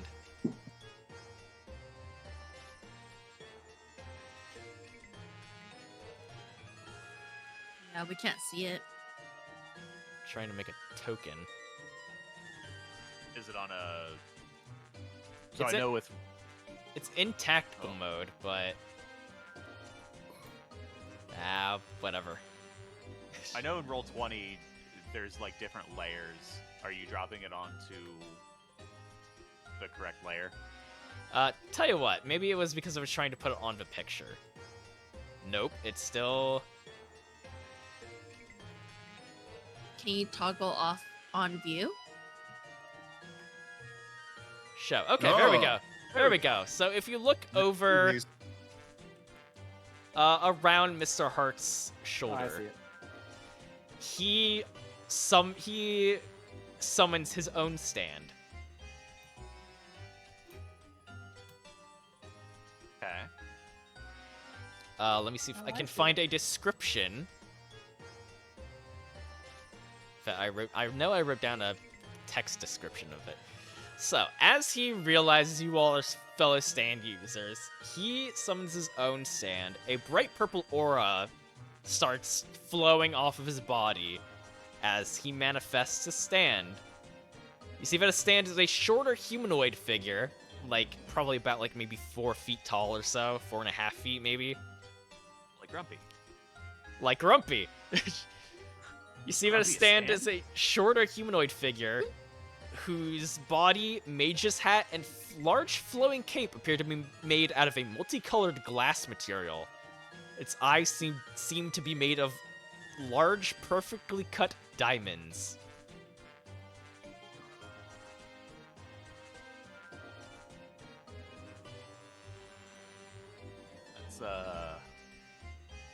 That's Sableye? Oh my god.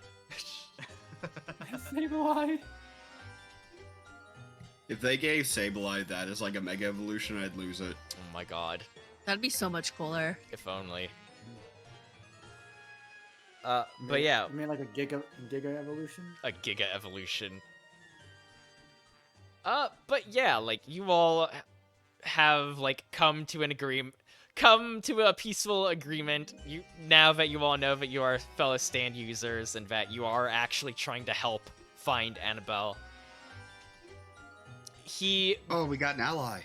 He basically tells you that their argument was, in fact, about Annabelle wanting to leave and bring Mr. Hart with her to start a new life outside of a circus. Hart didn't necessarily want that. Because he's one dedicated to his craft and to Gerald Wright. So they got into a bit of a heated argument. Annabelle walked off alone without him. And then the next day she went missing. In fact, Mr. Hart will also tell you that they were actually engaged.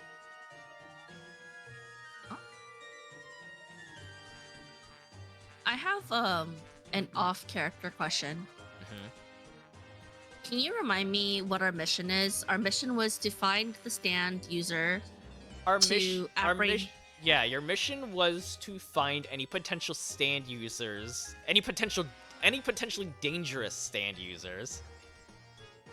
Find out exactly what happened to Annabelle Wilson, and apprehend any stand users who try and put up resistance, or at least find the culprit, or I- someone Okay. behind her For Hart. disappearance.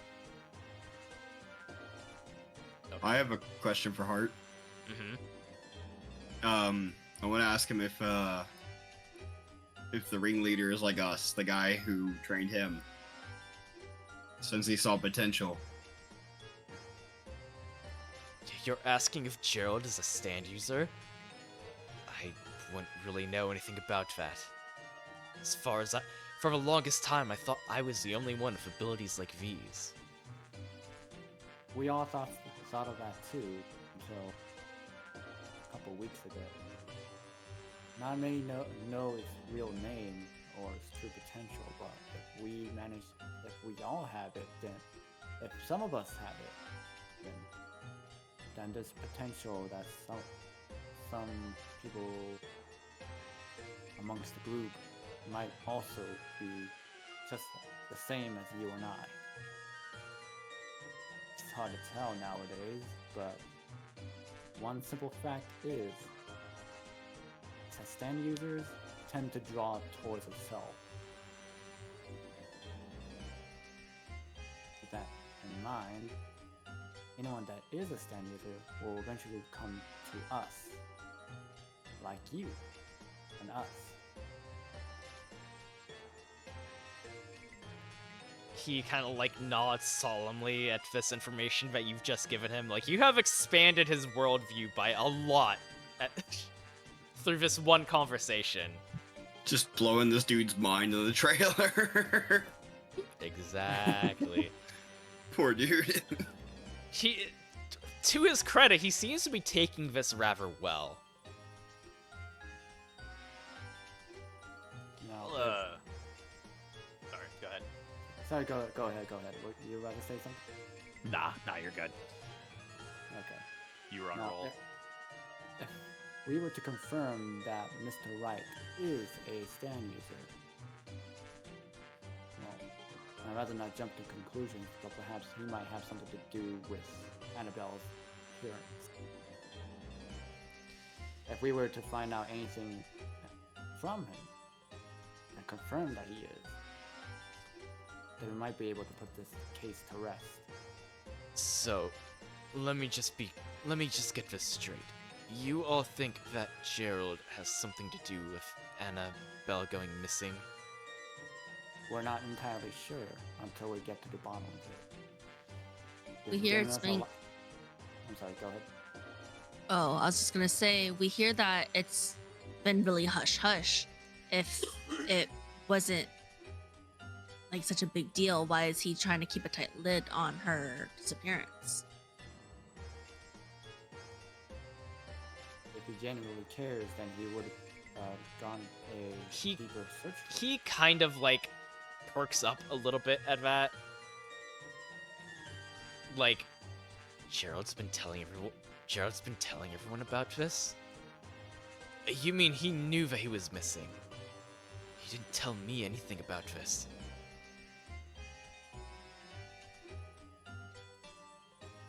Well, from the people we've been chatting with, it seems like they've been told to keep everything on the down low, so that Mr. Wright has been acting weird.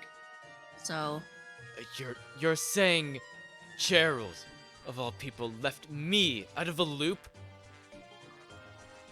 that's what I'm He's saying. kind of like a little bit bewildered right now and is like kind of struggling to process this. After a while, he kind of like glares. He kind of like glares at you all. Like, he's standing up off of bed at this point. He's glaring at you all, your whole group, and then just tilts his head downward and lets out a heavy sigh. Pinches the bridge of his nose and then looks back up at you all. Maybe you're right. I've known for a long time that Gerald isn't the person he pretends to be. He's demanding, vain, selfish. Hell, he can be downright cruel sometimes with how he treats some of the other members. But you have to understand, he wasn't always like this. When I was just a boy, alone, with nowhere left to go, he took me in. Taught me everything I know, showed me that I could use my talents to bring happiness to people. Made me believe that I wasn't worthless. He gave me a reason to keep going when I was at my lowest, like he's done for so many of us. I wanted to believe that Gerald was still the man I knew from back then. But maybe I was just lying to myself. Surrounded myself with fantasies and illusions so I wouldn't have to accept the truth. And you see him pull out a small photo of him and Annabelle together, and you see that the two of them look incredibly happy together. Annabelle, where did you go? The heart is looking longingly at Annabelle in the picture, and as he does so, tears begin streaming down his face.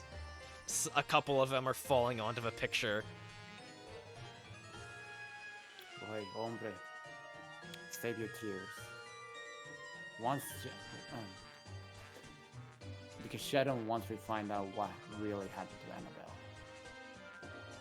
But first, we gotta make Mr. Right talk.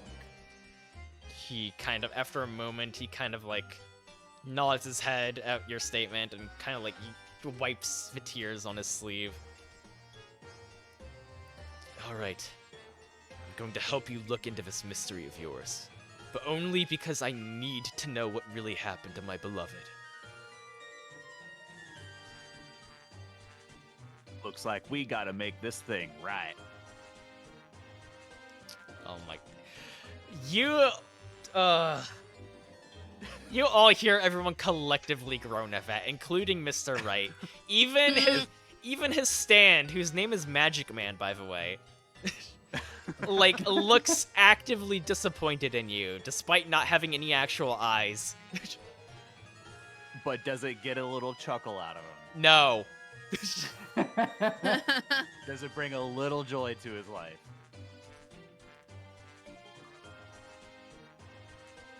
So, with all, you have gained Mr. Hart as an ally on this mission. Yay. After a brief little discussion, he essentially is like, so you all see, like, you're all discussing what to do from here. Mr. Hart kind of thinks to himself a little bit. Then he speaks up. Gerald's tent. Or Gerald's trailer. I wrote down tent because I planned for all of these to be tents. Gerald's trailer. He's the kind of person who wouldn't risk any sort of damning evidence toward himself being found.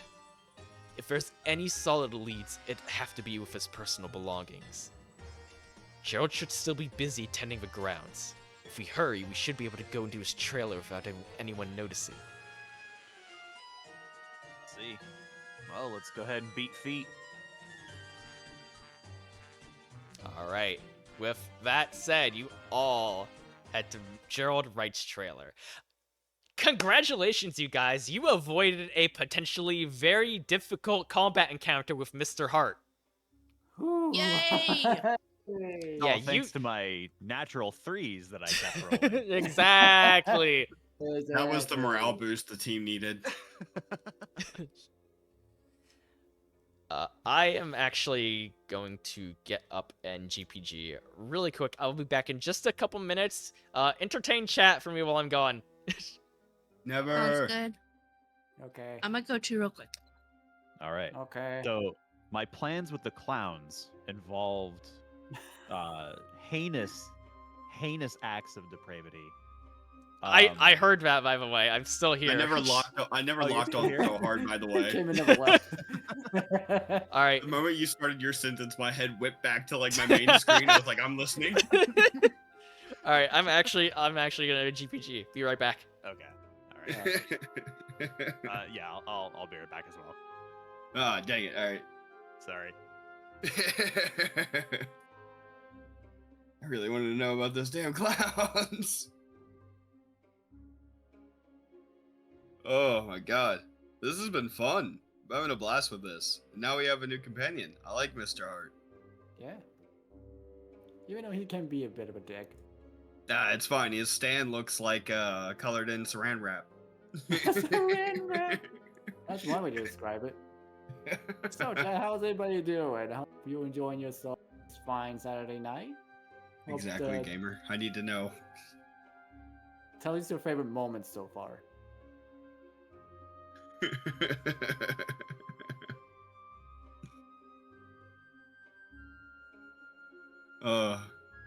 We didn't even get any descriptors. This place looks awesome. It's so cozy. I would 100% like camp Mr. Hart existing, that's your favorite part.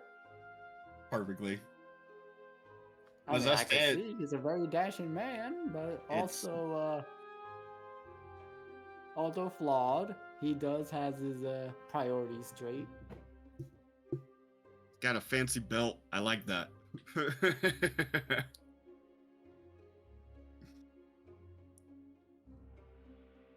Yeah, thumbs up. I don't have a thumbs up, but no, this is in like Oh my god. unison.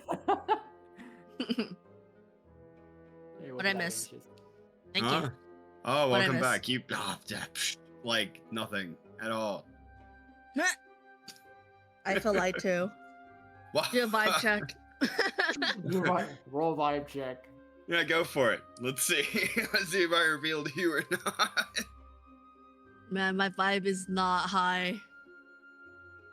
That's not bad. 13. You know what? Yeah, we're talking about what Derivative wants to do to those clowns. Oh my god. We just need to know the plan. Are they friend or foe? I think his reactive might tell you what he wants. I don't know. Freaky or friendly? Freaky or friendly? Jesus. I love alliteration. What I missed? What? Nothing. What? Nothing. Welcome back. Oh, thanks. A whole lot of nothing was said, man. You want to roll like a vibe check? Oh, okay. Let me go back and do a vibe check on those clowns real quick. Yeah, Oh, he didn't nothing pass happened, it. man. Nothing happened. Yeah, Did nothing not into happened. God. Good. Hopefully you're getting all your nat 3s out of the way. Oh, I'm not ready to be denied by a clown. I'm in tears.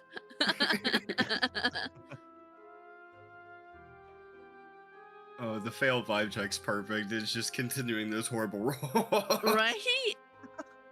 And the funny thing is, like, I have like a +0 to my charisma in general.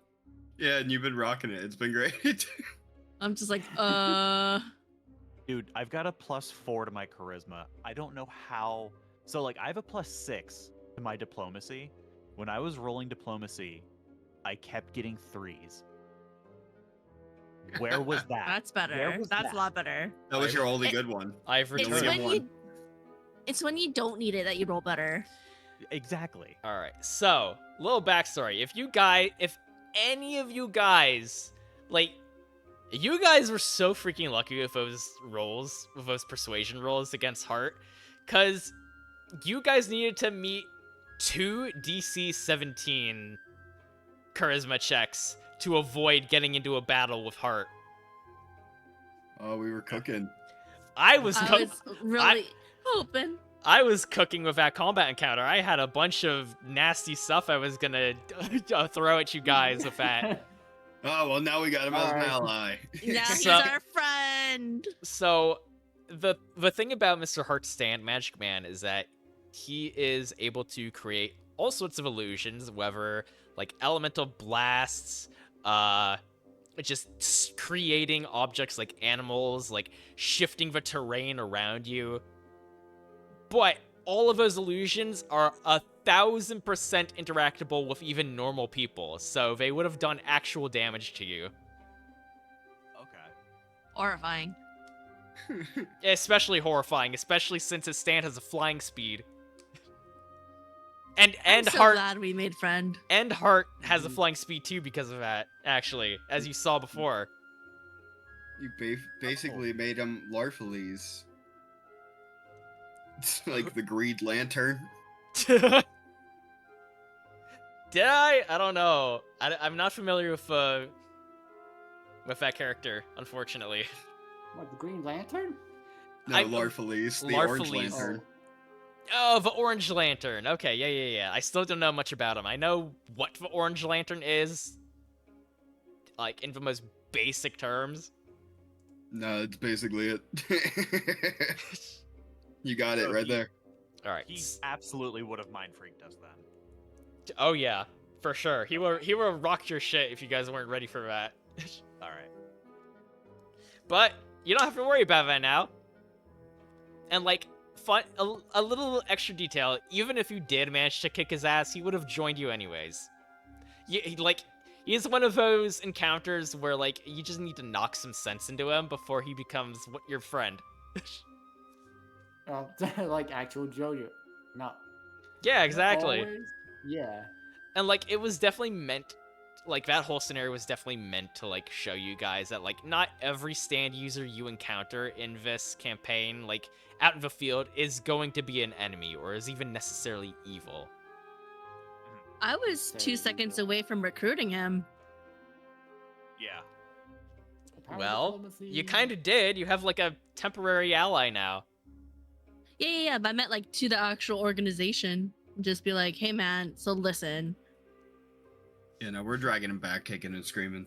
Yeah, he's coming with us. We each Oh have my a goodness. handcuff. We could Yeah. quarter him. He lives there now. Oh my goodness. Do we have a pair of teeny tiny little handcuffs for Magic Man? If you did try to handcuff right, like he would have just used his stand abilities to like magic himself out of the handcuffs. I knew it. He's He was a little Houdini. hot. Mhm. A magical Houdini. Anyways, after some searching and with the help of Mr. Hart, you eventually find Gerald Wright's trailer, tucked away in a quiet part of the circus, a good distance away from the other troop members' tents and the rest of the facilities. You try to open the door, but find that it is locked. Hmm. Everyone roll me whatever the equivalent of a sleight of hand check is. That should be finesse. Finesse. Okay. So 1.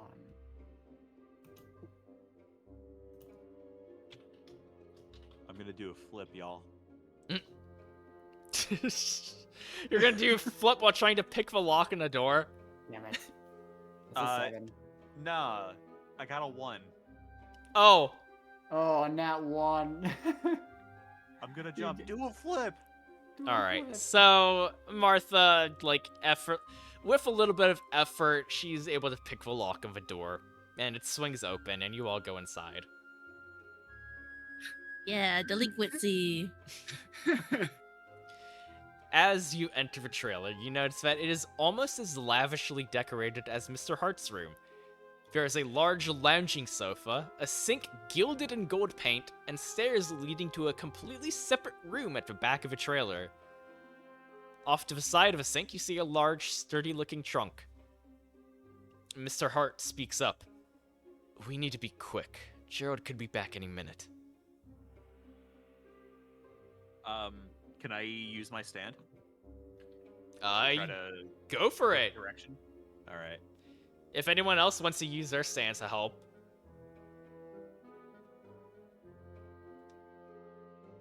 Got a 15.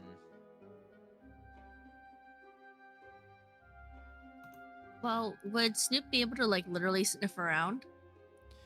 He being a canine like Sand, yes, I will say that you are able to use him to sniff out some set. Ooh, Nice. I mean, if we're prying the trunk open, I want subway guy to just go in, just try to like, just pry it open, like with All right. like how you do it with an oyster. Lagorn, you unfortunately do not hear any useful information coming from the radio. You hear random like words and phrases, but nothing that you can think. Nothing that you really pertains to the situation at hand. Okay. It just keeps saying clowns, clowns, clowns, clowns, clowns. Oh no. I find nothing. Matthias, you do check the large, conspicuous trunk by the sink to find it locked. You, not wasting any time, you summon Subway God, and it effortlessly rips the trunk open. All right, what do I see in there? He takes a close look inside that trunk.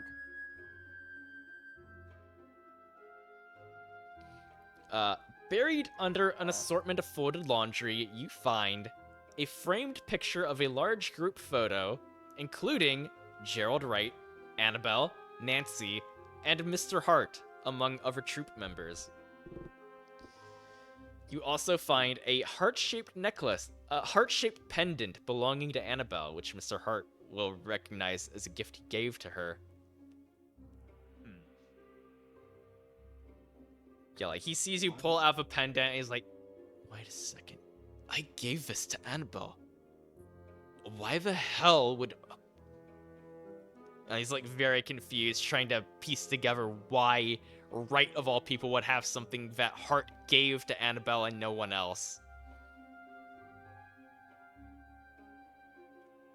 Is there any more inside the trunk? That is all you find inside of a trunk. Other than that is all just like random assortments of like clothing. Can I do a supernatural check to see if I sense any thing? Roll me an investigation. Okay.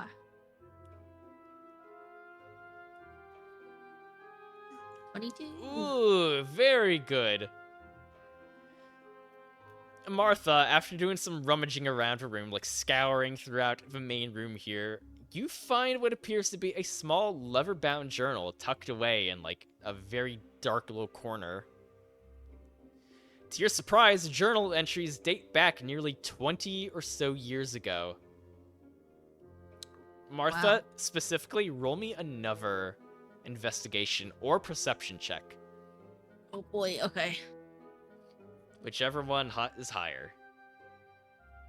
18. Ooh, you just barely beat that check. Alright, good for you. Yay! I can read. As you're flipping through the journal entries, you learned that Gerald Wright and the rest of the Stardust Spectacular had been suffering financially for years, but had recently begun experiencing booming business wherever they traveled to.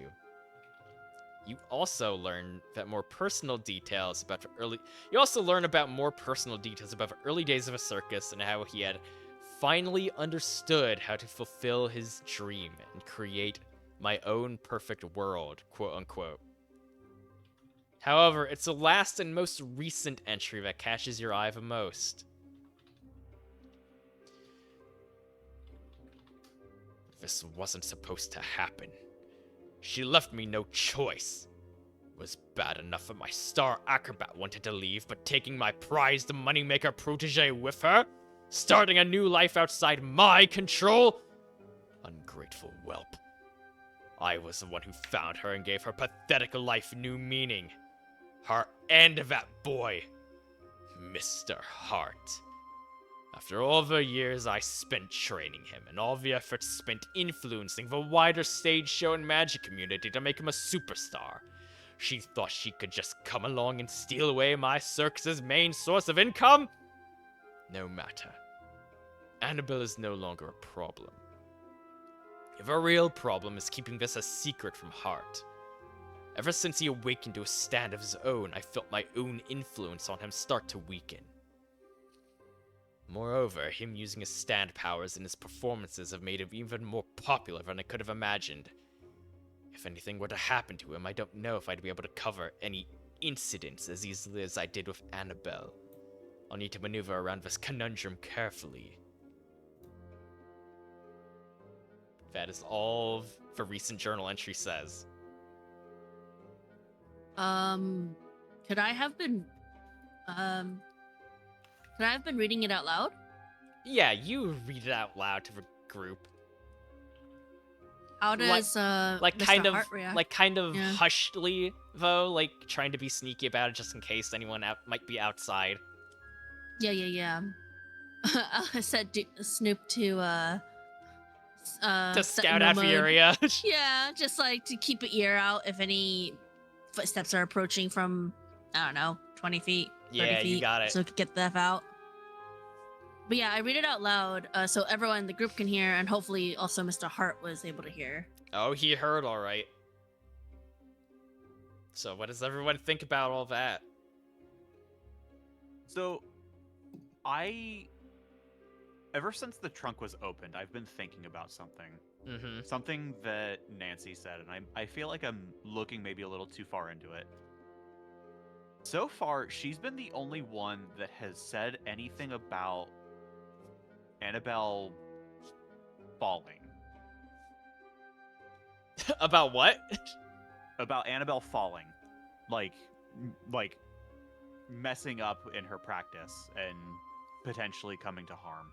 Yeah, that she wasn't, like, that she actually fell, quote unquote, which is what we were kind of told. But But yeah. everyone else has mentioned a disappearance. I'm wondering if Nancy is a little bit further into it. or And the cause maybe- even. Maybe, I don't Yeah. know. I mean, she might. Well, they did say that the whole reason they knew about Annabelle's like incident was because someone anonymously from inside the circus contacted Mentioned the something. Speedwagon Foundation, contacted like the outside media essentially. Okay. So it could have been Nancy. You don't know. You didn't ask her about that. We didn't. I didn't think about it until we saw the picture that included her close with the main cast. Yeah. Okay. Shoot. As far as like the actual journal entry, shit's fucked, man. You all look over to Mr. Hart, and like he is still reeling from this revelation. Taking kind of a notice of part of the entry where he says, since Mr. Hart came into powers of his own, I kind of read that out loud again and kind of look at Mr. Hart again and inquire, this sounds like he's also a user. Do you know anything about this? He like shakes his head at you. No. If he did have a stand, he never told me anything about it. You never seen anything? How many secrets has that old bastard been keeping from me? If anything, if he was a stand user, he wouldn't have told it to you unless he really wants to come out that he was a stand user. Or perhaps he wants to use you into thinking you haven't really sense as him. And perhaps disguise it as a gift to exploit you into being loyal to him. Which is why when he heard that Annabelle wants to leave with you and must have set something off, he wants you to stay loyal to him, but found Annabelle to be a problem. If anything, he has to get rid of her before she eventually takes the whole circus with her.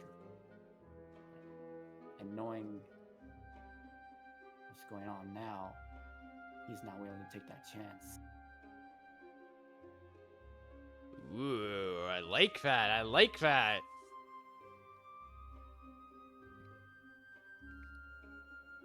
So, in the interest of time, after some deliberating between all of you, Mr. Hart offers an idea. Like, looking at the journal and the photograph and the pendant that was meant exclusively for Annabelle. After piecing all of this together, he kind of comes up with an idea. He might not have had time to get rid of this evidence. I have an idea. He won't try anything while the circus is still open. If anything, he'll wait until late tonight after everyone is asleep. We take these pieces of evidence and we wait until night. I can use my powers to make it look like everything is still there. We wait until he goes to destroy them. We catch him in the act, then make him tell us the truth. I need to hear it from him with my own ears. It's like a mighty fine plan. That works. Alright, we're all in agreement on what to do? Yep. Sounds perfect. Alright, then. Before we get into this next segment, like, we are actually coming up to the end, actually, of a session. Bum, bum, bum. You've actually made some pretty decent progress. Yeah. Yay! Real quick, since this is like the penultimate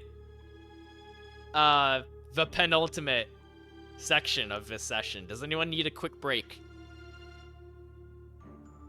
I'm good to go. Good. Judge, Kirby, how you guys holding up? I'm doing well. I'm ready to go, Captain. All right. Then we're going into it. Let's do it. You all wait in Mr. Hart's tent until in his trailer. Fuck. I kept so many instances of tent I forgot to replace with trailer. You're good. You all wait in Mr. Hart's trailer until the last visitor has left the circus, and all the troop members and employees head back to their respective rooms. It's now late at night. Without the sounds of joyful crowds and cheery music, the circus has become eerily quiet. I'm actually gonna turn that music up just a little bit more so the audience can hear. The only light within the circus is that of a full moon shining brightly across the main plaza.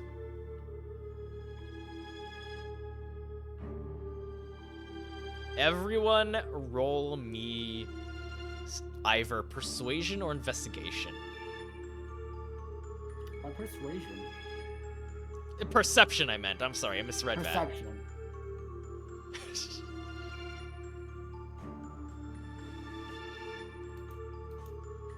Ooh. Go.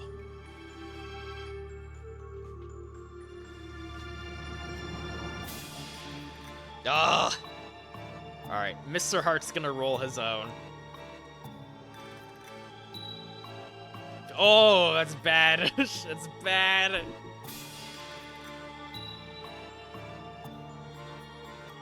All right. Well, Lagorn, you definitely rolled the highest. Let's go. After looking around the park a little bit, you all can't really seem to find any trace of Gerald Wright. You all are standing around the information booth, racking your heads trying to think of where he could possibly be besides his trailer. Lagorn, you feel presence around you that sends a chill down your spine. Not long after, you notice a shadowy figure move towards the entrance of a big top tent. Lagorn, roll me a supernatural check, since you were the only one that noticed this. Let's go. Awesome roll. Let's go. You feel the need to look upward. You see what looks like an inky black trail of smoke floating high above you as it quickly flies towards the big top. Hey, fellas. I think I know where we need to go. And I like nod up to the not the black top, the big top. It's already gone by the time you noticed it. It's already flown off in the general direction of a big top tent. Okay. Let's I got a feeling off confrontation is not here, it's in there. So, with Lagorn leading the way, as you all approach your tent, you begin to see a faint light coming from inside. Alright, an important question for you guys. Yes. Do you need to do any in-game planning or prep?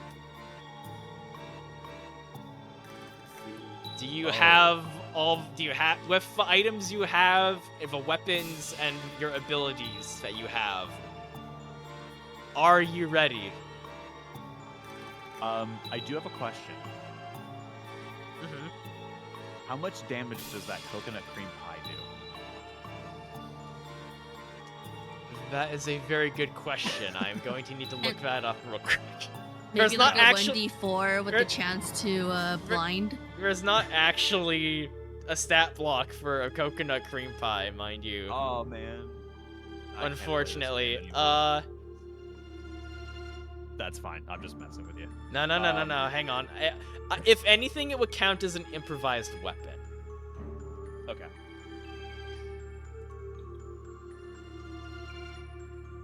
So, how much damage would clubs do? It will be like a 1d6 or 1d8. I'm gonna say that's also an improvised weapon since it's light enough. Those things are not meant to be swung around as weapons. Like they're specifically designed for like juggling. Okay. I mean, I think a 1d20 sounds about right. Bruh, Maybe a d100. no. Okay, so Alright, yeah. D800. So, yeah. So improvised weapons do a 1d4 plus your strength modifier in damage. Okay. And with the coconut cream pie specifically, if it does hit, like, if you manage to land a critical hit, like, if you manage to roll a nat 20, I will say that it will blind the target for a turn. Yay!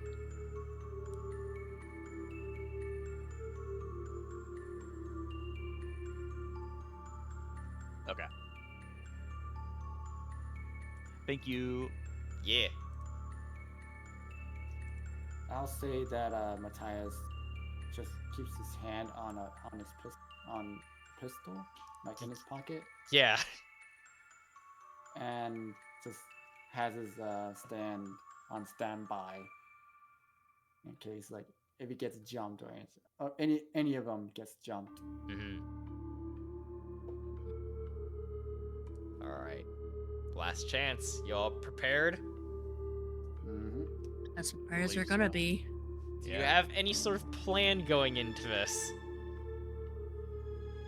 Friendship. I'm gonna tell you right now, I don't think friendship is gonna work here. Actually, can Mr.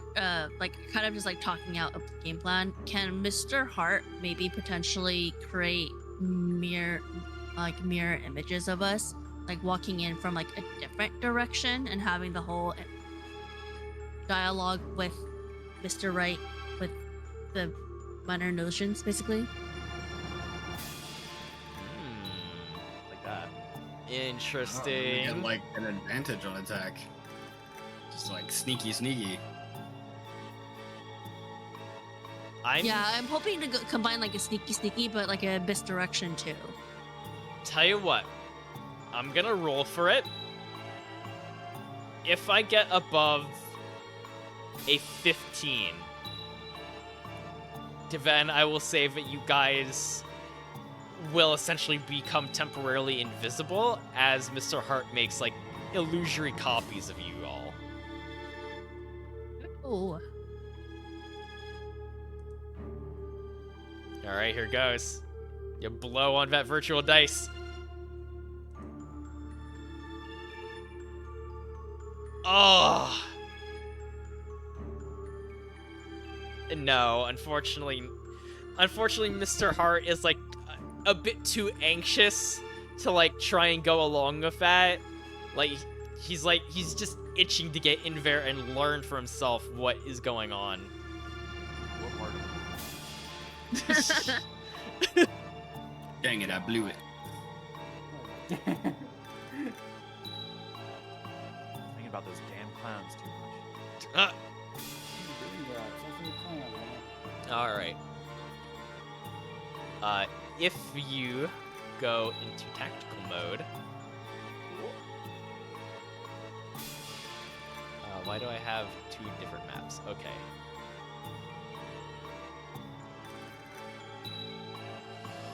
You all enter the big top and make your way towards the source of the light. Soon, you find yourselves in the same performance area you were in earlier that day, where you first saw Wright and Hart. And really quickly, I'm going to just add your guys' tokens to the board here. I'm gonna say you all come Gimme. from about here.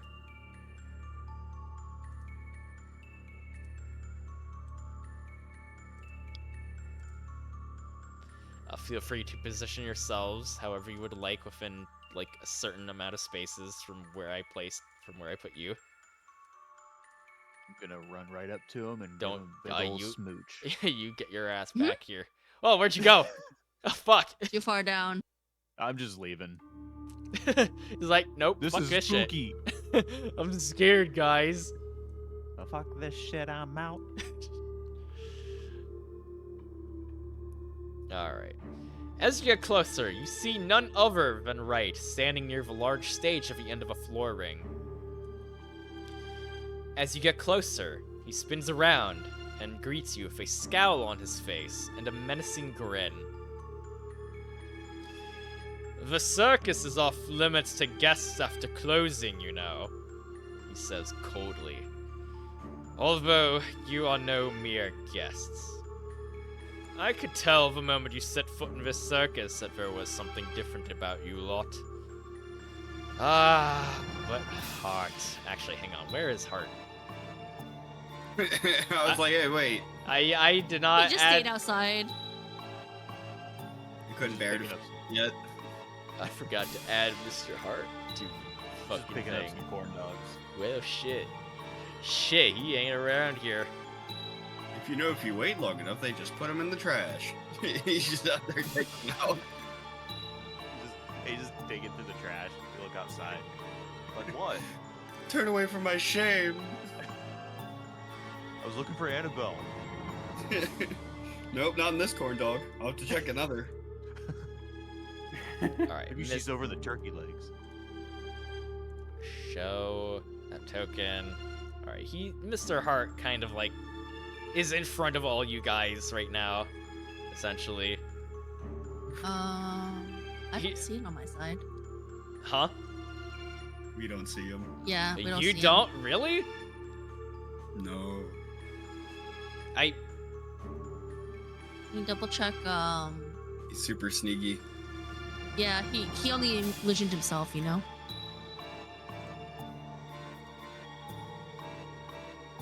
that's huh. He's about to deliver the sickest invisible uppercut we've ever seen. Oh, there he is. Okay, good, okay. Yeah, alright. Sounds good. Do you see Gerald Wright? Yes. Yes. Alright, anyways. Ah, but Hart. Mikey, my boy. He turns to look at Mr. Hart. After everything I've done for you, raised you, trained you, lifted you up from that pathetic, miserable life you once had, you throw your hat in with these miscreants? You disappoint me. He kind of takes a step forward. Please, Gerald, tell me it isn't true. Say you didn't kill my beloved Annabelle. The man I knew wouldn't do such a horrible thing. He begins pleading with Wright. Mr. Wright snorts. Technically speaking, I didn't do anything. She simply had a little accident. Poor thing just slipped right off the tightrope and came tumbling all the way down. After a brief pause, Mr. Wright speaks up again. Stupid girl. All that talk of wanting to leave. And not only that, but she wanted to steal away my precious golden goose too? The nerve. After all this time, she still thought she could have her own way. This is my circus.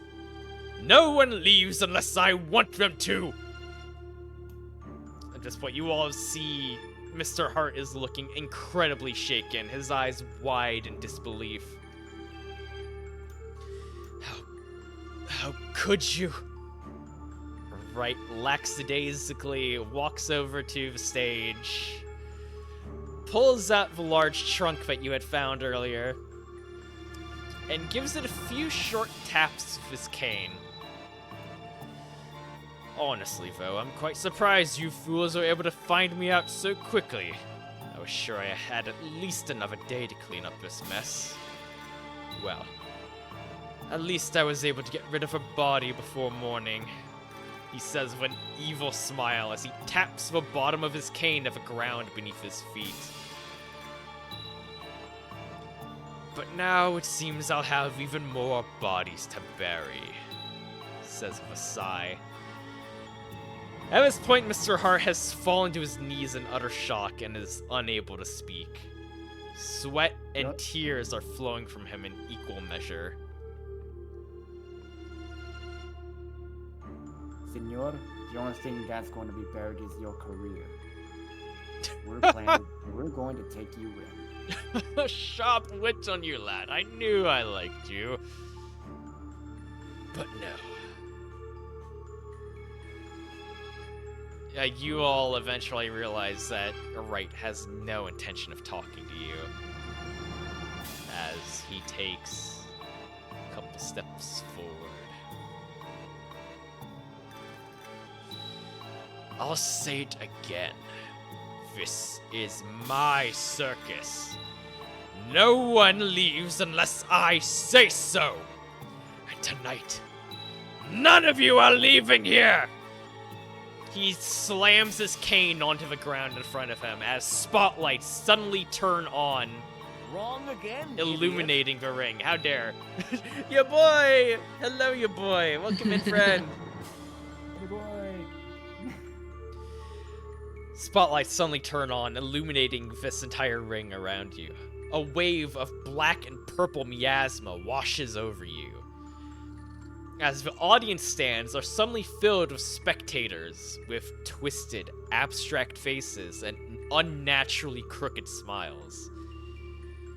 The roar of the audience sounds less like people, but monsters clamoring to witness your demise. Welcome to the Stardust Spectacular! Welcome to my world! Everyone roll initiative. Ah, shit. Wow. Oh.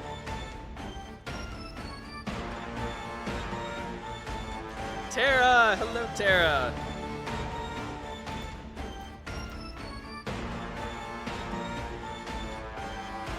It would just be our dex, right? It has it on the paper, on the fourth one in the center, fourth one down, and then to the right.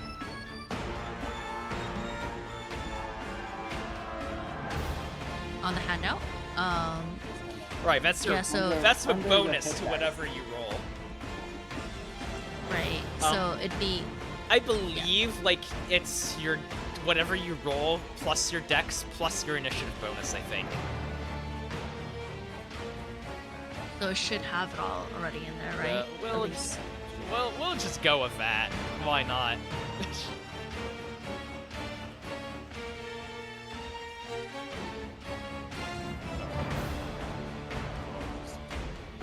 So, let's see.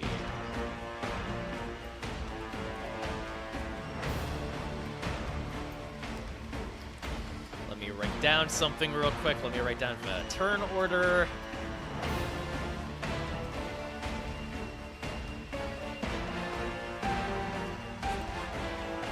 So wait, how do you roll dice? Slash roll space d20 plus whatever number.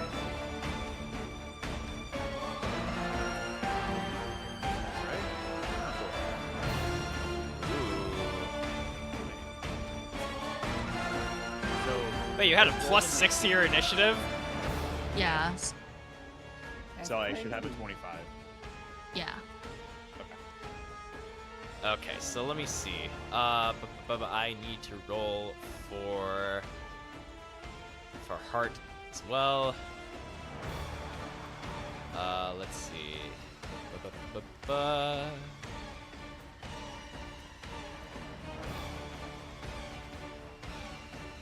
So let's see. Slash roll. Is it just D20 or 1D20? I think both should work. D20 plus the modifier, right? Yeah. Oh no! You got a natural 20 plus a 6. Ew. What? Oh god. Alright, so let me write that. Let me write down a turn order real quick.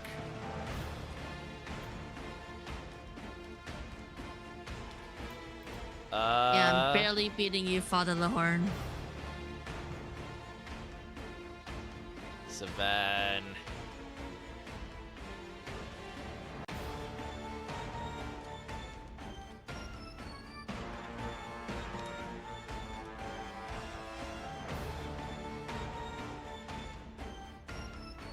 Alright, let's see. Ba-ba-ba-ba-ba.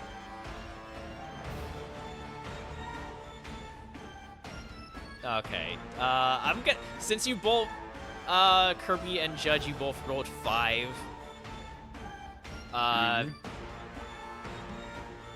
What is your...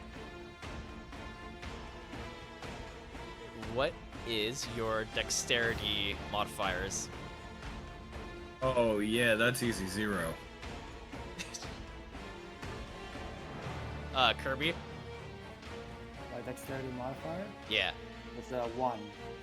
Alright, so I'm gonna put Kirby before Judge. So Judge, I'm afraid you are going to end up going last. Dodgeball all over again. I'm just playing dodgeball.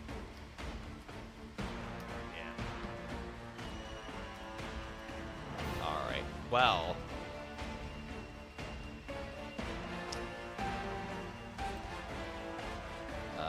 Ba-ba-ba-ba-ba.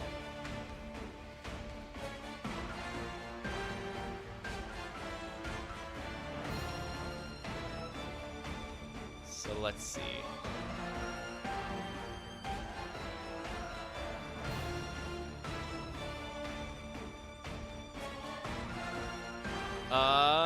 Where did I put that? Okay. So let's see. Do you see that token that I put down? I don't think so. The one that's... Okay. Well, No. shit.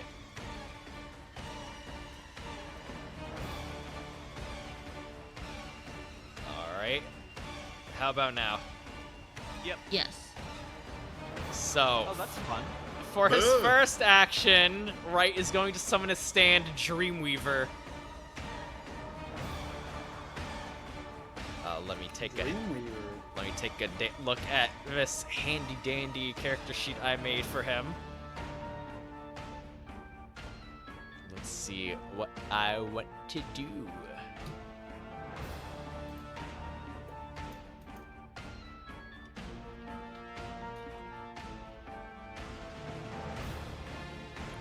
So, Oh.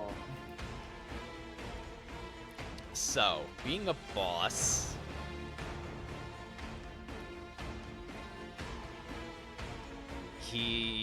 So being a boss character, I think I'm gonna have his turn economy be a little bit different. So for example, his stand Dreamweaver, this very creepy looking phantom like beast being begins flying around you, cackling at you tauntingly before parking right next to Ligorn over here and trying to give him a big ol' claw swipe. No, thank you.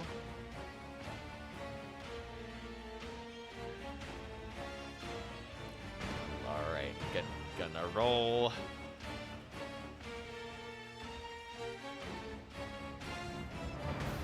Alright, does a 14 hit you?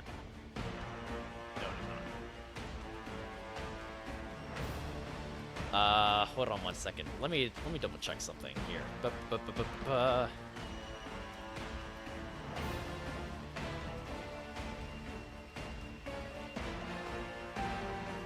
I I need to double check something real quick, right?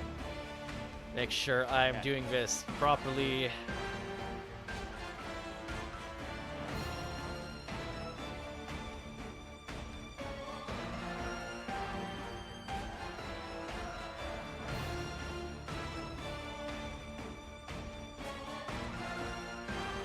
Okay, yeah.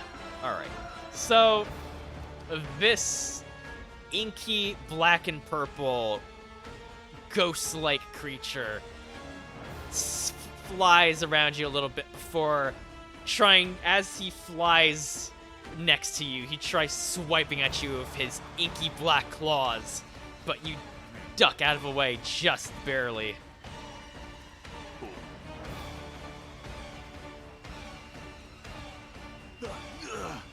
And for his extra action, because he's a boss, Right himself is going to throw some knives at you. Alright. Give me your best shot. I don't like that number.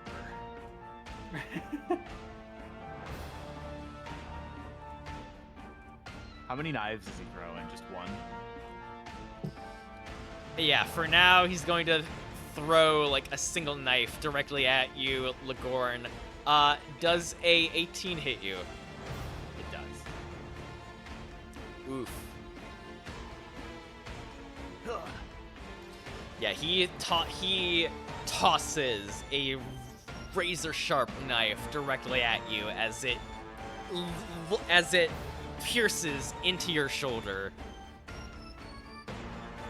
No. And you take a 1d6 piercing damage. So let me... Ooh. You take 2 points of damage.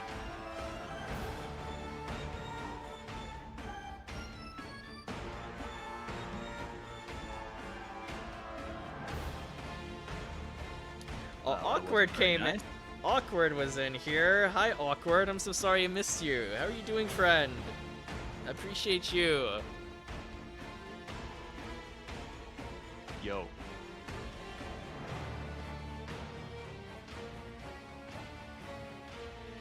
Alright. And let's see. As a bonus action, let me see something real quick here. There's more?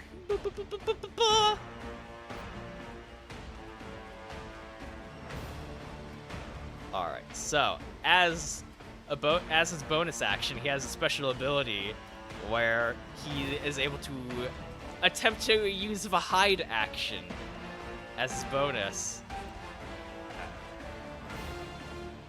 So, where is Sneaky Sneak? Where is that? Okay, so that's...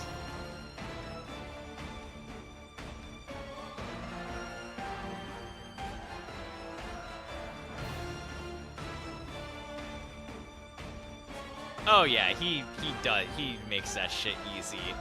As he kind of like cackles at you as you see him become wrapped in like inky black smoke as he is now hidden from view. Okay.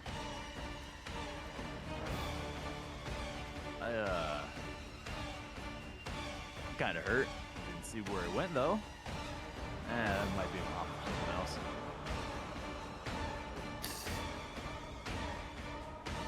Wait, did Dreamweaver do that, or did Gerald do that? That was definitely a stand ability of his.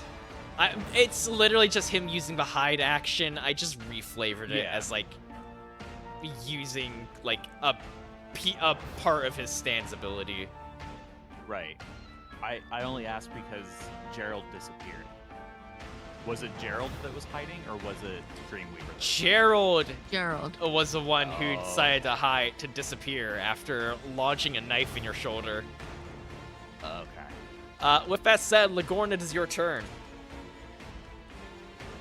Well,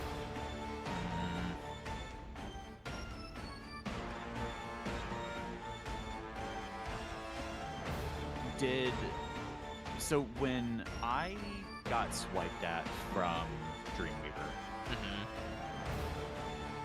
am I, like, I know in general, stand users are able to interact with other people's stands. Am I able to interact with, like, I guess from a mechanics perspective, am I able to interact with the stand, or am I kind of just like in the water so far? Normally, the only way to really interact with another person's stand is by using your own stand, but for gameplay's sake, I'm gonna say you are able to interact with it. Okay. Normally, since you are a stand user as well. Okay. You know what? You know what I'm actually gonna do instead? I'm gonna use one of my points of exemplar, and I'm gonna give it to I'm gonna give it to Matthias. Ooh, okay, so Kirby, I believe that means you get a point of inspiration. Correct. Oh, neat. Thanks, man. Yeah, I'm gonna. I don't know if I have to like narratively do anything for that. Trying to open up my thing just to check it out. Lead by example, only use service for model for others to look at. That's pretty questionable at this point.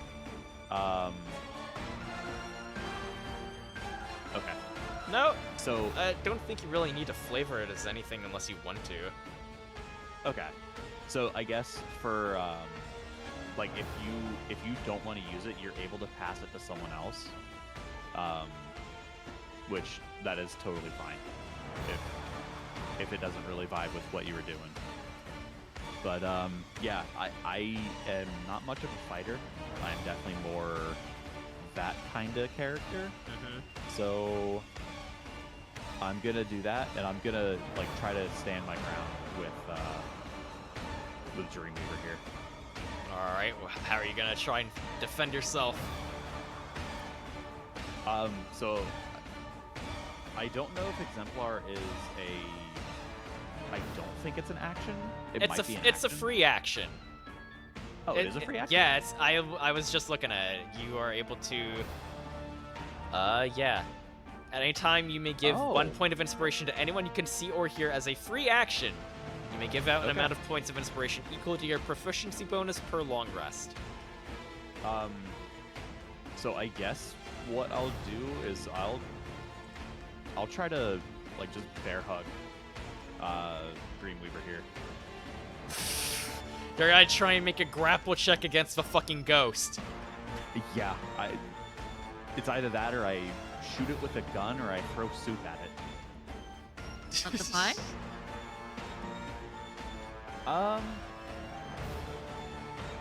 No, I think I gotta save the pie. That's fair. I gotta save that pie. These clowns are asking for it. Yeah, I'm gonna athletics that. I rolled a 12. I'm sorry. I'm just trying to find something in here. No worries. If I can touch ghosts, that's a 12 for athletics. Okay.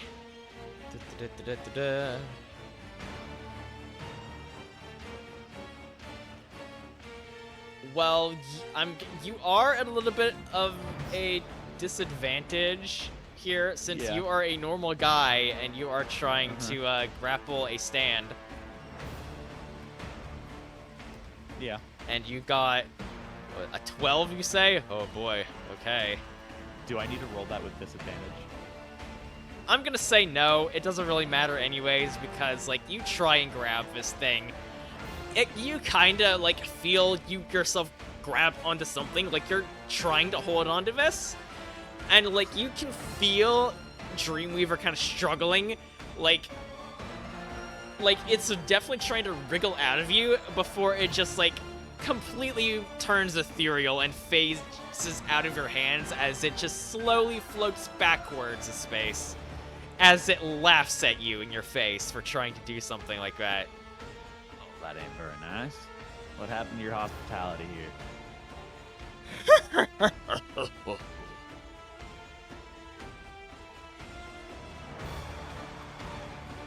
And yeah, there's not really much else I can do.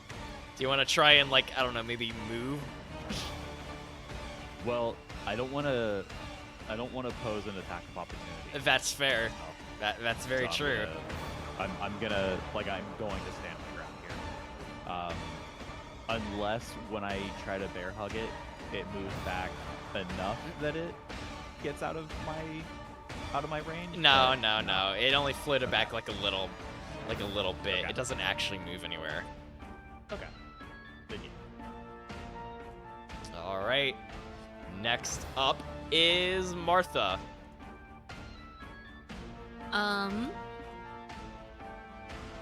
Because Mr. Wright disappeared, my logic is we were in his own space earlier, and I had Snoop out at the time. So Snoop, by argument, would kind of know his scent. Would I be able to sick Snoop to kind of like try to narrow down where he is? Yeah, actually, roll me a perception check. Disadvantage because Because it's a dog and knows its smell.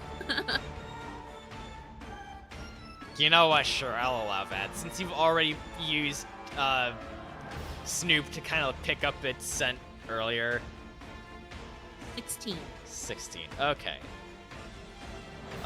Let me just put your stand out there. Do you see Snoop in front of you? No. No? Okay, hang on one second. Yes. Wait, now you see it? Yes. Ah, come on.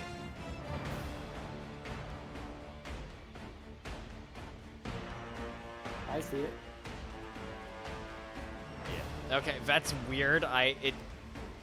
For some it moved itself back down to like the hidden sort of thing. That's Weird. unusual. Instead of like being like an active participant, you know. Whatever. If you guys can see it, it's fine. Let's see. Martha, what is your range?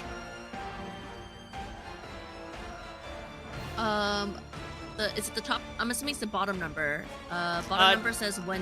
What? I'm going by the modifier, so the top one. Oh, so top one, 16. 16. Okay. Range type, baby. So, with that, Snoop begins, like, this ghost pupper of yours, this smoke dog, begins, like, sniffing the air around him, trying to pick up a right scent as he, like,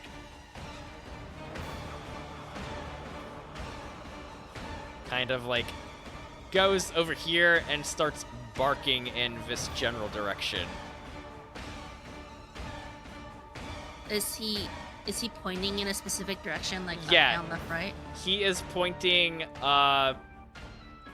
like around this area, this direction up here. So Okay. to the northeast. So, like, that's where I approximately assume where Mr. Wright is. Yeah, like you can't tell exactly how close or how far away. All you know is that he's somewhere in this general direction. Okay.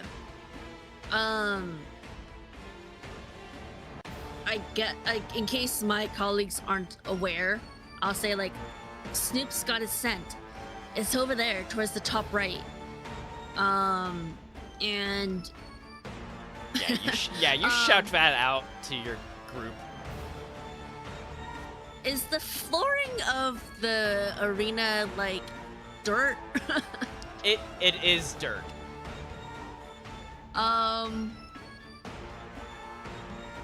You know what? Since Snoop is kind of already near that area, can I like kind of command him to like turn around from the direction he was facing and then start digging and kicking up dirt into that direction? Because my logic is that if he's just invisible, he's still physical. So maybe the dust will kind of show where he is. Yeah. You can definitely go ahead and do that. What would that even be though? As far as like a roll. Yeah, like what stat would that possibly fucking use?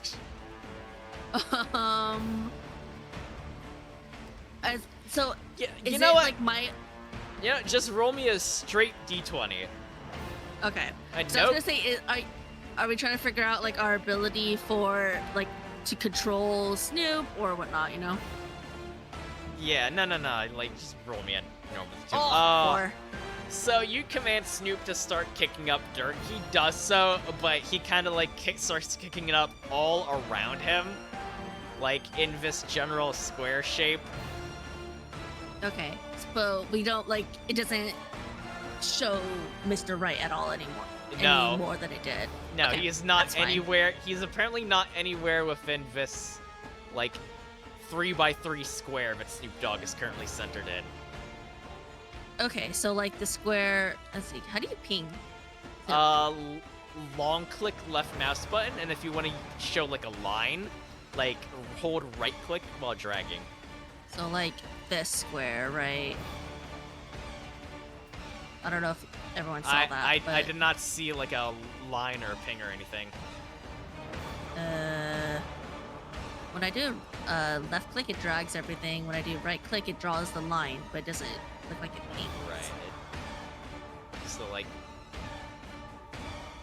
generally this general area. Like where Okay. where Snoop is centered, it's like a 3x3 square. Like he's the center of it. Yes. Okay. I forget as far as combat. Do I have like that would be my main action? Yeah. With Snoop? Yeah. That it would be your Okay. main action of your stand. Am I able to move?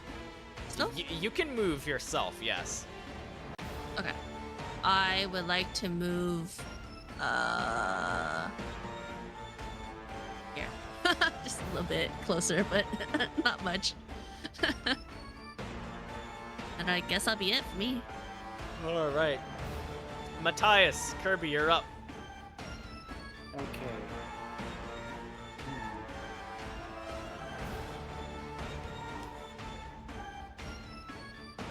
Is Dreamweaver still by? Yeah, he's still like tauntingly floating just around Ligorn. Right there.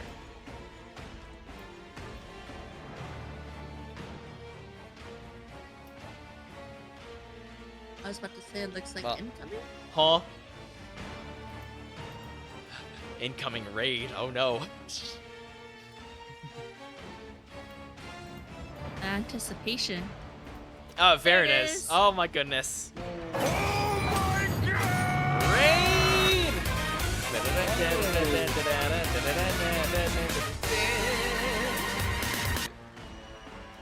Hello, Raiders! Welcome in, everyone! Thanks so much for stopping by. How is everyone doing? Butters, hello, friend. Ooh, you were playing Armello? Let's go. I hope you guys had fun during your stream. Thank you so much for stopping by, everyone. Raiders, for anyone who doesn't know who I am, my name is Cayman VT, or just simply Cayman. I'm a cartoon-themed gator VTuber. I am a variety streamer and a very amateur voice actor. I do Okay. pretty much anything and everything I think is fun and interesting. Ichikisu, thank you so much for a follow. Yume, hello. I saw Neo in there as well. Hello, all the friends. Yeah, today we are actually in the final battle of our second session of my lovingly handcrafted JoJo's Bizarre Adventure D&D campaign. And I am joined today by my wonderful players from top going down. Derivative, Anxious One, Judge Paradox, and Shadow Kirby 14. Hello. Raiders, if anyone needs to raid and run, please feel free to do so. Self-care is very important. Everyone be sure to go get some some after-stream self-care. It's very important that you guys are taking care of your ass. But yeah, as I said, we are in the beginning of the final boss fight for this session.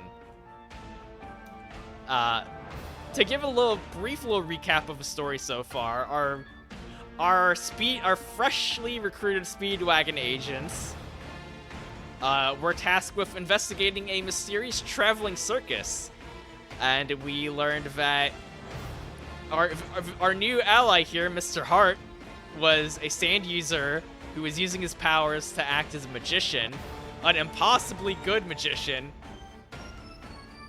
and they are currently fighting the twisted, psychotic ringleader of this circus, Gerald Wright, and his stand, Dreamweaver.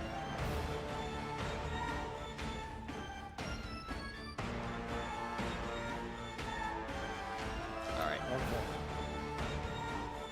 But that is gonna go up and summon Subway God. Right here. Alright. Hang on And one see if we second. can take a swing at him. Where'd you said? Right here? Yeah, Alright, do you see Subway God? Or do I need to hide him again? I see him. Okay. So why spell Gog? Gog! Gog! Hog, Mom.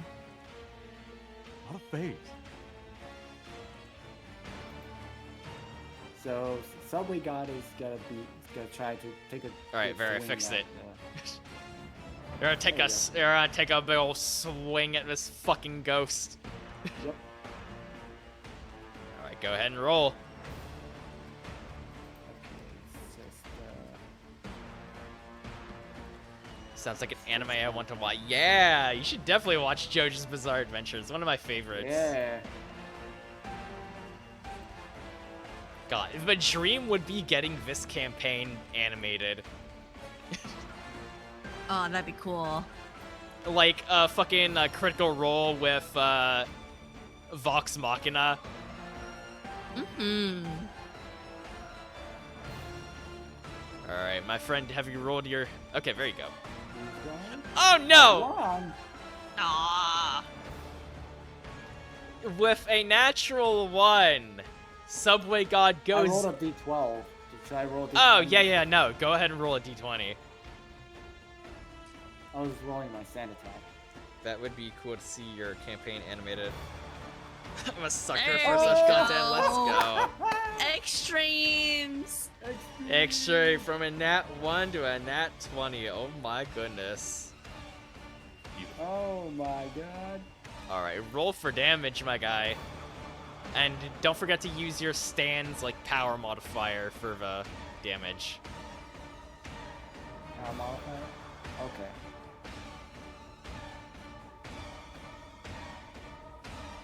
That's a stand attack plus my power modifier? Yep. Like roll that damage dice, whatever it happens to be for your class.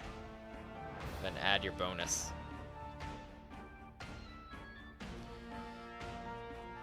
18. An 18 in damage. Oh Let's my go. lord. Yeah, he's a power type stand.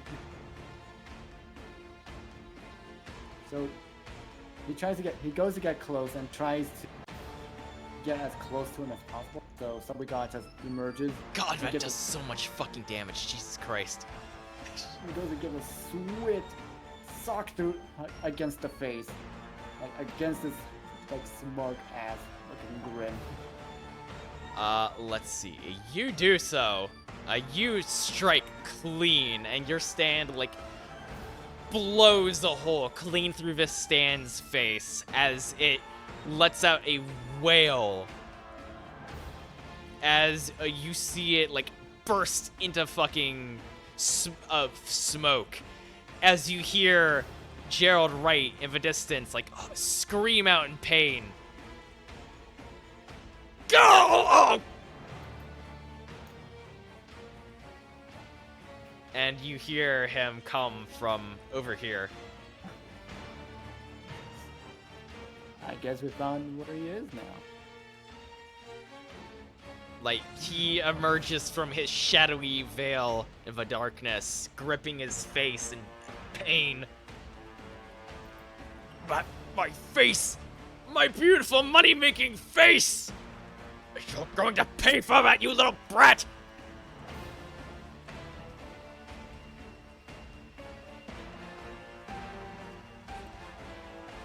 Well. Yep. Let me try to think of a comeback. Oh, it's not me that's paying. That one's on the house. Ooh. Nice. Alright, do you want to move at all, your character? Nope. It's fine where he is. Alright, Wipeout, you are up. I'm free. I don't really think there's much I can do, so I'm just getting there we go. I mean, what is your movement speed? 10. So you're able to move from up to 10 spaces from where you were. Oh. Since we're using like the meter system. Oh, okay, that's perfect. I don't think that's. Where were you? Like around here somewhere? 1. Well, actually, wait, no, that might be 5, it. Yeah. 6, 7, 8, 9, 10. Damn. Go Okay. on. Holy Yeah. shit. But I don't want to be there. I want to be here. Eh. You gave me this power. I will use it. I'm just gonna like rush at him and Okay, well, hang bungee on. bat. 1 second. You gotta have your tag team partner with you. Yes, Symphony. Do you see him next to you? No. God damn it. I don't know why it does this. There he is. You're good. So happy. Oh, his beautiful face. so regal. So regal. Alright, so what are you gonna do to Mr. Gerald right over here? I am going to use my bungee bat. I want to just straight throw it as hard as I can at him. Alright, roll to hit. Oh, why did you roll twice? It's the I don't know. attack. That's the thing. You told me to label it as that. If it attacks, Why are there two Oh, that's the numbers attack though? and the damage. yeah, it's the attack and the damage.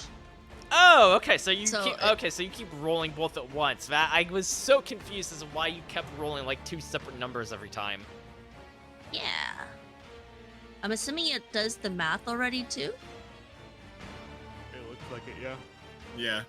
All right. So a 25 will definitely hit. You like hurl. Sorry. You hurl your custom-made baseball bat with the bungee cord attached to your wrist.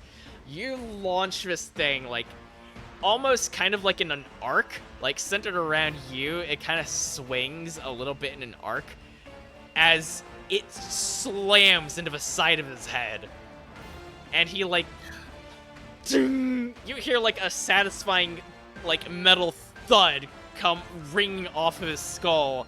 You see his eyes kind of like bulge out a little bit as he like stumbles over a bit over to the side. And that Right. was what, 9 damage? Yeah. Jesus Christ, okay. Alright, while he's a little dazed and confused, I want Symphony to go in for just like a full body drop kick.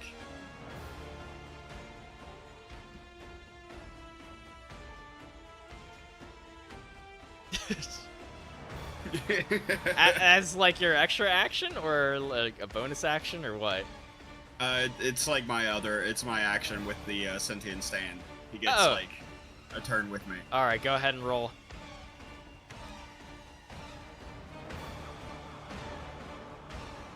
Oh, solid miss. He Flies into the stands. he runs in, tries to do a massive drop kick, but he overshoots it drastically as he goes careening into the seats. Nice work, buddy. Stuff it. Stop it. All right. Well, unfortunately, it is Mr. Wright's turn again. Did Hart go at all? Oh yeah. Hart is like incapacitated because he is like just in shock right now. Okay. So Like, let's just he skip his turn. He is He on is his emotionally distraught. Yes, he is like mind broken essentially right now. He is not responding to any of you guys at all. You ever seen Tokyo Ghoul? It's like that. For some reason, I thought you said Tokyo Drift. Tokyo Drift. You're right. It's just like Tokyo Drift. It is. It's as stoic as the main character. Alright, if that's how you want to play it. He's going to use a special ability of his. How the fuck do I...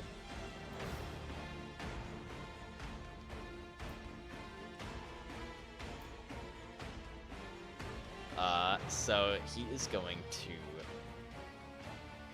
resummon. So he's going to move his stand, Dreamweaver. And he is going to create a couple extra copies of his stand. Oh snap! Does that provoke an opportunity of an attack from? For moving around. No, he's not moving. He actually literally just summoned like 2 extra copies of himself. Okay. Hang it. I thought I was getting revenge of the bungee bat. Like, you essentially, with that nat 20 you rolled last time, you essentially like dissipated a stand and just essentially resummoned it in front of you.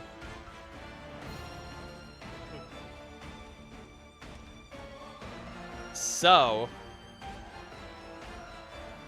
with all of these copies lined up in front of you, Oh, we don't. We see that? do you? No, I only just see one Dreamweaver. Yeah, I still only see one. Shit. I'm able to see 3. I wonder why it's not showing it for everybody. There it is Okay, now. there it is. I close it out and reopen it, and sometimes that works too if I don't see it. Okay. Yeah, I just hit refresh. So, Matthias, my poor guy, he's going to make 3 separate attacks, one for each of these clones, directly at you. Oh. Not your stand, you. Oh. Oh, that's Alright, no bueno. does a 18 hit?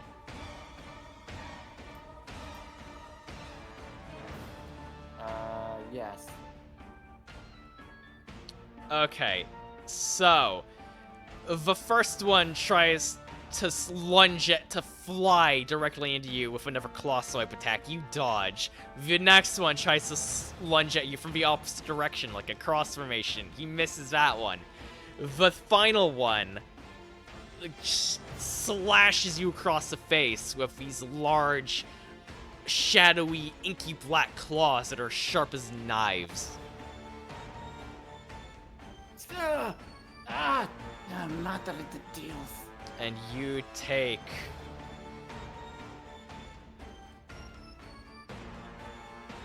Oh,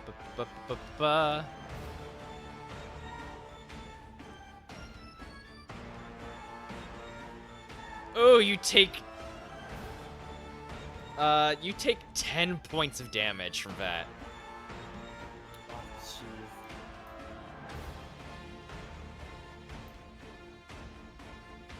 That's ugly.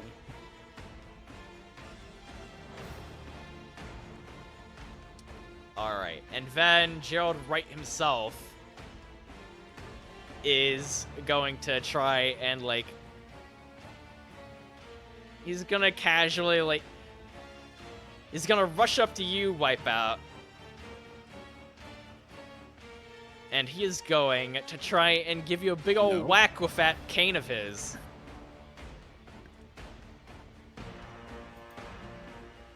I'm assuming a 13 doesn't hit. Does it? No. Wait. It is 13, so you decide. Meet or beat, or Yeah. I will say that executive decision as DM, I will say that meeting the AC does in fact do damage. Alright, you got me then. Alright, so that is going to be a 1d6 bludgeoning. You take 2 points of damage to yourself, Wipeout, as Gerald Wright cracks you across the head with that like curved cane of his. It's like I got hit with an awesome weapon. And for his bonus action, No. with a 16, he's going to attempt to hide again. Wipeout, since you are directly next to him, roll me a perception check Oh, to see if you can beat Pretty that. sure that's real bad. Let me grab it. Oh, 17, I mean. Did I say Nope, 16? wrong button. Oh. That was the wrong one. Yeah, go ahead and try again. Still on Same 11. outcome anyway. Didn't matter. Again, you see Wright become wreathed in like a pillar of inky black smoke as he vanishes from your sight. And I lost him. Awesome.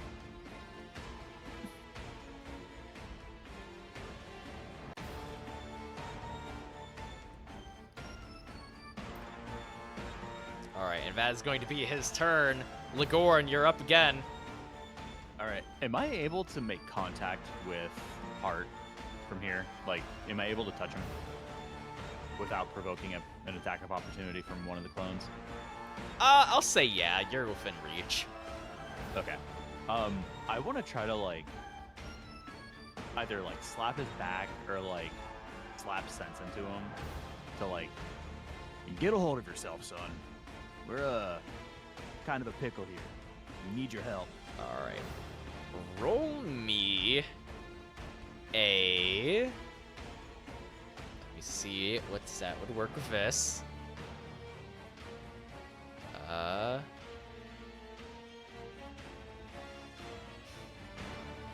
Roll me a care check. Using your charisma. Oh, thank you. I don't think you should have thanked anyone too soon. Oh no.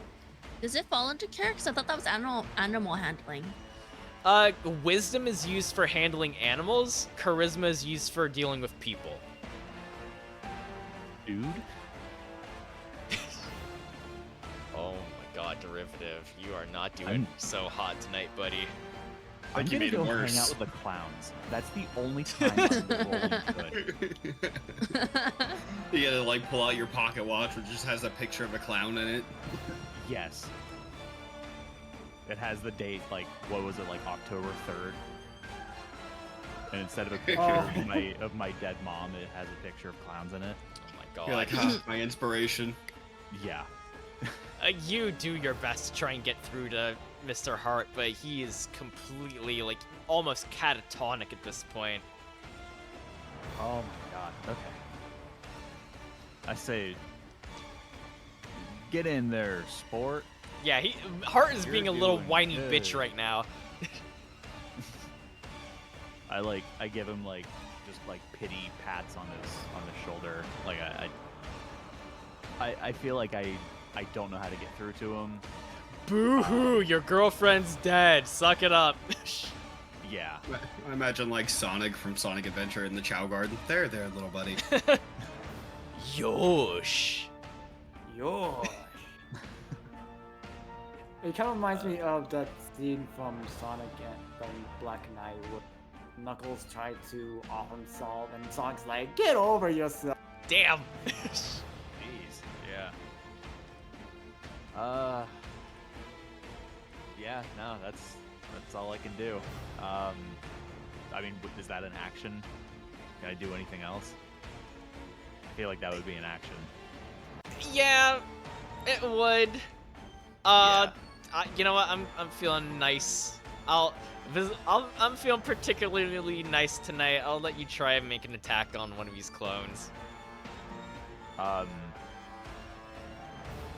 can feel one of the clones trying to like creep up on me, and I just do like an elbow. Like I try throwing Like an elbow. an elbow directly behind you. Yeah. Unarmed strike that beast. Yeah, do it. Whoa. Do I it. do a whole 0 damage even if I hit. Oh no. How do you Dude, do I- 0 damage? I How have a weak are negative you? 1. I have a negative Yeah. 1 on strength. Oh no. Oh, Well, You know what? I do too. unfortunately, that does not hit. Guys, what am I doing? I know I've seen you struggling carrying the cardboard confessionals. Oh man. Yeah, I'm winded just like getting out of bed. Oh my god. All right. But yeah, that's gonna be your turn unless you want to try and provoke 2 opportunity attacks. By I sure as moving. hell don't. All right, Nope, Martha, that'll it's be your it. it's your turn. Okay. Seeing that attacking the stands also do damage to Mr. Wright. Yeah, like it is a. I'm telling you right now, it's classified as a ranged stand, so dealing damage to the stand will affect the user and vice versa. So I would probably move Snoop back down to the stand. Well, that's still on top of, I guess, like Matthias. And Like over I here. would- yeah, like the square right above it, I guess. And I would set sick Snoop on him and try to go for a bite attack. All right. Roll. Do I add any specific modifiers for Snoop? Are you does your bite attack use your power or your precision? I feel like you would be able to use, since it's a range stand, I feel like you would be able to use either. So if I'm using the one that's higher, then it would be precision for me. Okay. Okay. That's a 12 to hit.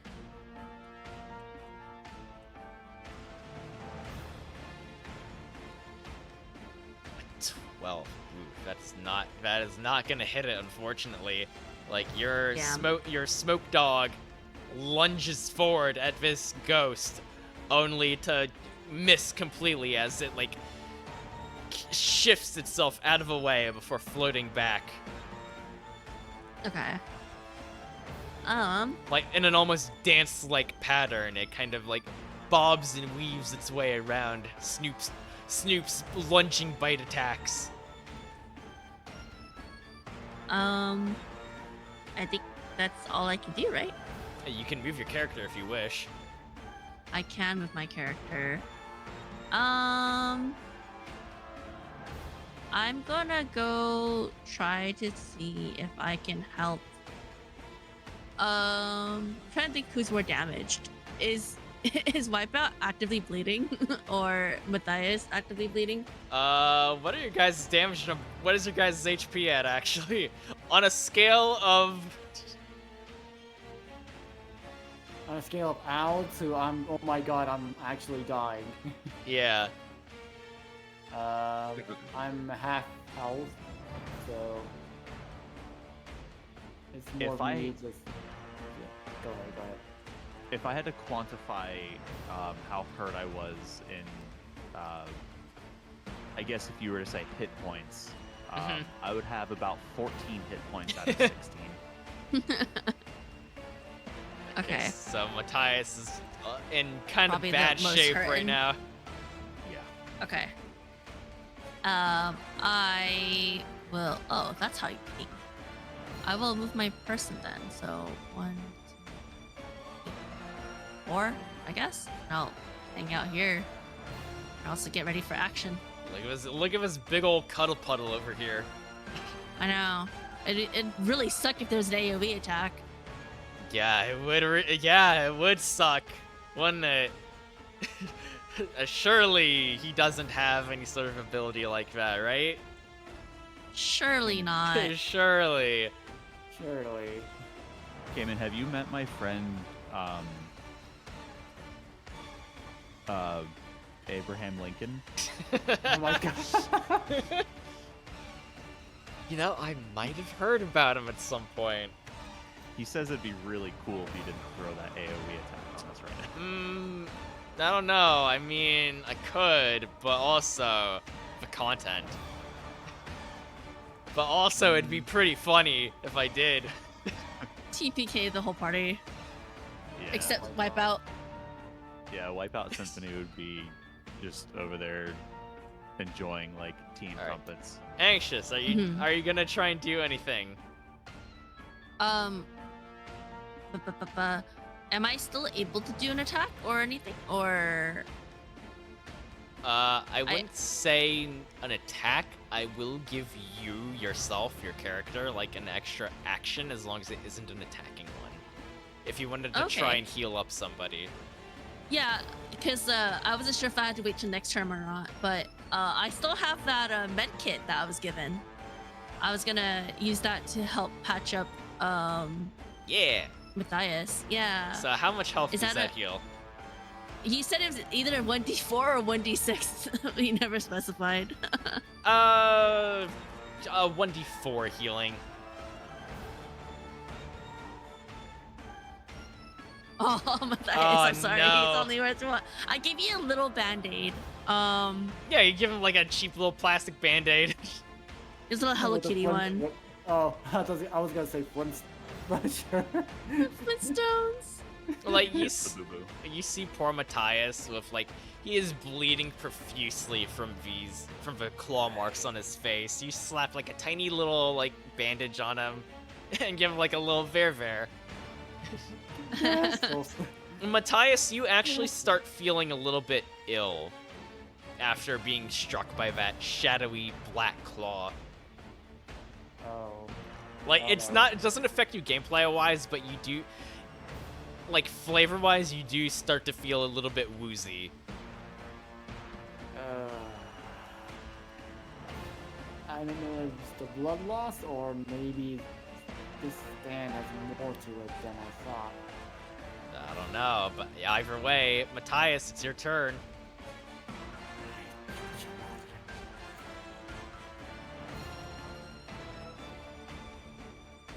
First, he's gonna use his free act, he's gonna first try to convince Mr. Hart to smack on it. Mr. Hart, I don't know if you know this, but we are in a bit of a bind. But if you don't do anything now, we're never gonna see the end of it. And Wright is gonna keep continuing holding everyone prisoner. And he has you to thank for because you decided to just lament over everything that he has done for you. In payment for his servitude. Think about what he did to Annabelle. Okay, very smart. Roll a care check with advantage. A what check? A care check? Yeah, Okay. care. Using your charisma. So I rolled twice and take the highest. Yeah.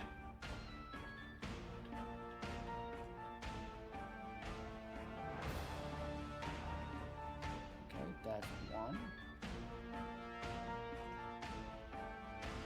That's two. Ooh. Good rolls. You bringing up Annabelle has somehow gotten through to him, and he like kind of snaps out of his stupor. And at this point, he kind of like shakes himself off a little bit, like, You're right. I can't keep doing this. Alright. And with that,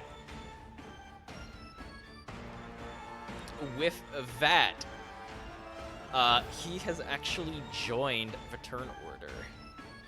Yay! He is going to go directly after Wipeout. So he's at the bottom of the list.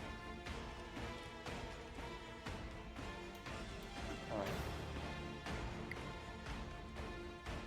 He's gonna use Sub-Regard to attack this clone. Alright, roll. Alright. Roll that Roll. d20. 16. Did you add your stance power? Like, what is a modifier? Oh. My power modifier? Yeah. 6. So a 6. So a 16 plus 6. 22. That actually will work. You actually you finally managed to connect with one of these things. And it just completely disappears. However, unfortunately, you do not hear any wails of pain coming from right. It would seem that you managed to destroy one of the shadow clones, but not the actual stand itself. One of these has to be the real one.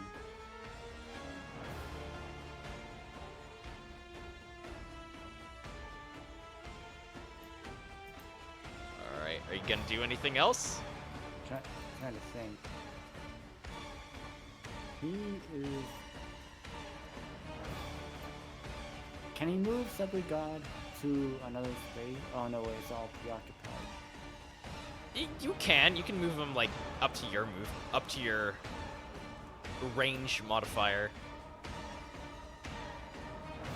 So being a power type stand, you aren't going to be able to move him very far away from you, unfortunately. Yeah. Shit. If I move, they get an opportunity to attack. But staying where I am is not going to make things better. Well, I mean, it might. From here, you've got a free shot on this guy. Well, I get another attack? Well, no, like when your next turn comes around, you'll be Oh, in a right, position to right. attack him without having to move anywhere.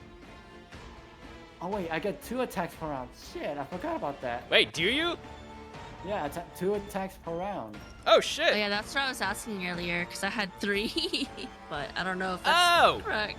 Well, oh, fuck. Okay, well, I might have fucked up somewhere along the way. I don't know. That's why I took mine, because I was like, no, I have Symphony's attack too. Okay, well, I did an oopsie. Oopsie poopsie, we made a fucky wucky. I also made it because I didn't get a good look at my character sheet. Oh no. What? No. Alright. So Kirby, are you rolling to attack this other one up here? first, I'm good. Can I roll a supernatural check? See, like, there's any certain difference between the 2 clones? Go ahead. Okay. Superstition. Supernatural, not superstition. Very superstitious. 11. With an 11, you are not really able to tell the difference. Now, In fact, they... I do want to chime in. Remember, you do have Oh, right. inspiration that I gave you. Yeah, inspiration. I Ooh. get to roll again.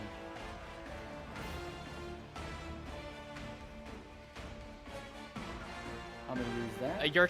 You're desperately trying to figure out some difference between these remaining 2 versions of a stand. Meanwhile, they're just dancing back and forth, yeah. one of those like you know that one game where you like have a ball in a cup Yeah. with 3 other cops. Like they're shuffling themselves around like that. Yeah. Re-rolling for the match. Oh, Damn it, that's it's even worse- worse it's somehow. It's worse than the last one. You know what? Fuck it. We ball. I'm just gonna punch one of them. All right, yeah, do it. Nice. 19. Sadly, that is not enough to hit, though. This is a slippery little bastard. Oh my god, we're getting another raid!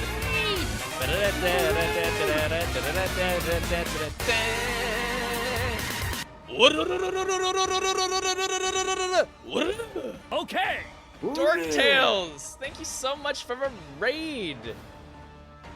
And for the follow, I appreciate you so freaking much. How are you doing? Welcome in, Raiders! Welcome, everyone! For those of you who do not know who I am, oh my goodness, so many first-time chatters. Oh my goodness, so many wonderful people. Hello, everyone.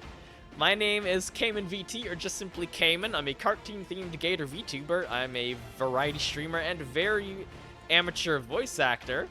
I do pretty much anything and everything that I think is fun and interesting, and today we are in the final battle of the second session of my homebrew JoJo's Bizarre Adventure D&D campaign. I am joined today by the wonderful, amazing friends Derivative, Anxious One, Judge Paradox, and Shadow Kirby 14. Hello. Hello.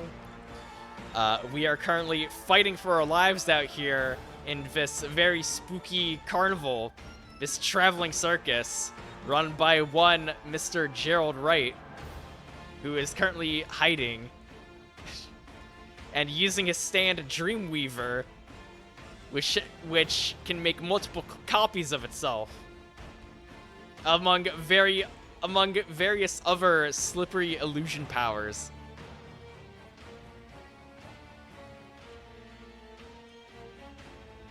Now, I do want to ask.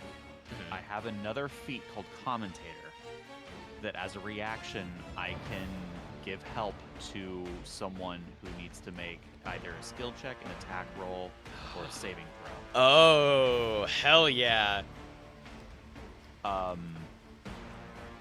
Just for the sake of time, normally I would like, oh, Speedwagon, I'm gonna explain what's going on. For the sake of time, do you want me to do that? Or do you want me to just say, commentator, I mean, Matthias, go? if everyone, like, if you're able to somehow make it a bit brief, I will allow you to do, like, the whole Speedwagon explaining bullshit. Oh, he's trying to punch the right one, I see. Like, maybe, I imagine, like, you kind of, like, piecing together, like, what the differences are, like, oh my god, wait a minute, Matthias, I think I figured it out. Okay. Matthias, Yeah. I think you need to at least punch one of them. That should do it. I think punch right now. Wait, Yeah, can I- like, because at this point, like, we'll just say that they've been constantly shuffling between themselves this whole time just to fuck with you Okay. guys. Yeah. So yeah, you get to roll. roll again. So yeah, I think when I give the help action, it basically lets you roll with advantage. That's like, I guess if that's how you want to run it, Cayman. Okay. I mean, yeah, like, he used the inspiration you gave him already, so I don't see why that wouldn't work. So roll with advantage. let's see. Yeah, just roll one more time. Yeah, for the attack. Oh no! Ah, Damn it, Still not enough. it's all good. Alright. A wipeout. Judge, you're up. Yeah. Oh man. You already know what I want. This guy straight ahead. Bungee bat. A bungee bat. Like, where? Like, down here, or? straight ahead of me. Okay, so, this one? Yeah. All right. All right, go for it. Bungee bat. Ooh, No, bungee bat. that is No, not it's good. so good. That is not good enough, unfortunately, as you see your bat, like, physically, like, go clean through this thing. And, like, you see where your bat went, its body disappears in, like, a puff of smoke before you retract your bat back as it reforms itself. Bummer. Still with that creepy grin plastered on its face. All right.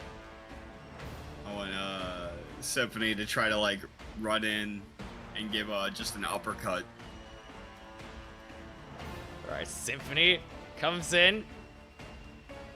Roll for it.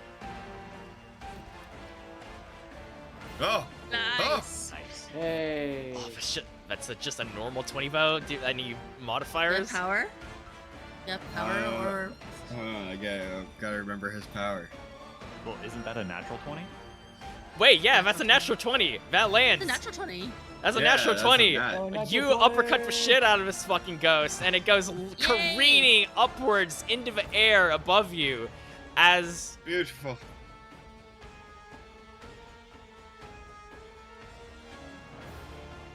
it disappears. Don't do that while I'm drinking. You see the other clone disappear as well, having finally attacked the real one, and you hear another cry of pain come from right. As he is over here.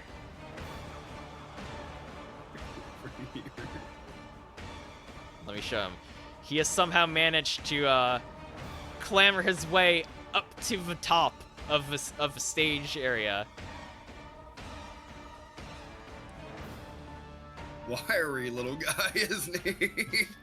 Like a spider. Well, he was able to use his stand to like essentially fly up there. What are you doing up there? Is it Mr. Hart's turn? It is, as a matter of fact. Oh boy, I did not plan very well for this. How do you want to end it?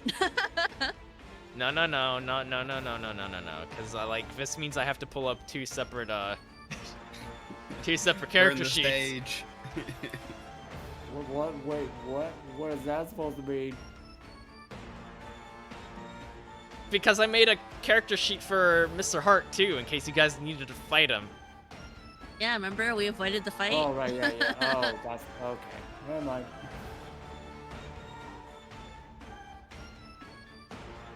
Alright, little bastard, where are you? Where are you, Magic Man? Show yourself.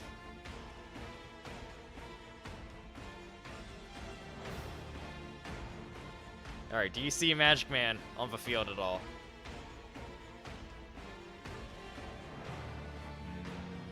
No. I don't. No? Okay. I do. Fuck. Oh, well, now I don't. Oh, well, shit. Put it back. There Oh. he is. Yes. Yeah.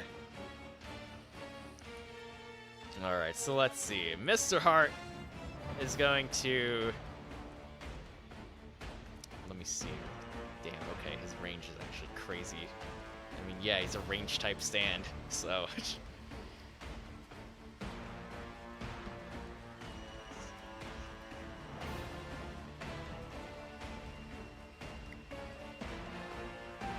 So, Magic Man is actually going to fly upwards.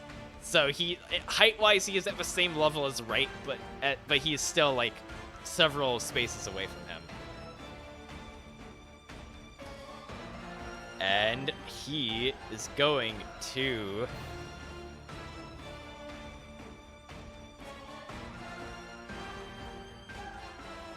He's going to attempt to... You all see this tiny little stand flying up in the air, aligned with Right, as you see it kind of like clutching its hands together, as you see it start charging something. Like you see a bright flash of light coming from its hands.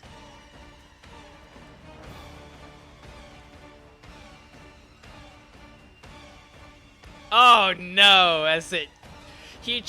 Magic Man attempts to fire a beam of pure light directly at Gerald. However, he stumbles over at the last second as the beam goes careening off, piercing a small hole through the opposite end of a tent.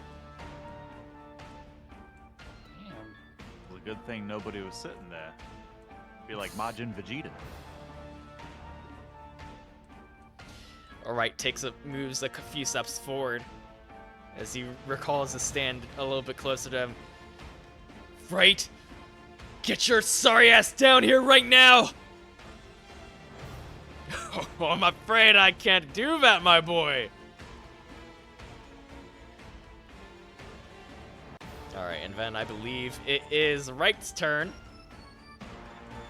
Oh boy, this fucking hot swapping between character sheets is a little confusing. Got this. You're doing great.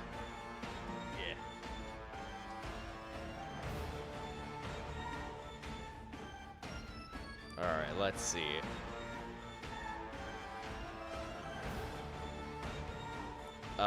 Right. So, right from his little perch up there, is eyeing your little group all bundled up over there. Abraham Lincoln. Stop throwing your money. So, he's going to use one of his abilities to, in this, like, 6x6 square centered around Matthias, he's going to use one of his stand powers to raise... Oh, hang on one second.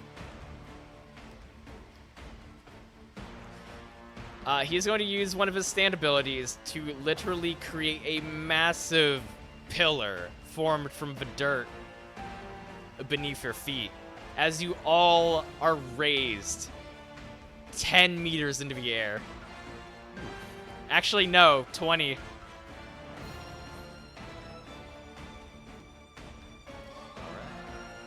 So everyone in that 6x6 frame centered around Matthias over here is essentially like 20 feet in the air.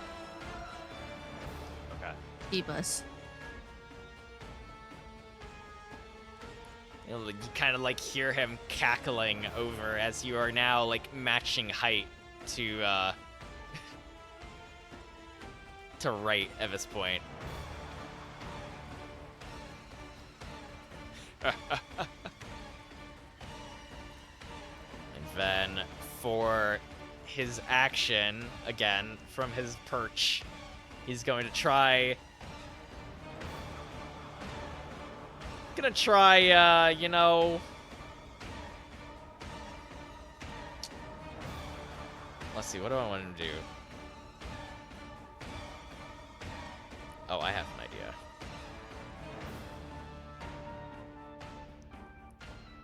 Where is it? Alright, do you see Dreamweaver again? Yes. Yes.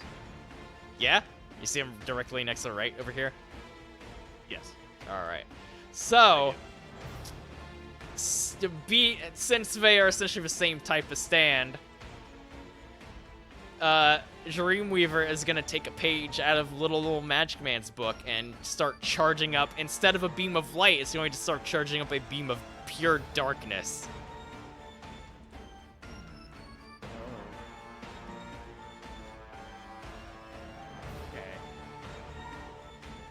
Ooh, but a 10 is not enough.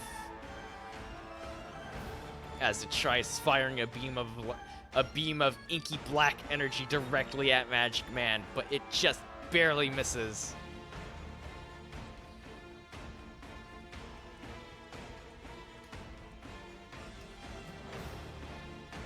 And that is going to be his turn.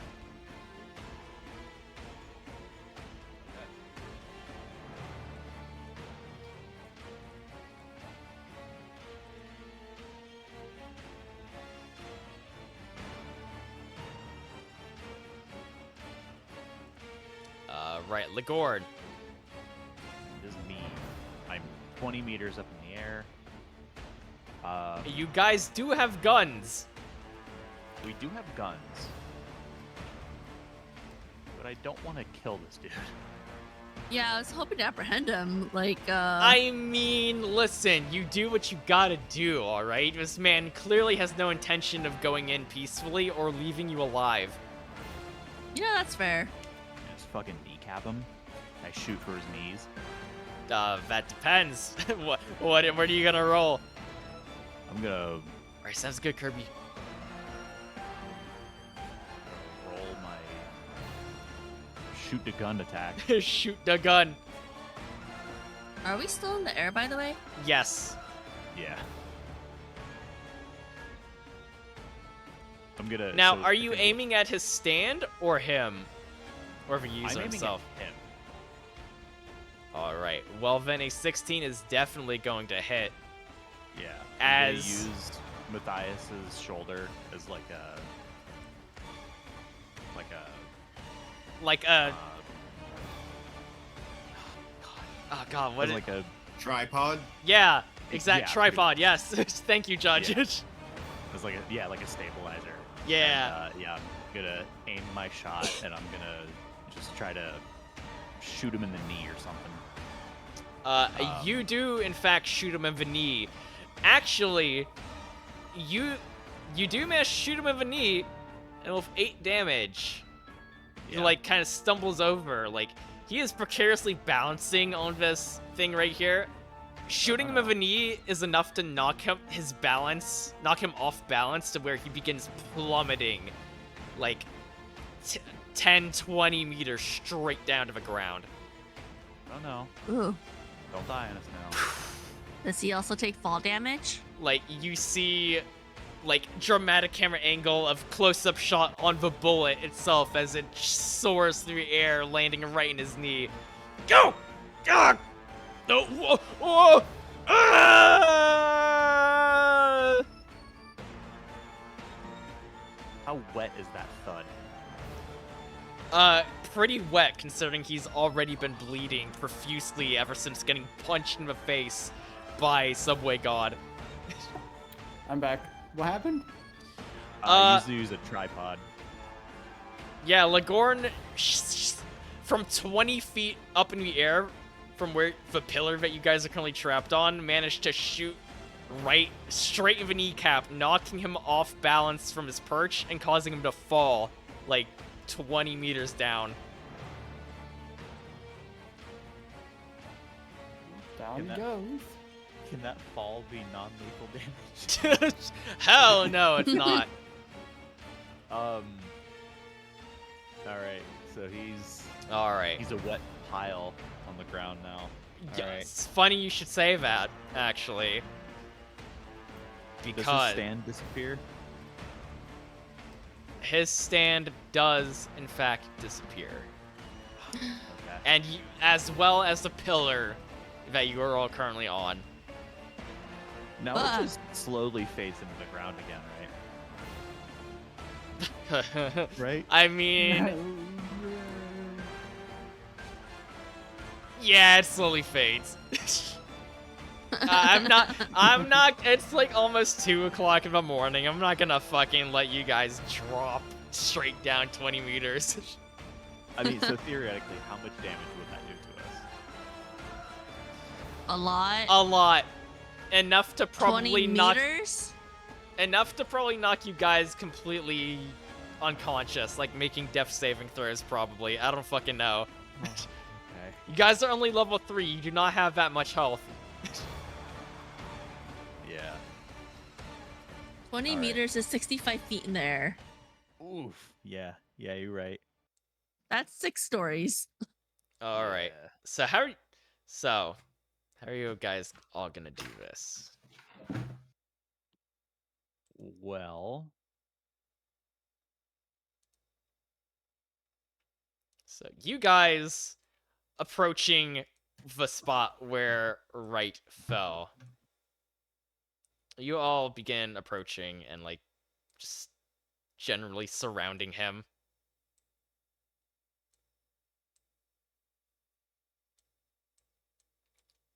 I'm good. First, I'm good. Anxious. You want to check to make sure he's still alive? Well, yeah, I can do a medicine check, but well, hold I don't think I on, need to. because as you reach down towards him, you see him like wriggle a little bit as he like tries to push himself up off of the ground, looking battered and exhausted. Right, desperately struggles to stay on his feet before toppling over and taking a knee off the ground in front of you, the one that wasn't shot. you, you, you goddamn piece of this shit!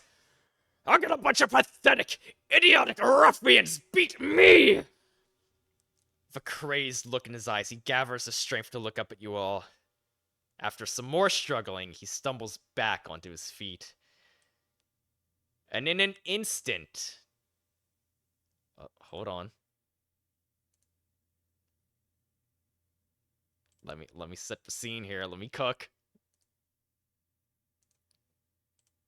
Don't burn the kitchen. No, get that out of here. And in an instant, you are all surrounded by... That is not the right one. Remove that. Place another token there. There. There. And there. And there.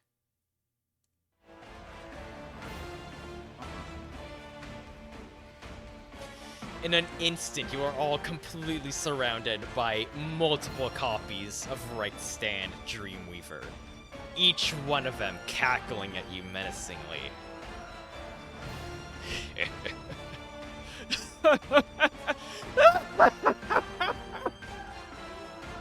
You fools! I told you before, this is my world! No one beats me! No one! None of you will ever leave this place! I'll chop you all into little bits and feed you to the lions! Now die! Why, there's that look. As all of the shadowy stands lunge at you,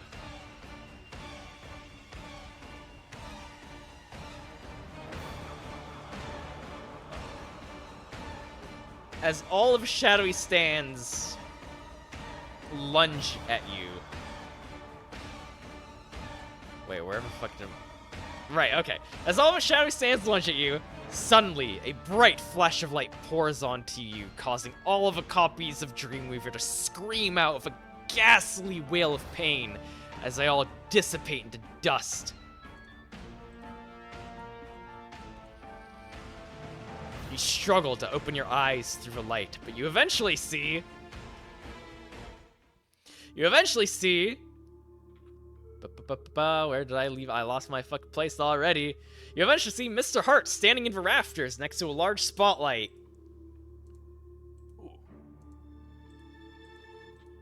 Hurt? Right. I've had enough of you. You will pay for what you did to my darling Annabelle. As he says this, more and more spotlights begin to turn on, causing more of these shadow clones to disappear. As Wright tries to summon Dreamweaver around himself, all the spotlights suddenly aim directly towards Wright. Dreamweaver lets out another pained wail. Ghastly, blood-curdling.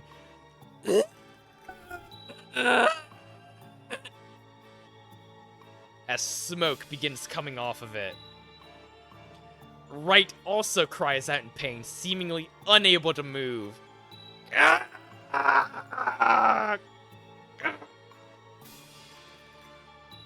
Mr. Hart speaks up once again. For years, you've mistreated the people of this circus. All because you didn't think they were good enough. And for all that time, you lied to my face, telling me everything was fine. That my coworkers and my friends weren't suffering. But you killed the love of my life. That I can't ignore. Every reason I had to forgive you has flown right out the window! He suddenly poses dramatically as he cries out, I will expose the evil in your heart! Let these lights burn away your wickedness! Heart Stand Magic Man raises its arms into the air as each of the spotlights becomes supercharged, and the lights become even brighter and hotter. A few moments later, Dreamweaver bursts completely into flames as it lets out another blood-curdling wail of agony. As soon as Dreamweaver catches on fire, so does Right himself, as he screams out in that same blood-curdling scream. The spotlights keep charging and charging until eventually the bulbs start bursting, one after another. Soon the big top tent is dark once again. Right stands there, wobbling, a charred husk with nearly all of his skin burned away. He tries to say something, but only a vague whimper falls from his gaping mouth as he falls face first into the dirt of the circus ring.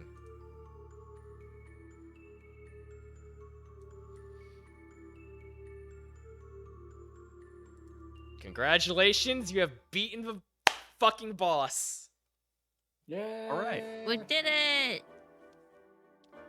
You did it! So, you said he was trying to say something there towards the end. Like, he was trying to get one last...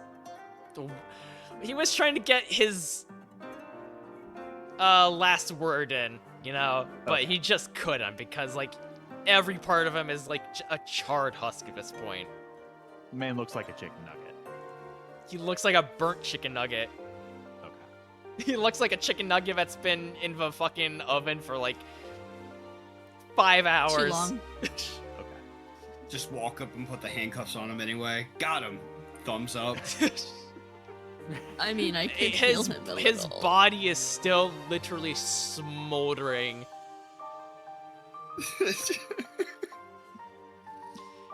As Gerald Wright is finally defeated, the entire tent, the stands, everything around you starts to warble and shift as if someone had tossed a rock into a perfectly still lake.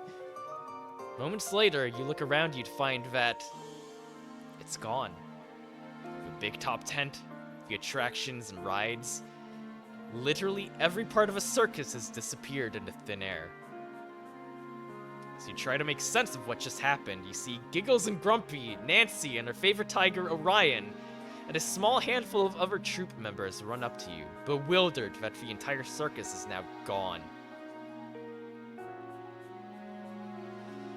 Amidst the chatter and confusion, Mr. Hart looks up wistfully into the night sky. I think I get it. Gerald had always wanted something he could truly call his own. A way to prove that he meant something in this world.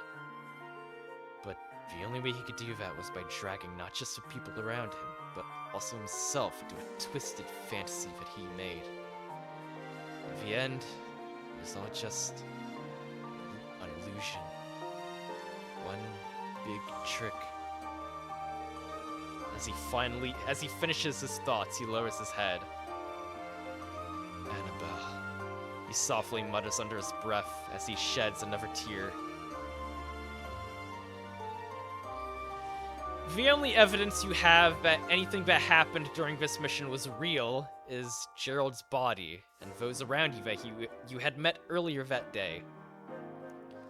After a short while of trying to calm everyone down, you use your Speedwagon-issued radios to call for assistance. After about 10 to 15 minutes, you see a fleet of large black vans bearing the Speedwagon logo on the side, as well as several ambulances. Moments later, Speedwagon personnel begin assisting the EMTs in making sure everyone is unharmed and patching up any urgent wounds. A short while later, you hear a familiar voice come from behind you. And if you go into tactical mode... Oh, Well. it's Captain.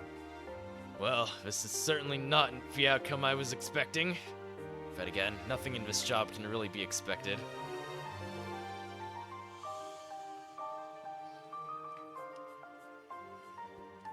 Well, we have a potential new recruit for you, sir. And I kind of like, I don't know if Mr. Hart walked away or not, but I was gonna point at him. He's busy talking to some of the other people, like the paramedics and other Yeah. Speedwagon personnel. They're basically taking a statement on what the hell happened here.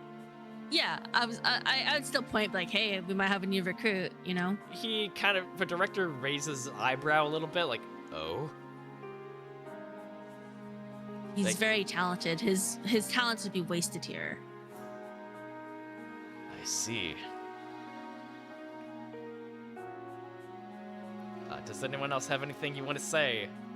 Like, give a description, debriefing of what went down here exactly, like anything like that? We went on like a X-Files mission, sir. Like, we saw the supernatural, but we have nothing to bring back to you. And I just like salute. He lets out a heavy sigh.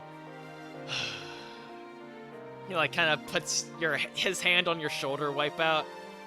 It's all right. To be honest, I wasn't really expecting much from you anyway. Oh man, just like my parents. Yeah. We cracked the case, sir. Did you? All of it was really foul play because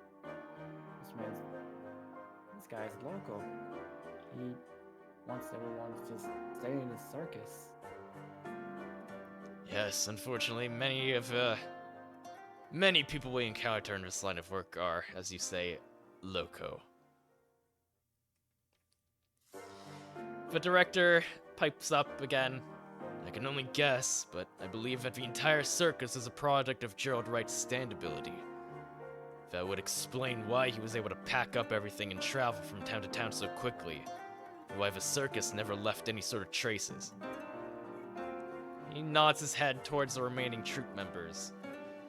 Those people over there, they match the descriptions of several missing persons reports from across the country, dating as far back as 7 years ago. Seems that Wright was somehow able to control them, make them think that they were truly part of his circus. Everyone else seems to have just been illusions made by his stand. A moment later, you hear a shocked yell come from one of the EMTs. Jesus Christ, he's still alive! As you all turn to see medics begin to carefully load up Wright's body onto a stretcher and into an ambulance. Don't worry. Once he's healed up enough to regain consciousness, we'll make sure he's put somewhere he can't ever hurt anyone again. And he gives you a reassuring look.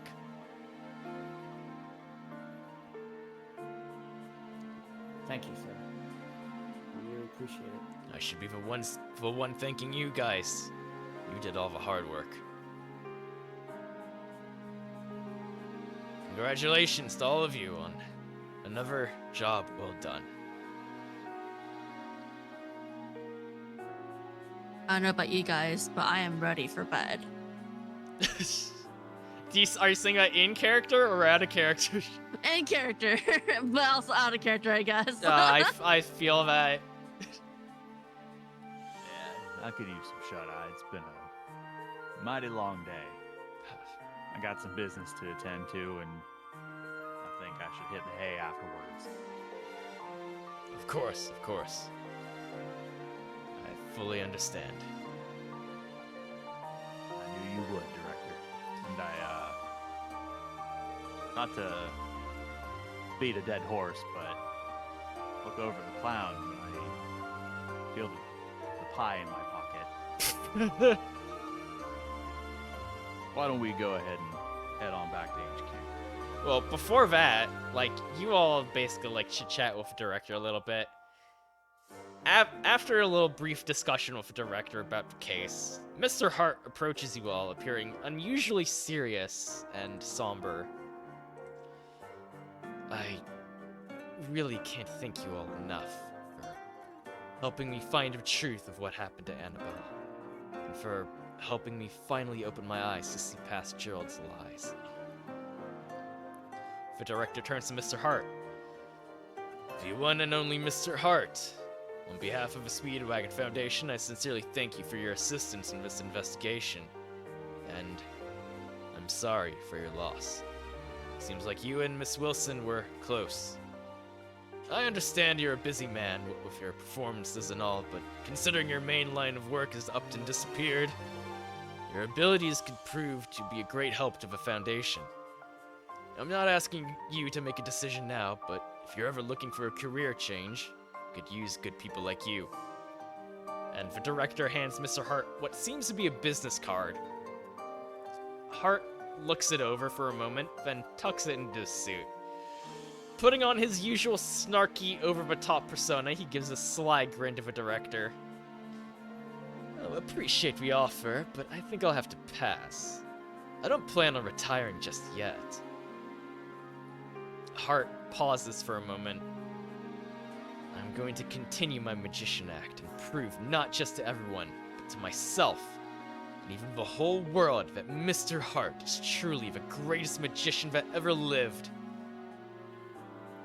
He, poses dramatically again, but while holding his pose, kind of, tilts his head toward to look at you guys. But the astounding Mr. Hart always returns a favor. He holds up 2 fingers, gives them a quick wave, and in an instant, in between his fingers appear 4 purple and pink business cards. As he hands each of you one, he says, if you 4 ever find yourselves in a situation where you could use a little magic, don't hesitate to call. He, once again, poses dramatically and gives you all a sly wink, then climbs into the Speedwagon vans with the rest of the troop. As the doors close, you see Giggles, Grumpy, and Nancy wave to you all as the cars ride off towards town. The director turns his attention back to you all. We'll have some people come back out here and look for Miss Wilson's remains. He lets out a heavy sigh. Who knows how many more people that bastard killed just to keep his secret hidden. But enough of a depressing talk. You all did a great job today, agents. Congratulations again on another successful mission. He says as he shakes each one of your guys' hands. Now, let's get you all back home. He says as another portal, similar to the first one you stepped through, opens in front of you. You all walk into the portal door, leaving the now empty scene behind.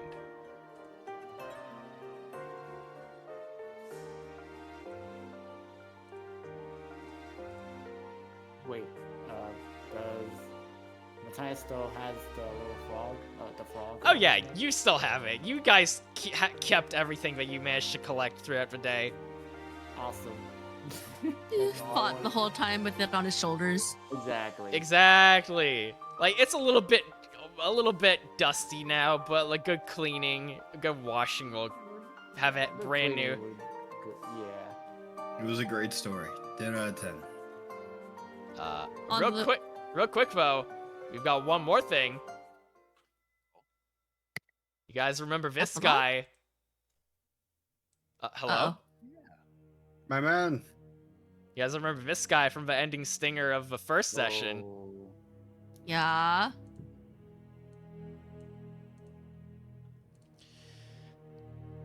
In an unknown location. In a dark yet well-kept office, a well-dressed man wearing a green pinstriped suit and a purple tie is sitting behind an ornate desk. His slicked back hair is entirely black, save for a single large white stripe going through it. His face is draped in shadow, giving him an air of mystery and intensity. Standing in front of his desk are 2 henchmen. There are several open books and papers at his desk, some of which contain complicated-looking formulas and symbols.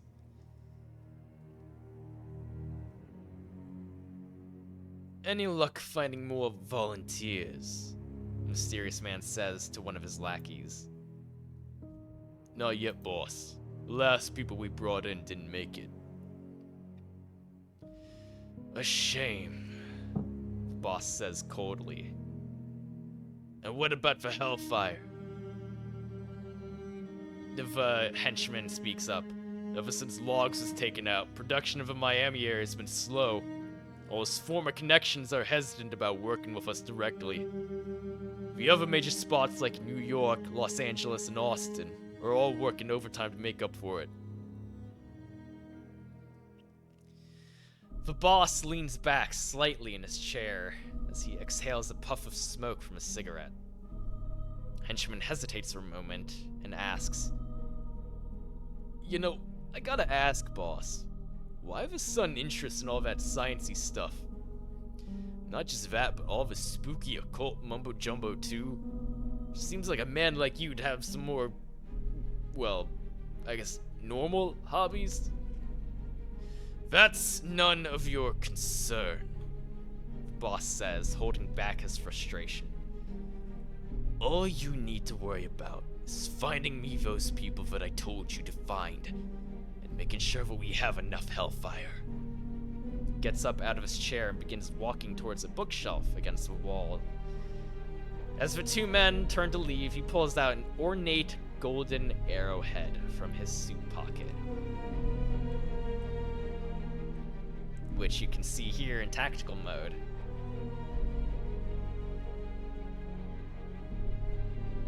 Bum, bum, bum. Ba ba ba.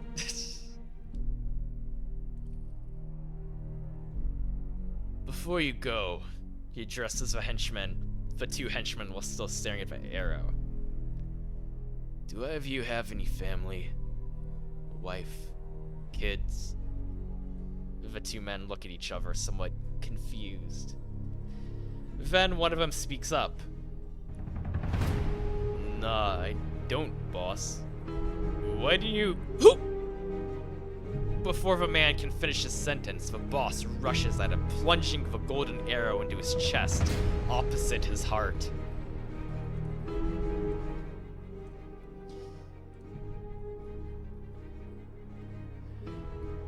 The henchman, eyes wide in disbelief, spits up some blood before the boss pushes him onto the floor. The boss, now standing over the injured man, glares down at him for a moment. Then he looks up at the other henchman. "Get him out of here. Put him with the other volunteers." The second man, legs shaking, hurriedly drags the first guy out of the room and closes the door behind him. The boss wipes the blood from the arrow, then sits back down at his desk. He takes another drag of his cigarette, then goes back to looking over the books at his desk. Soon, it's only a matter of time. Then the plan can finally be set in motion. In the meantime, he shuffles some of the papers on his desk and lifts up several photos of your team taken from surveillance footage from the Logs incident. After studying each of your faces, he mutters to himself, "How do I deal with you four?" And that is the end of episode 2. Yay! Wow. We fucking did it. We did it! We did it! Let's fucking go. Let's go! Yeah. I apologize that this went on longer than I was expecting it to. Again. Hey, we're closer to our original deadline this time, I think. Maybe. Maybe? Maybe. Maybe. It's good. It was a 7-hour session. Oh god, I It's was a good trying. thing. I was trying to make it 6. Ah, it's fine. I'm We- sorry. You Another did like a great. little bit overtime. But yeah, guys, what'd you think? I really hope you guys had a good time tonight. Mm-hmm. I loved it. That was great. Yeah. This was so much fun. Thank you all so very much for taking the time out of your schedules to join me for this. Of course. It was a blast, man. Yeah. Great job. Why don't we go back to the foundation? Get a little more cheerful music going on here.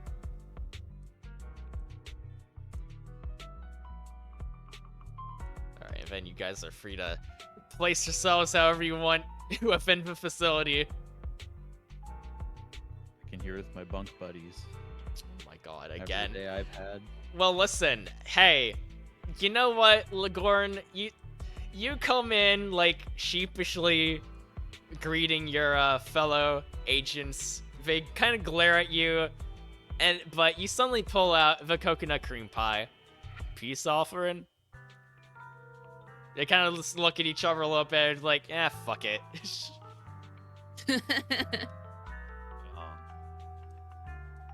I'm sure I could share a few pieces with y'all. And of course, Martha goes immediately to the bar. Yeah, it's tradition now. Wait, where'd Matthias go? Oh, you're still over here.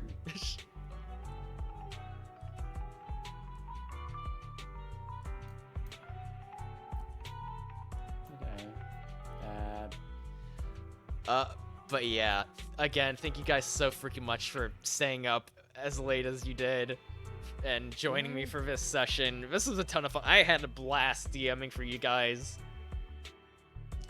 Wow. I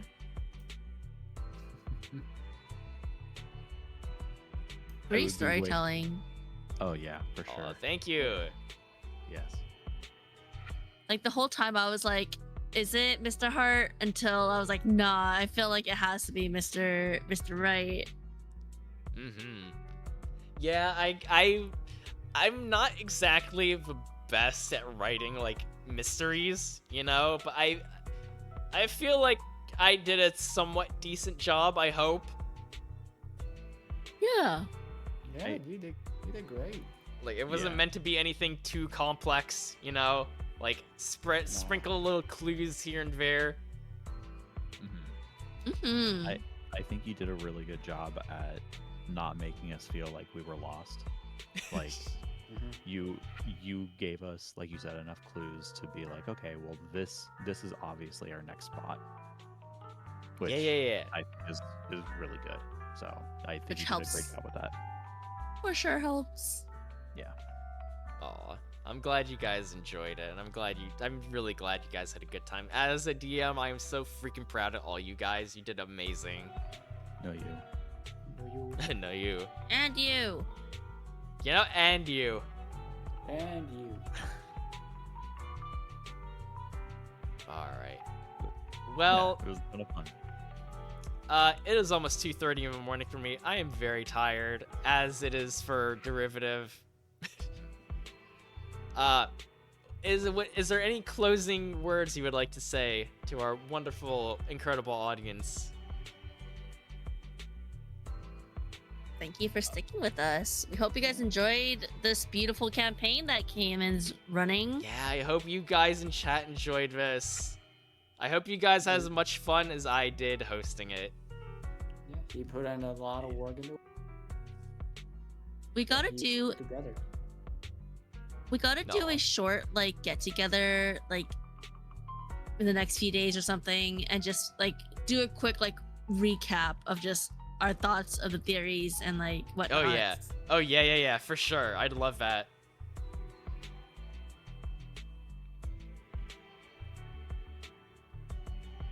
Yeah, I'm down for it. Hell yeah. Usho came in tempting me to dust off the notes for a would-be Persona campaign. Ooh. Absolutely. Alright, well, any final closing statements anyone would like to make? Anything you'd like to plug? I'd like to plug Cayman VT. No. Yeah. No. He's really cool. Oh, He listen, is, dude's yeah. rad. You guys are already here. Go follow the amazing, wonderful friends. How dare you shout me out on my own channel, Joy? Thank you, Joy. The I fuck? was about to do the same thing. The fuck Yep. is this bullshit? Damn it. Yep. Haven't you ever Um, watched like Sci-Fi Channel and they run ads for their own TV shows? Same concept, man. Exactly. I mean, I guess, but like... You know what? Fuck you, I'll do it myself. Get shouted at. Joke's on you. I don't stream, nerd. Well, too bad. You got a shout out anyway. I do actually have something that I did want to shout out. Remember to check out Cayman's VODs for previous games. I think that there is a YouTube channel that Cayman has that There has all of those is. VODs. There is, in Um, fact. So absolutely check those out because he puts work into that as well. It's not just his Switch. So do it or else. Do it or else I'll keep making Speed Daddy and clown fucking puns. And Oh, nobody God. will either of those. Chat, quick, go follow me YouTube. Oh God, please. Need that as the lower back tattoo. Just Speed Daddy. Oh my God. Yep. Speed Daddy tramp stamp. I've got balloon animal appendages. Ugh, It works. I hate that. Yeah, well, Horrifying. check out the group chat. Anyway, What That's the all I fuck wanted did to you? plug. Oh God, I'm scared to see this load up. I hate Oh that. God. Oh, I hate that. Oh. Oh. Oh no. Oh. Oh no. No. don't worry about it. What? Why do you just have that available at hand? Well, when It's you saved get to under know his me a little bit favorites. more, yeah, when you get to know me a little bit more, that's like Oh on the my gamer God. side of things. Yeah, Yeah, that's sometimes that that's is actually nuts. surprisingly tame for derivative. Yeah. Damn. All right. Kinda scared to tell you I used to be a clown. Oh, That's hell yeah. true. Oh no, you've done it now, Judge. Keep saying things. Keep saying things. Can you honk for me? Oh, Cayman, how fast does this bus go, man? Let's reach that. Yeah. Everyone in chat, be sure to follow all of our wonderful, amazing friends. Again, they are Derivative, Anxious_1, Judge Paradox, and Shadow Kirby 14. They're all genuinely amazing and incredible content creators, but also equally amazing and just super genuinely incredible people. And I am so freaking honored to know and be friends with you guys. Y'all are amazing. I appreciate every single one of you guys so much. Normally I would raid out, but it is super late and I am like close to passing out. So fair. Let's go to bed. Going to bed. Yeah. Alright. Well, thank you all, everyone, once again, for sticking around for as long as you did. I appreciate each and every single one of you guys. I will keep everyone updated on when the next potential session will be, session 3. I've already got some ideas cooking up for the setting for that one. Can't wait to see that. Heck In yeah. all honesty, it will probably be... I will definitely try to make it like a little bit shorter than the sessions have been, just so like we're not up until like almost 3 o'clock in the morning. But still, I'll still try and make them like a decently lengthy, you know? I mean, I'm here for it, so you just let us know. Yeah. Oh, it's Quinny River, but yay sleep. Yay sleep. All of us sleep. Yay. Alright. Speaking of sleep, all you guys in chat also get some rest. All my wonderful friends and players, please get some rest as well. I appreciate you all so freaking much. Good night, everybody. Bye-bye. Night. Bye. Bye bye. Bye bye.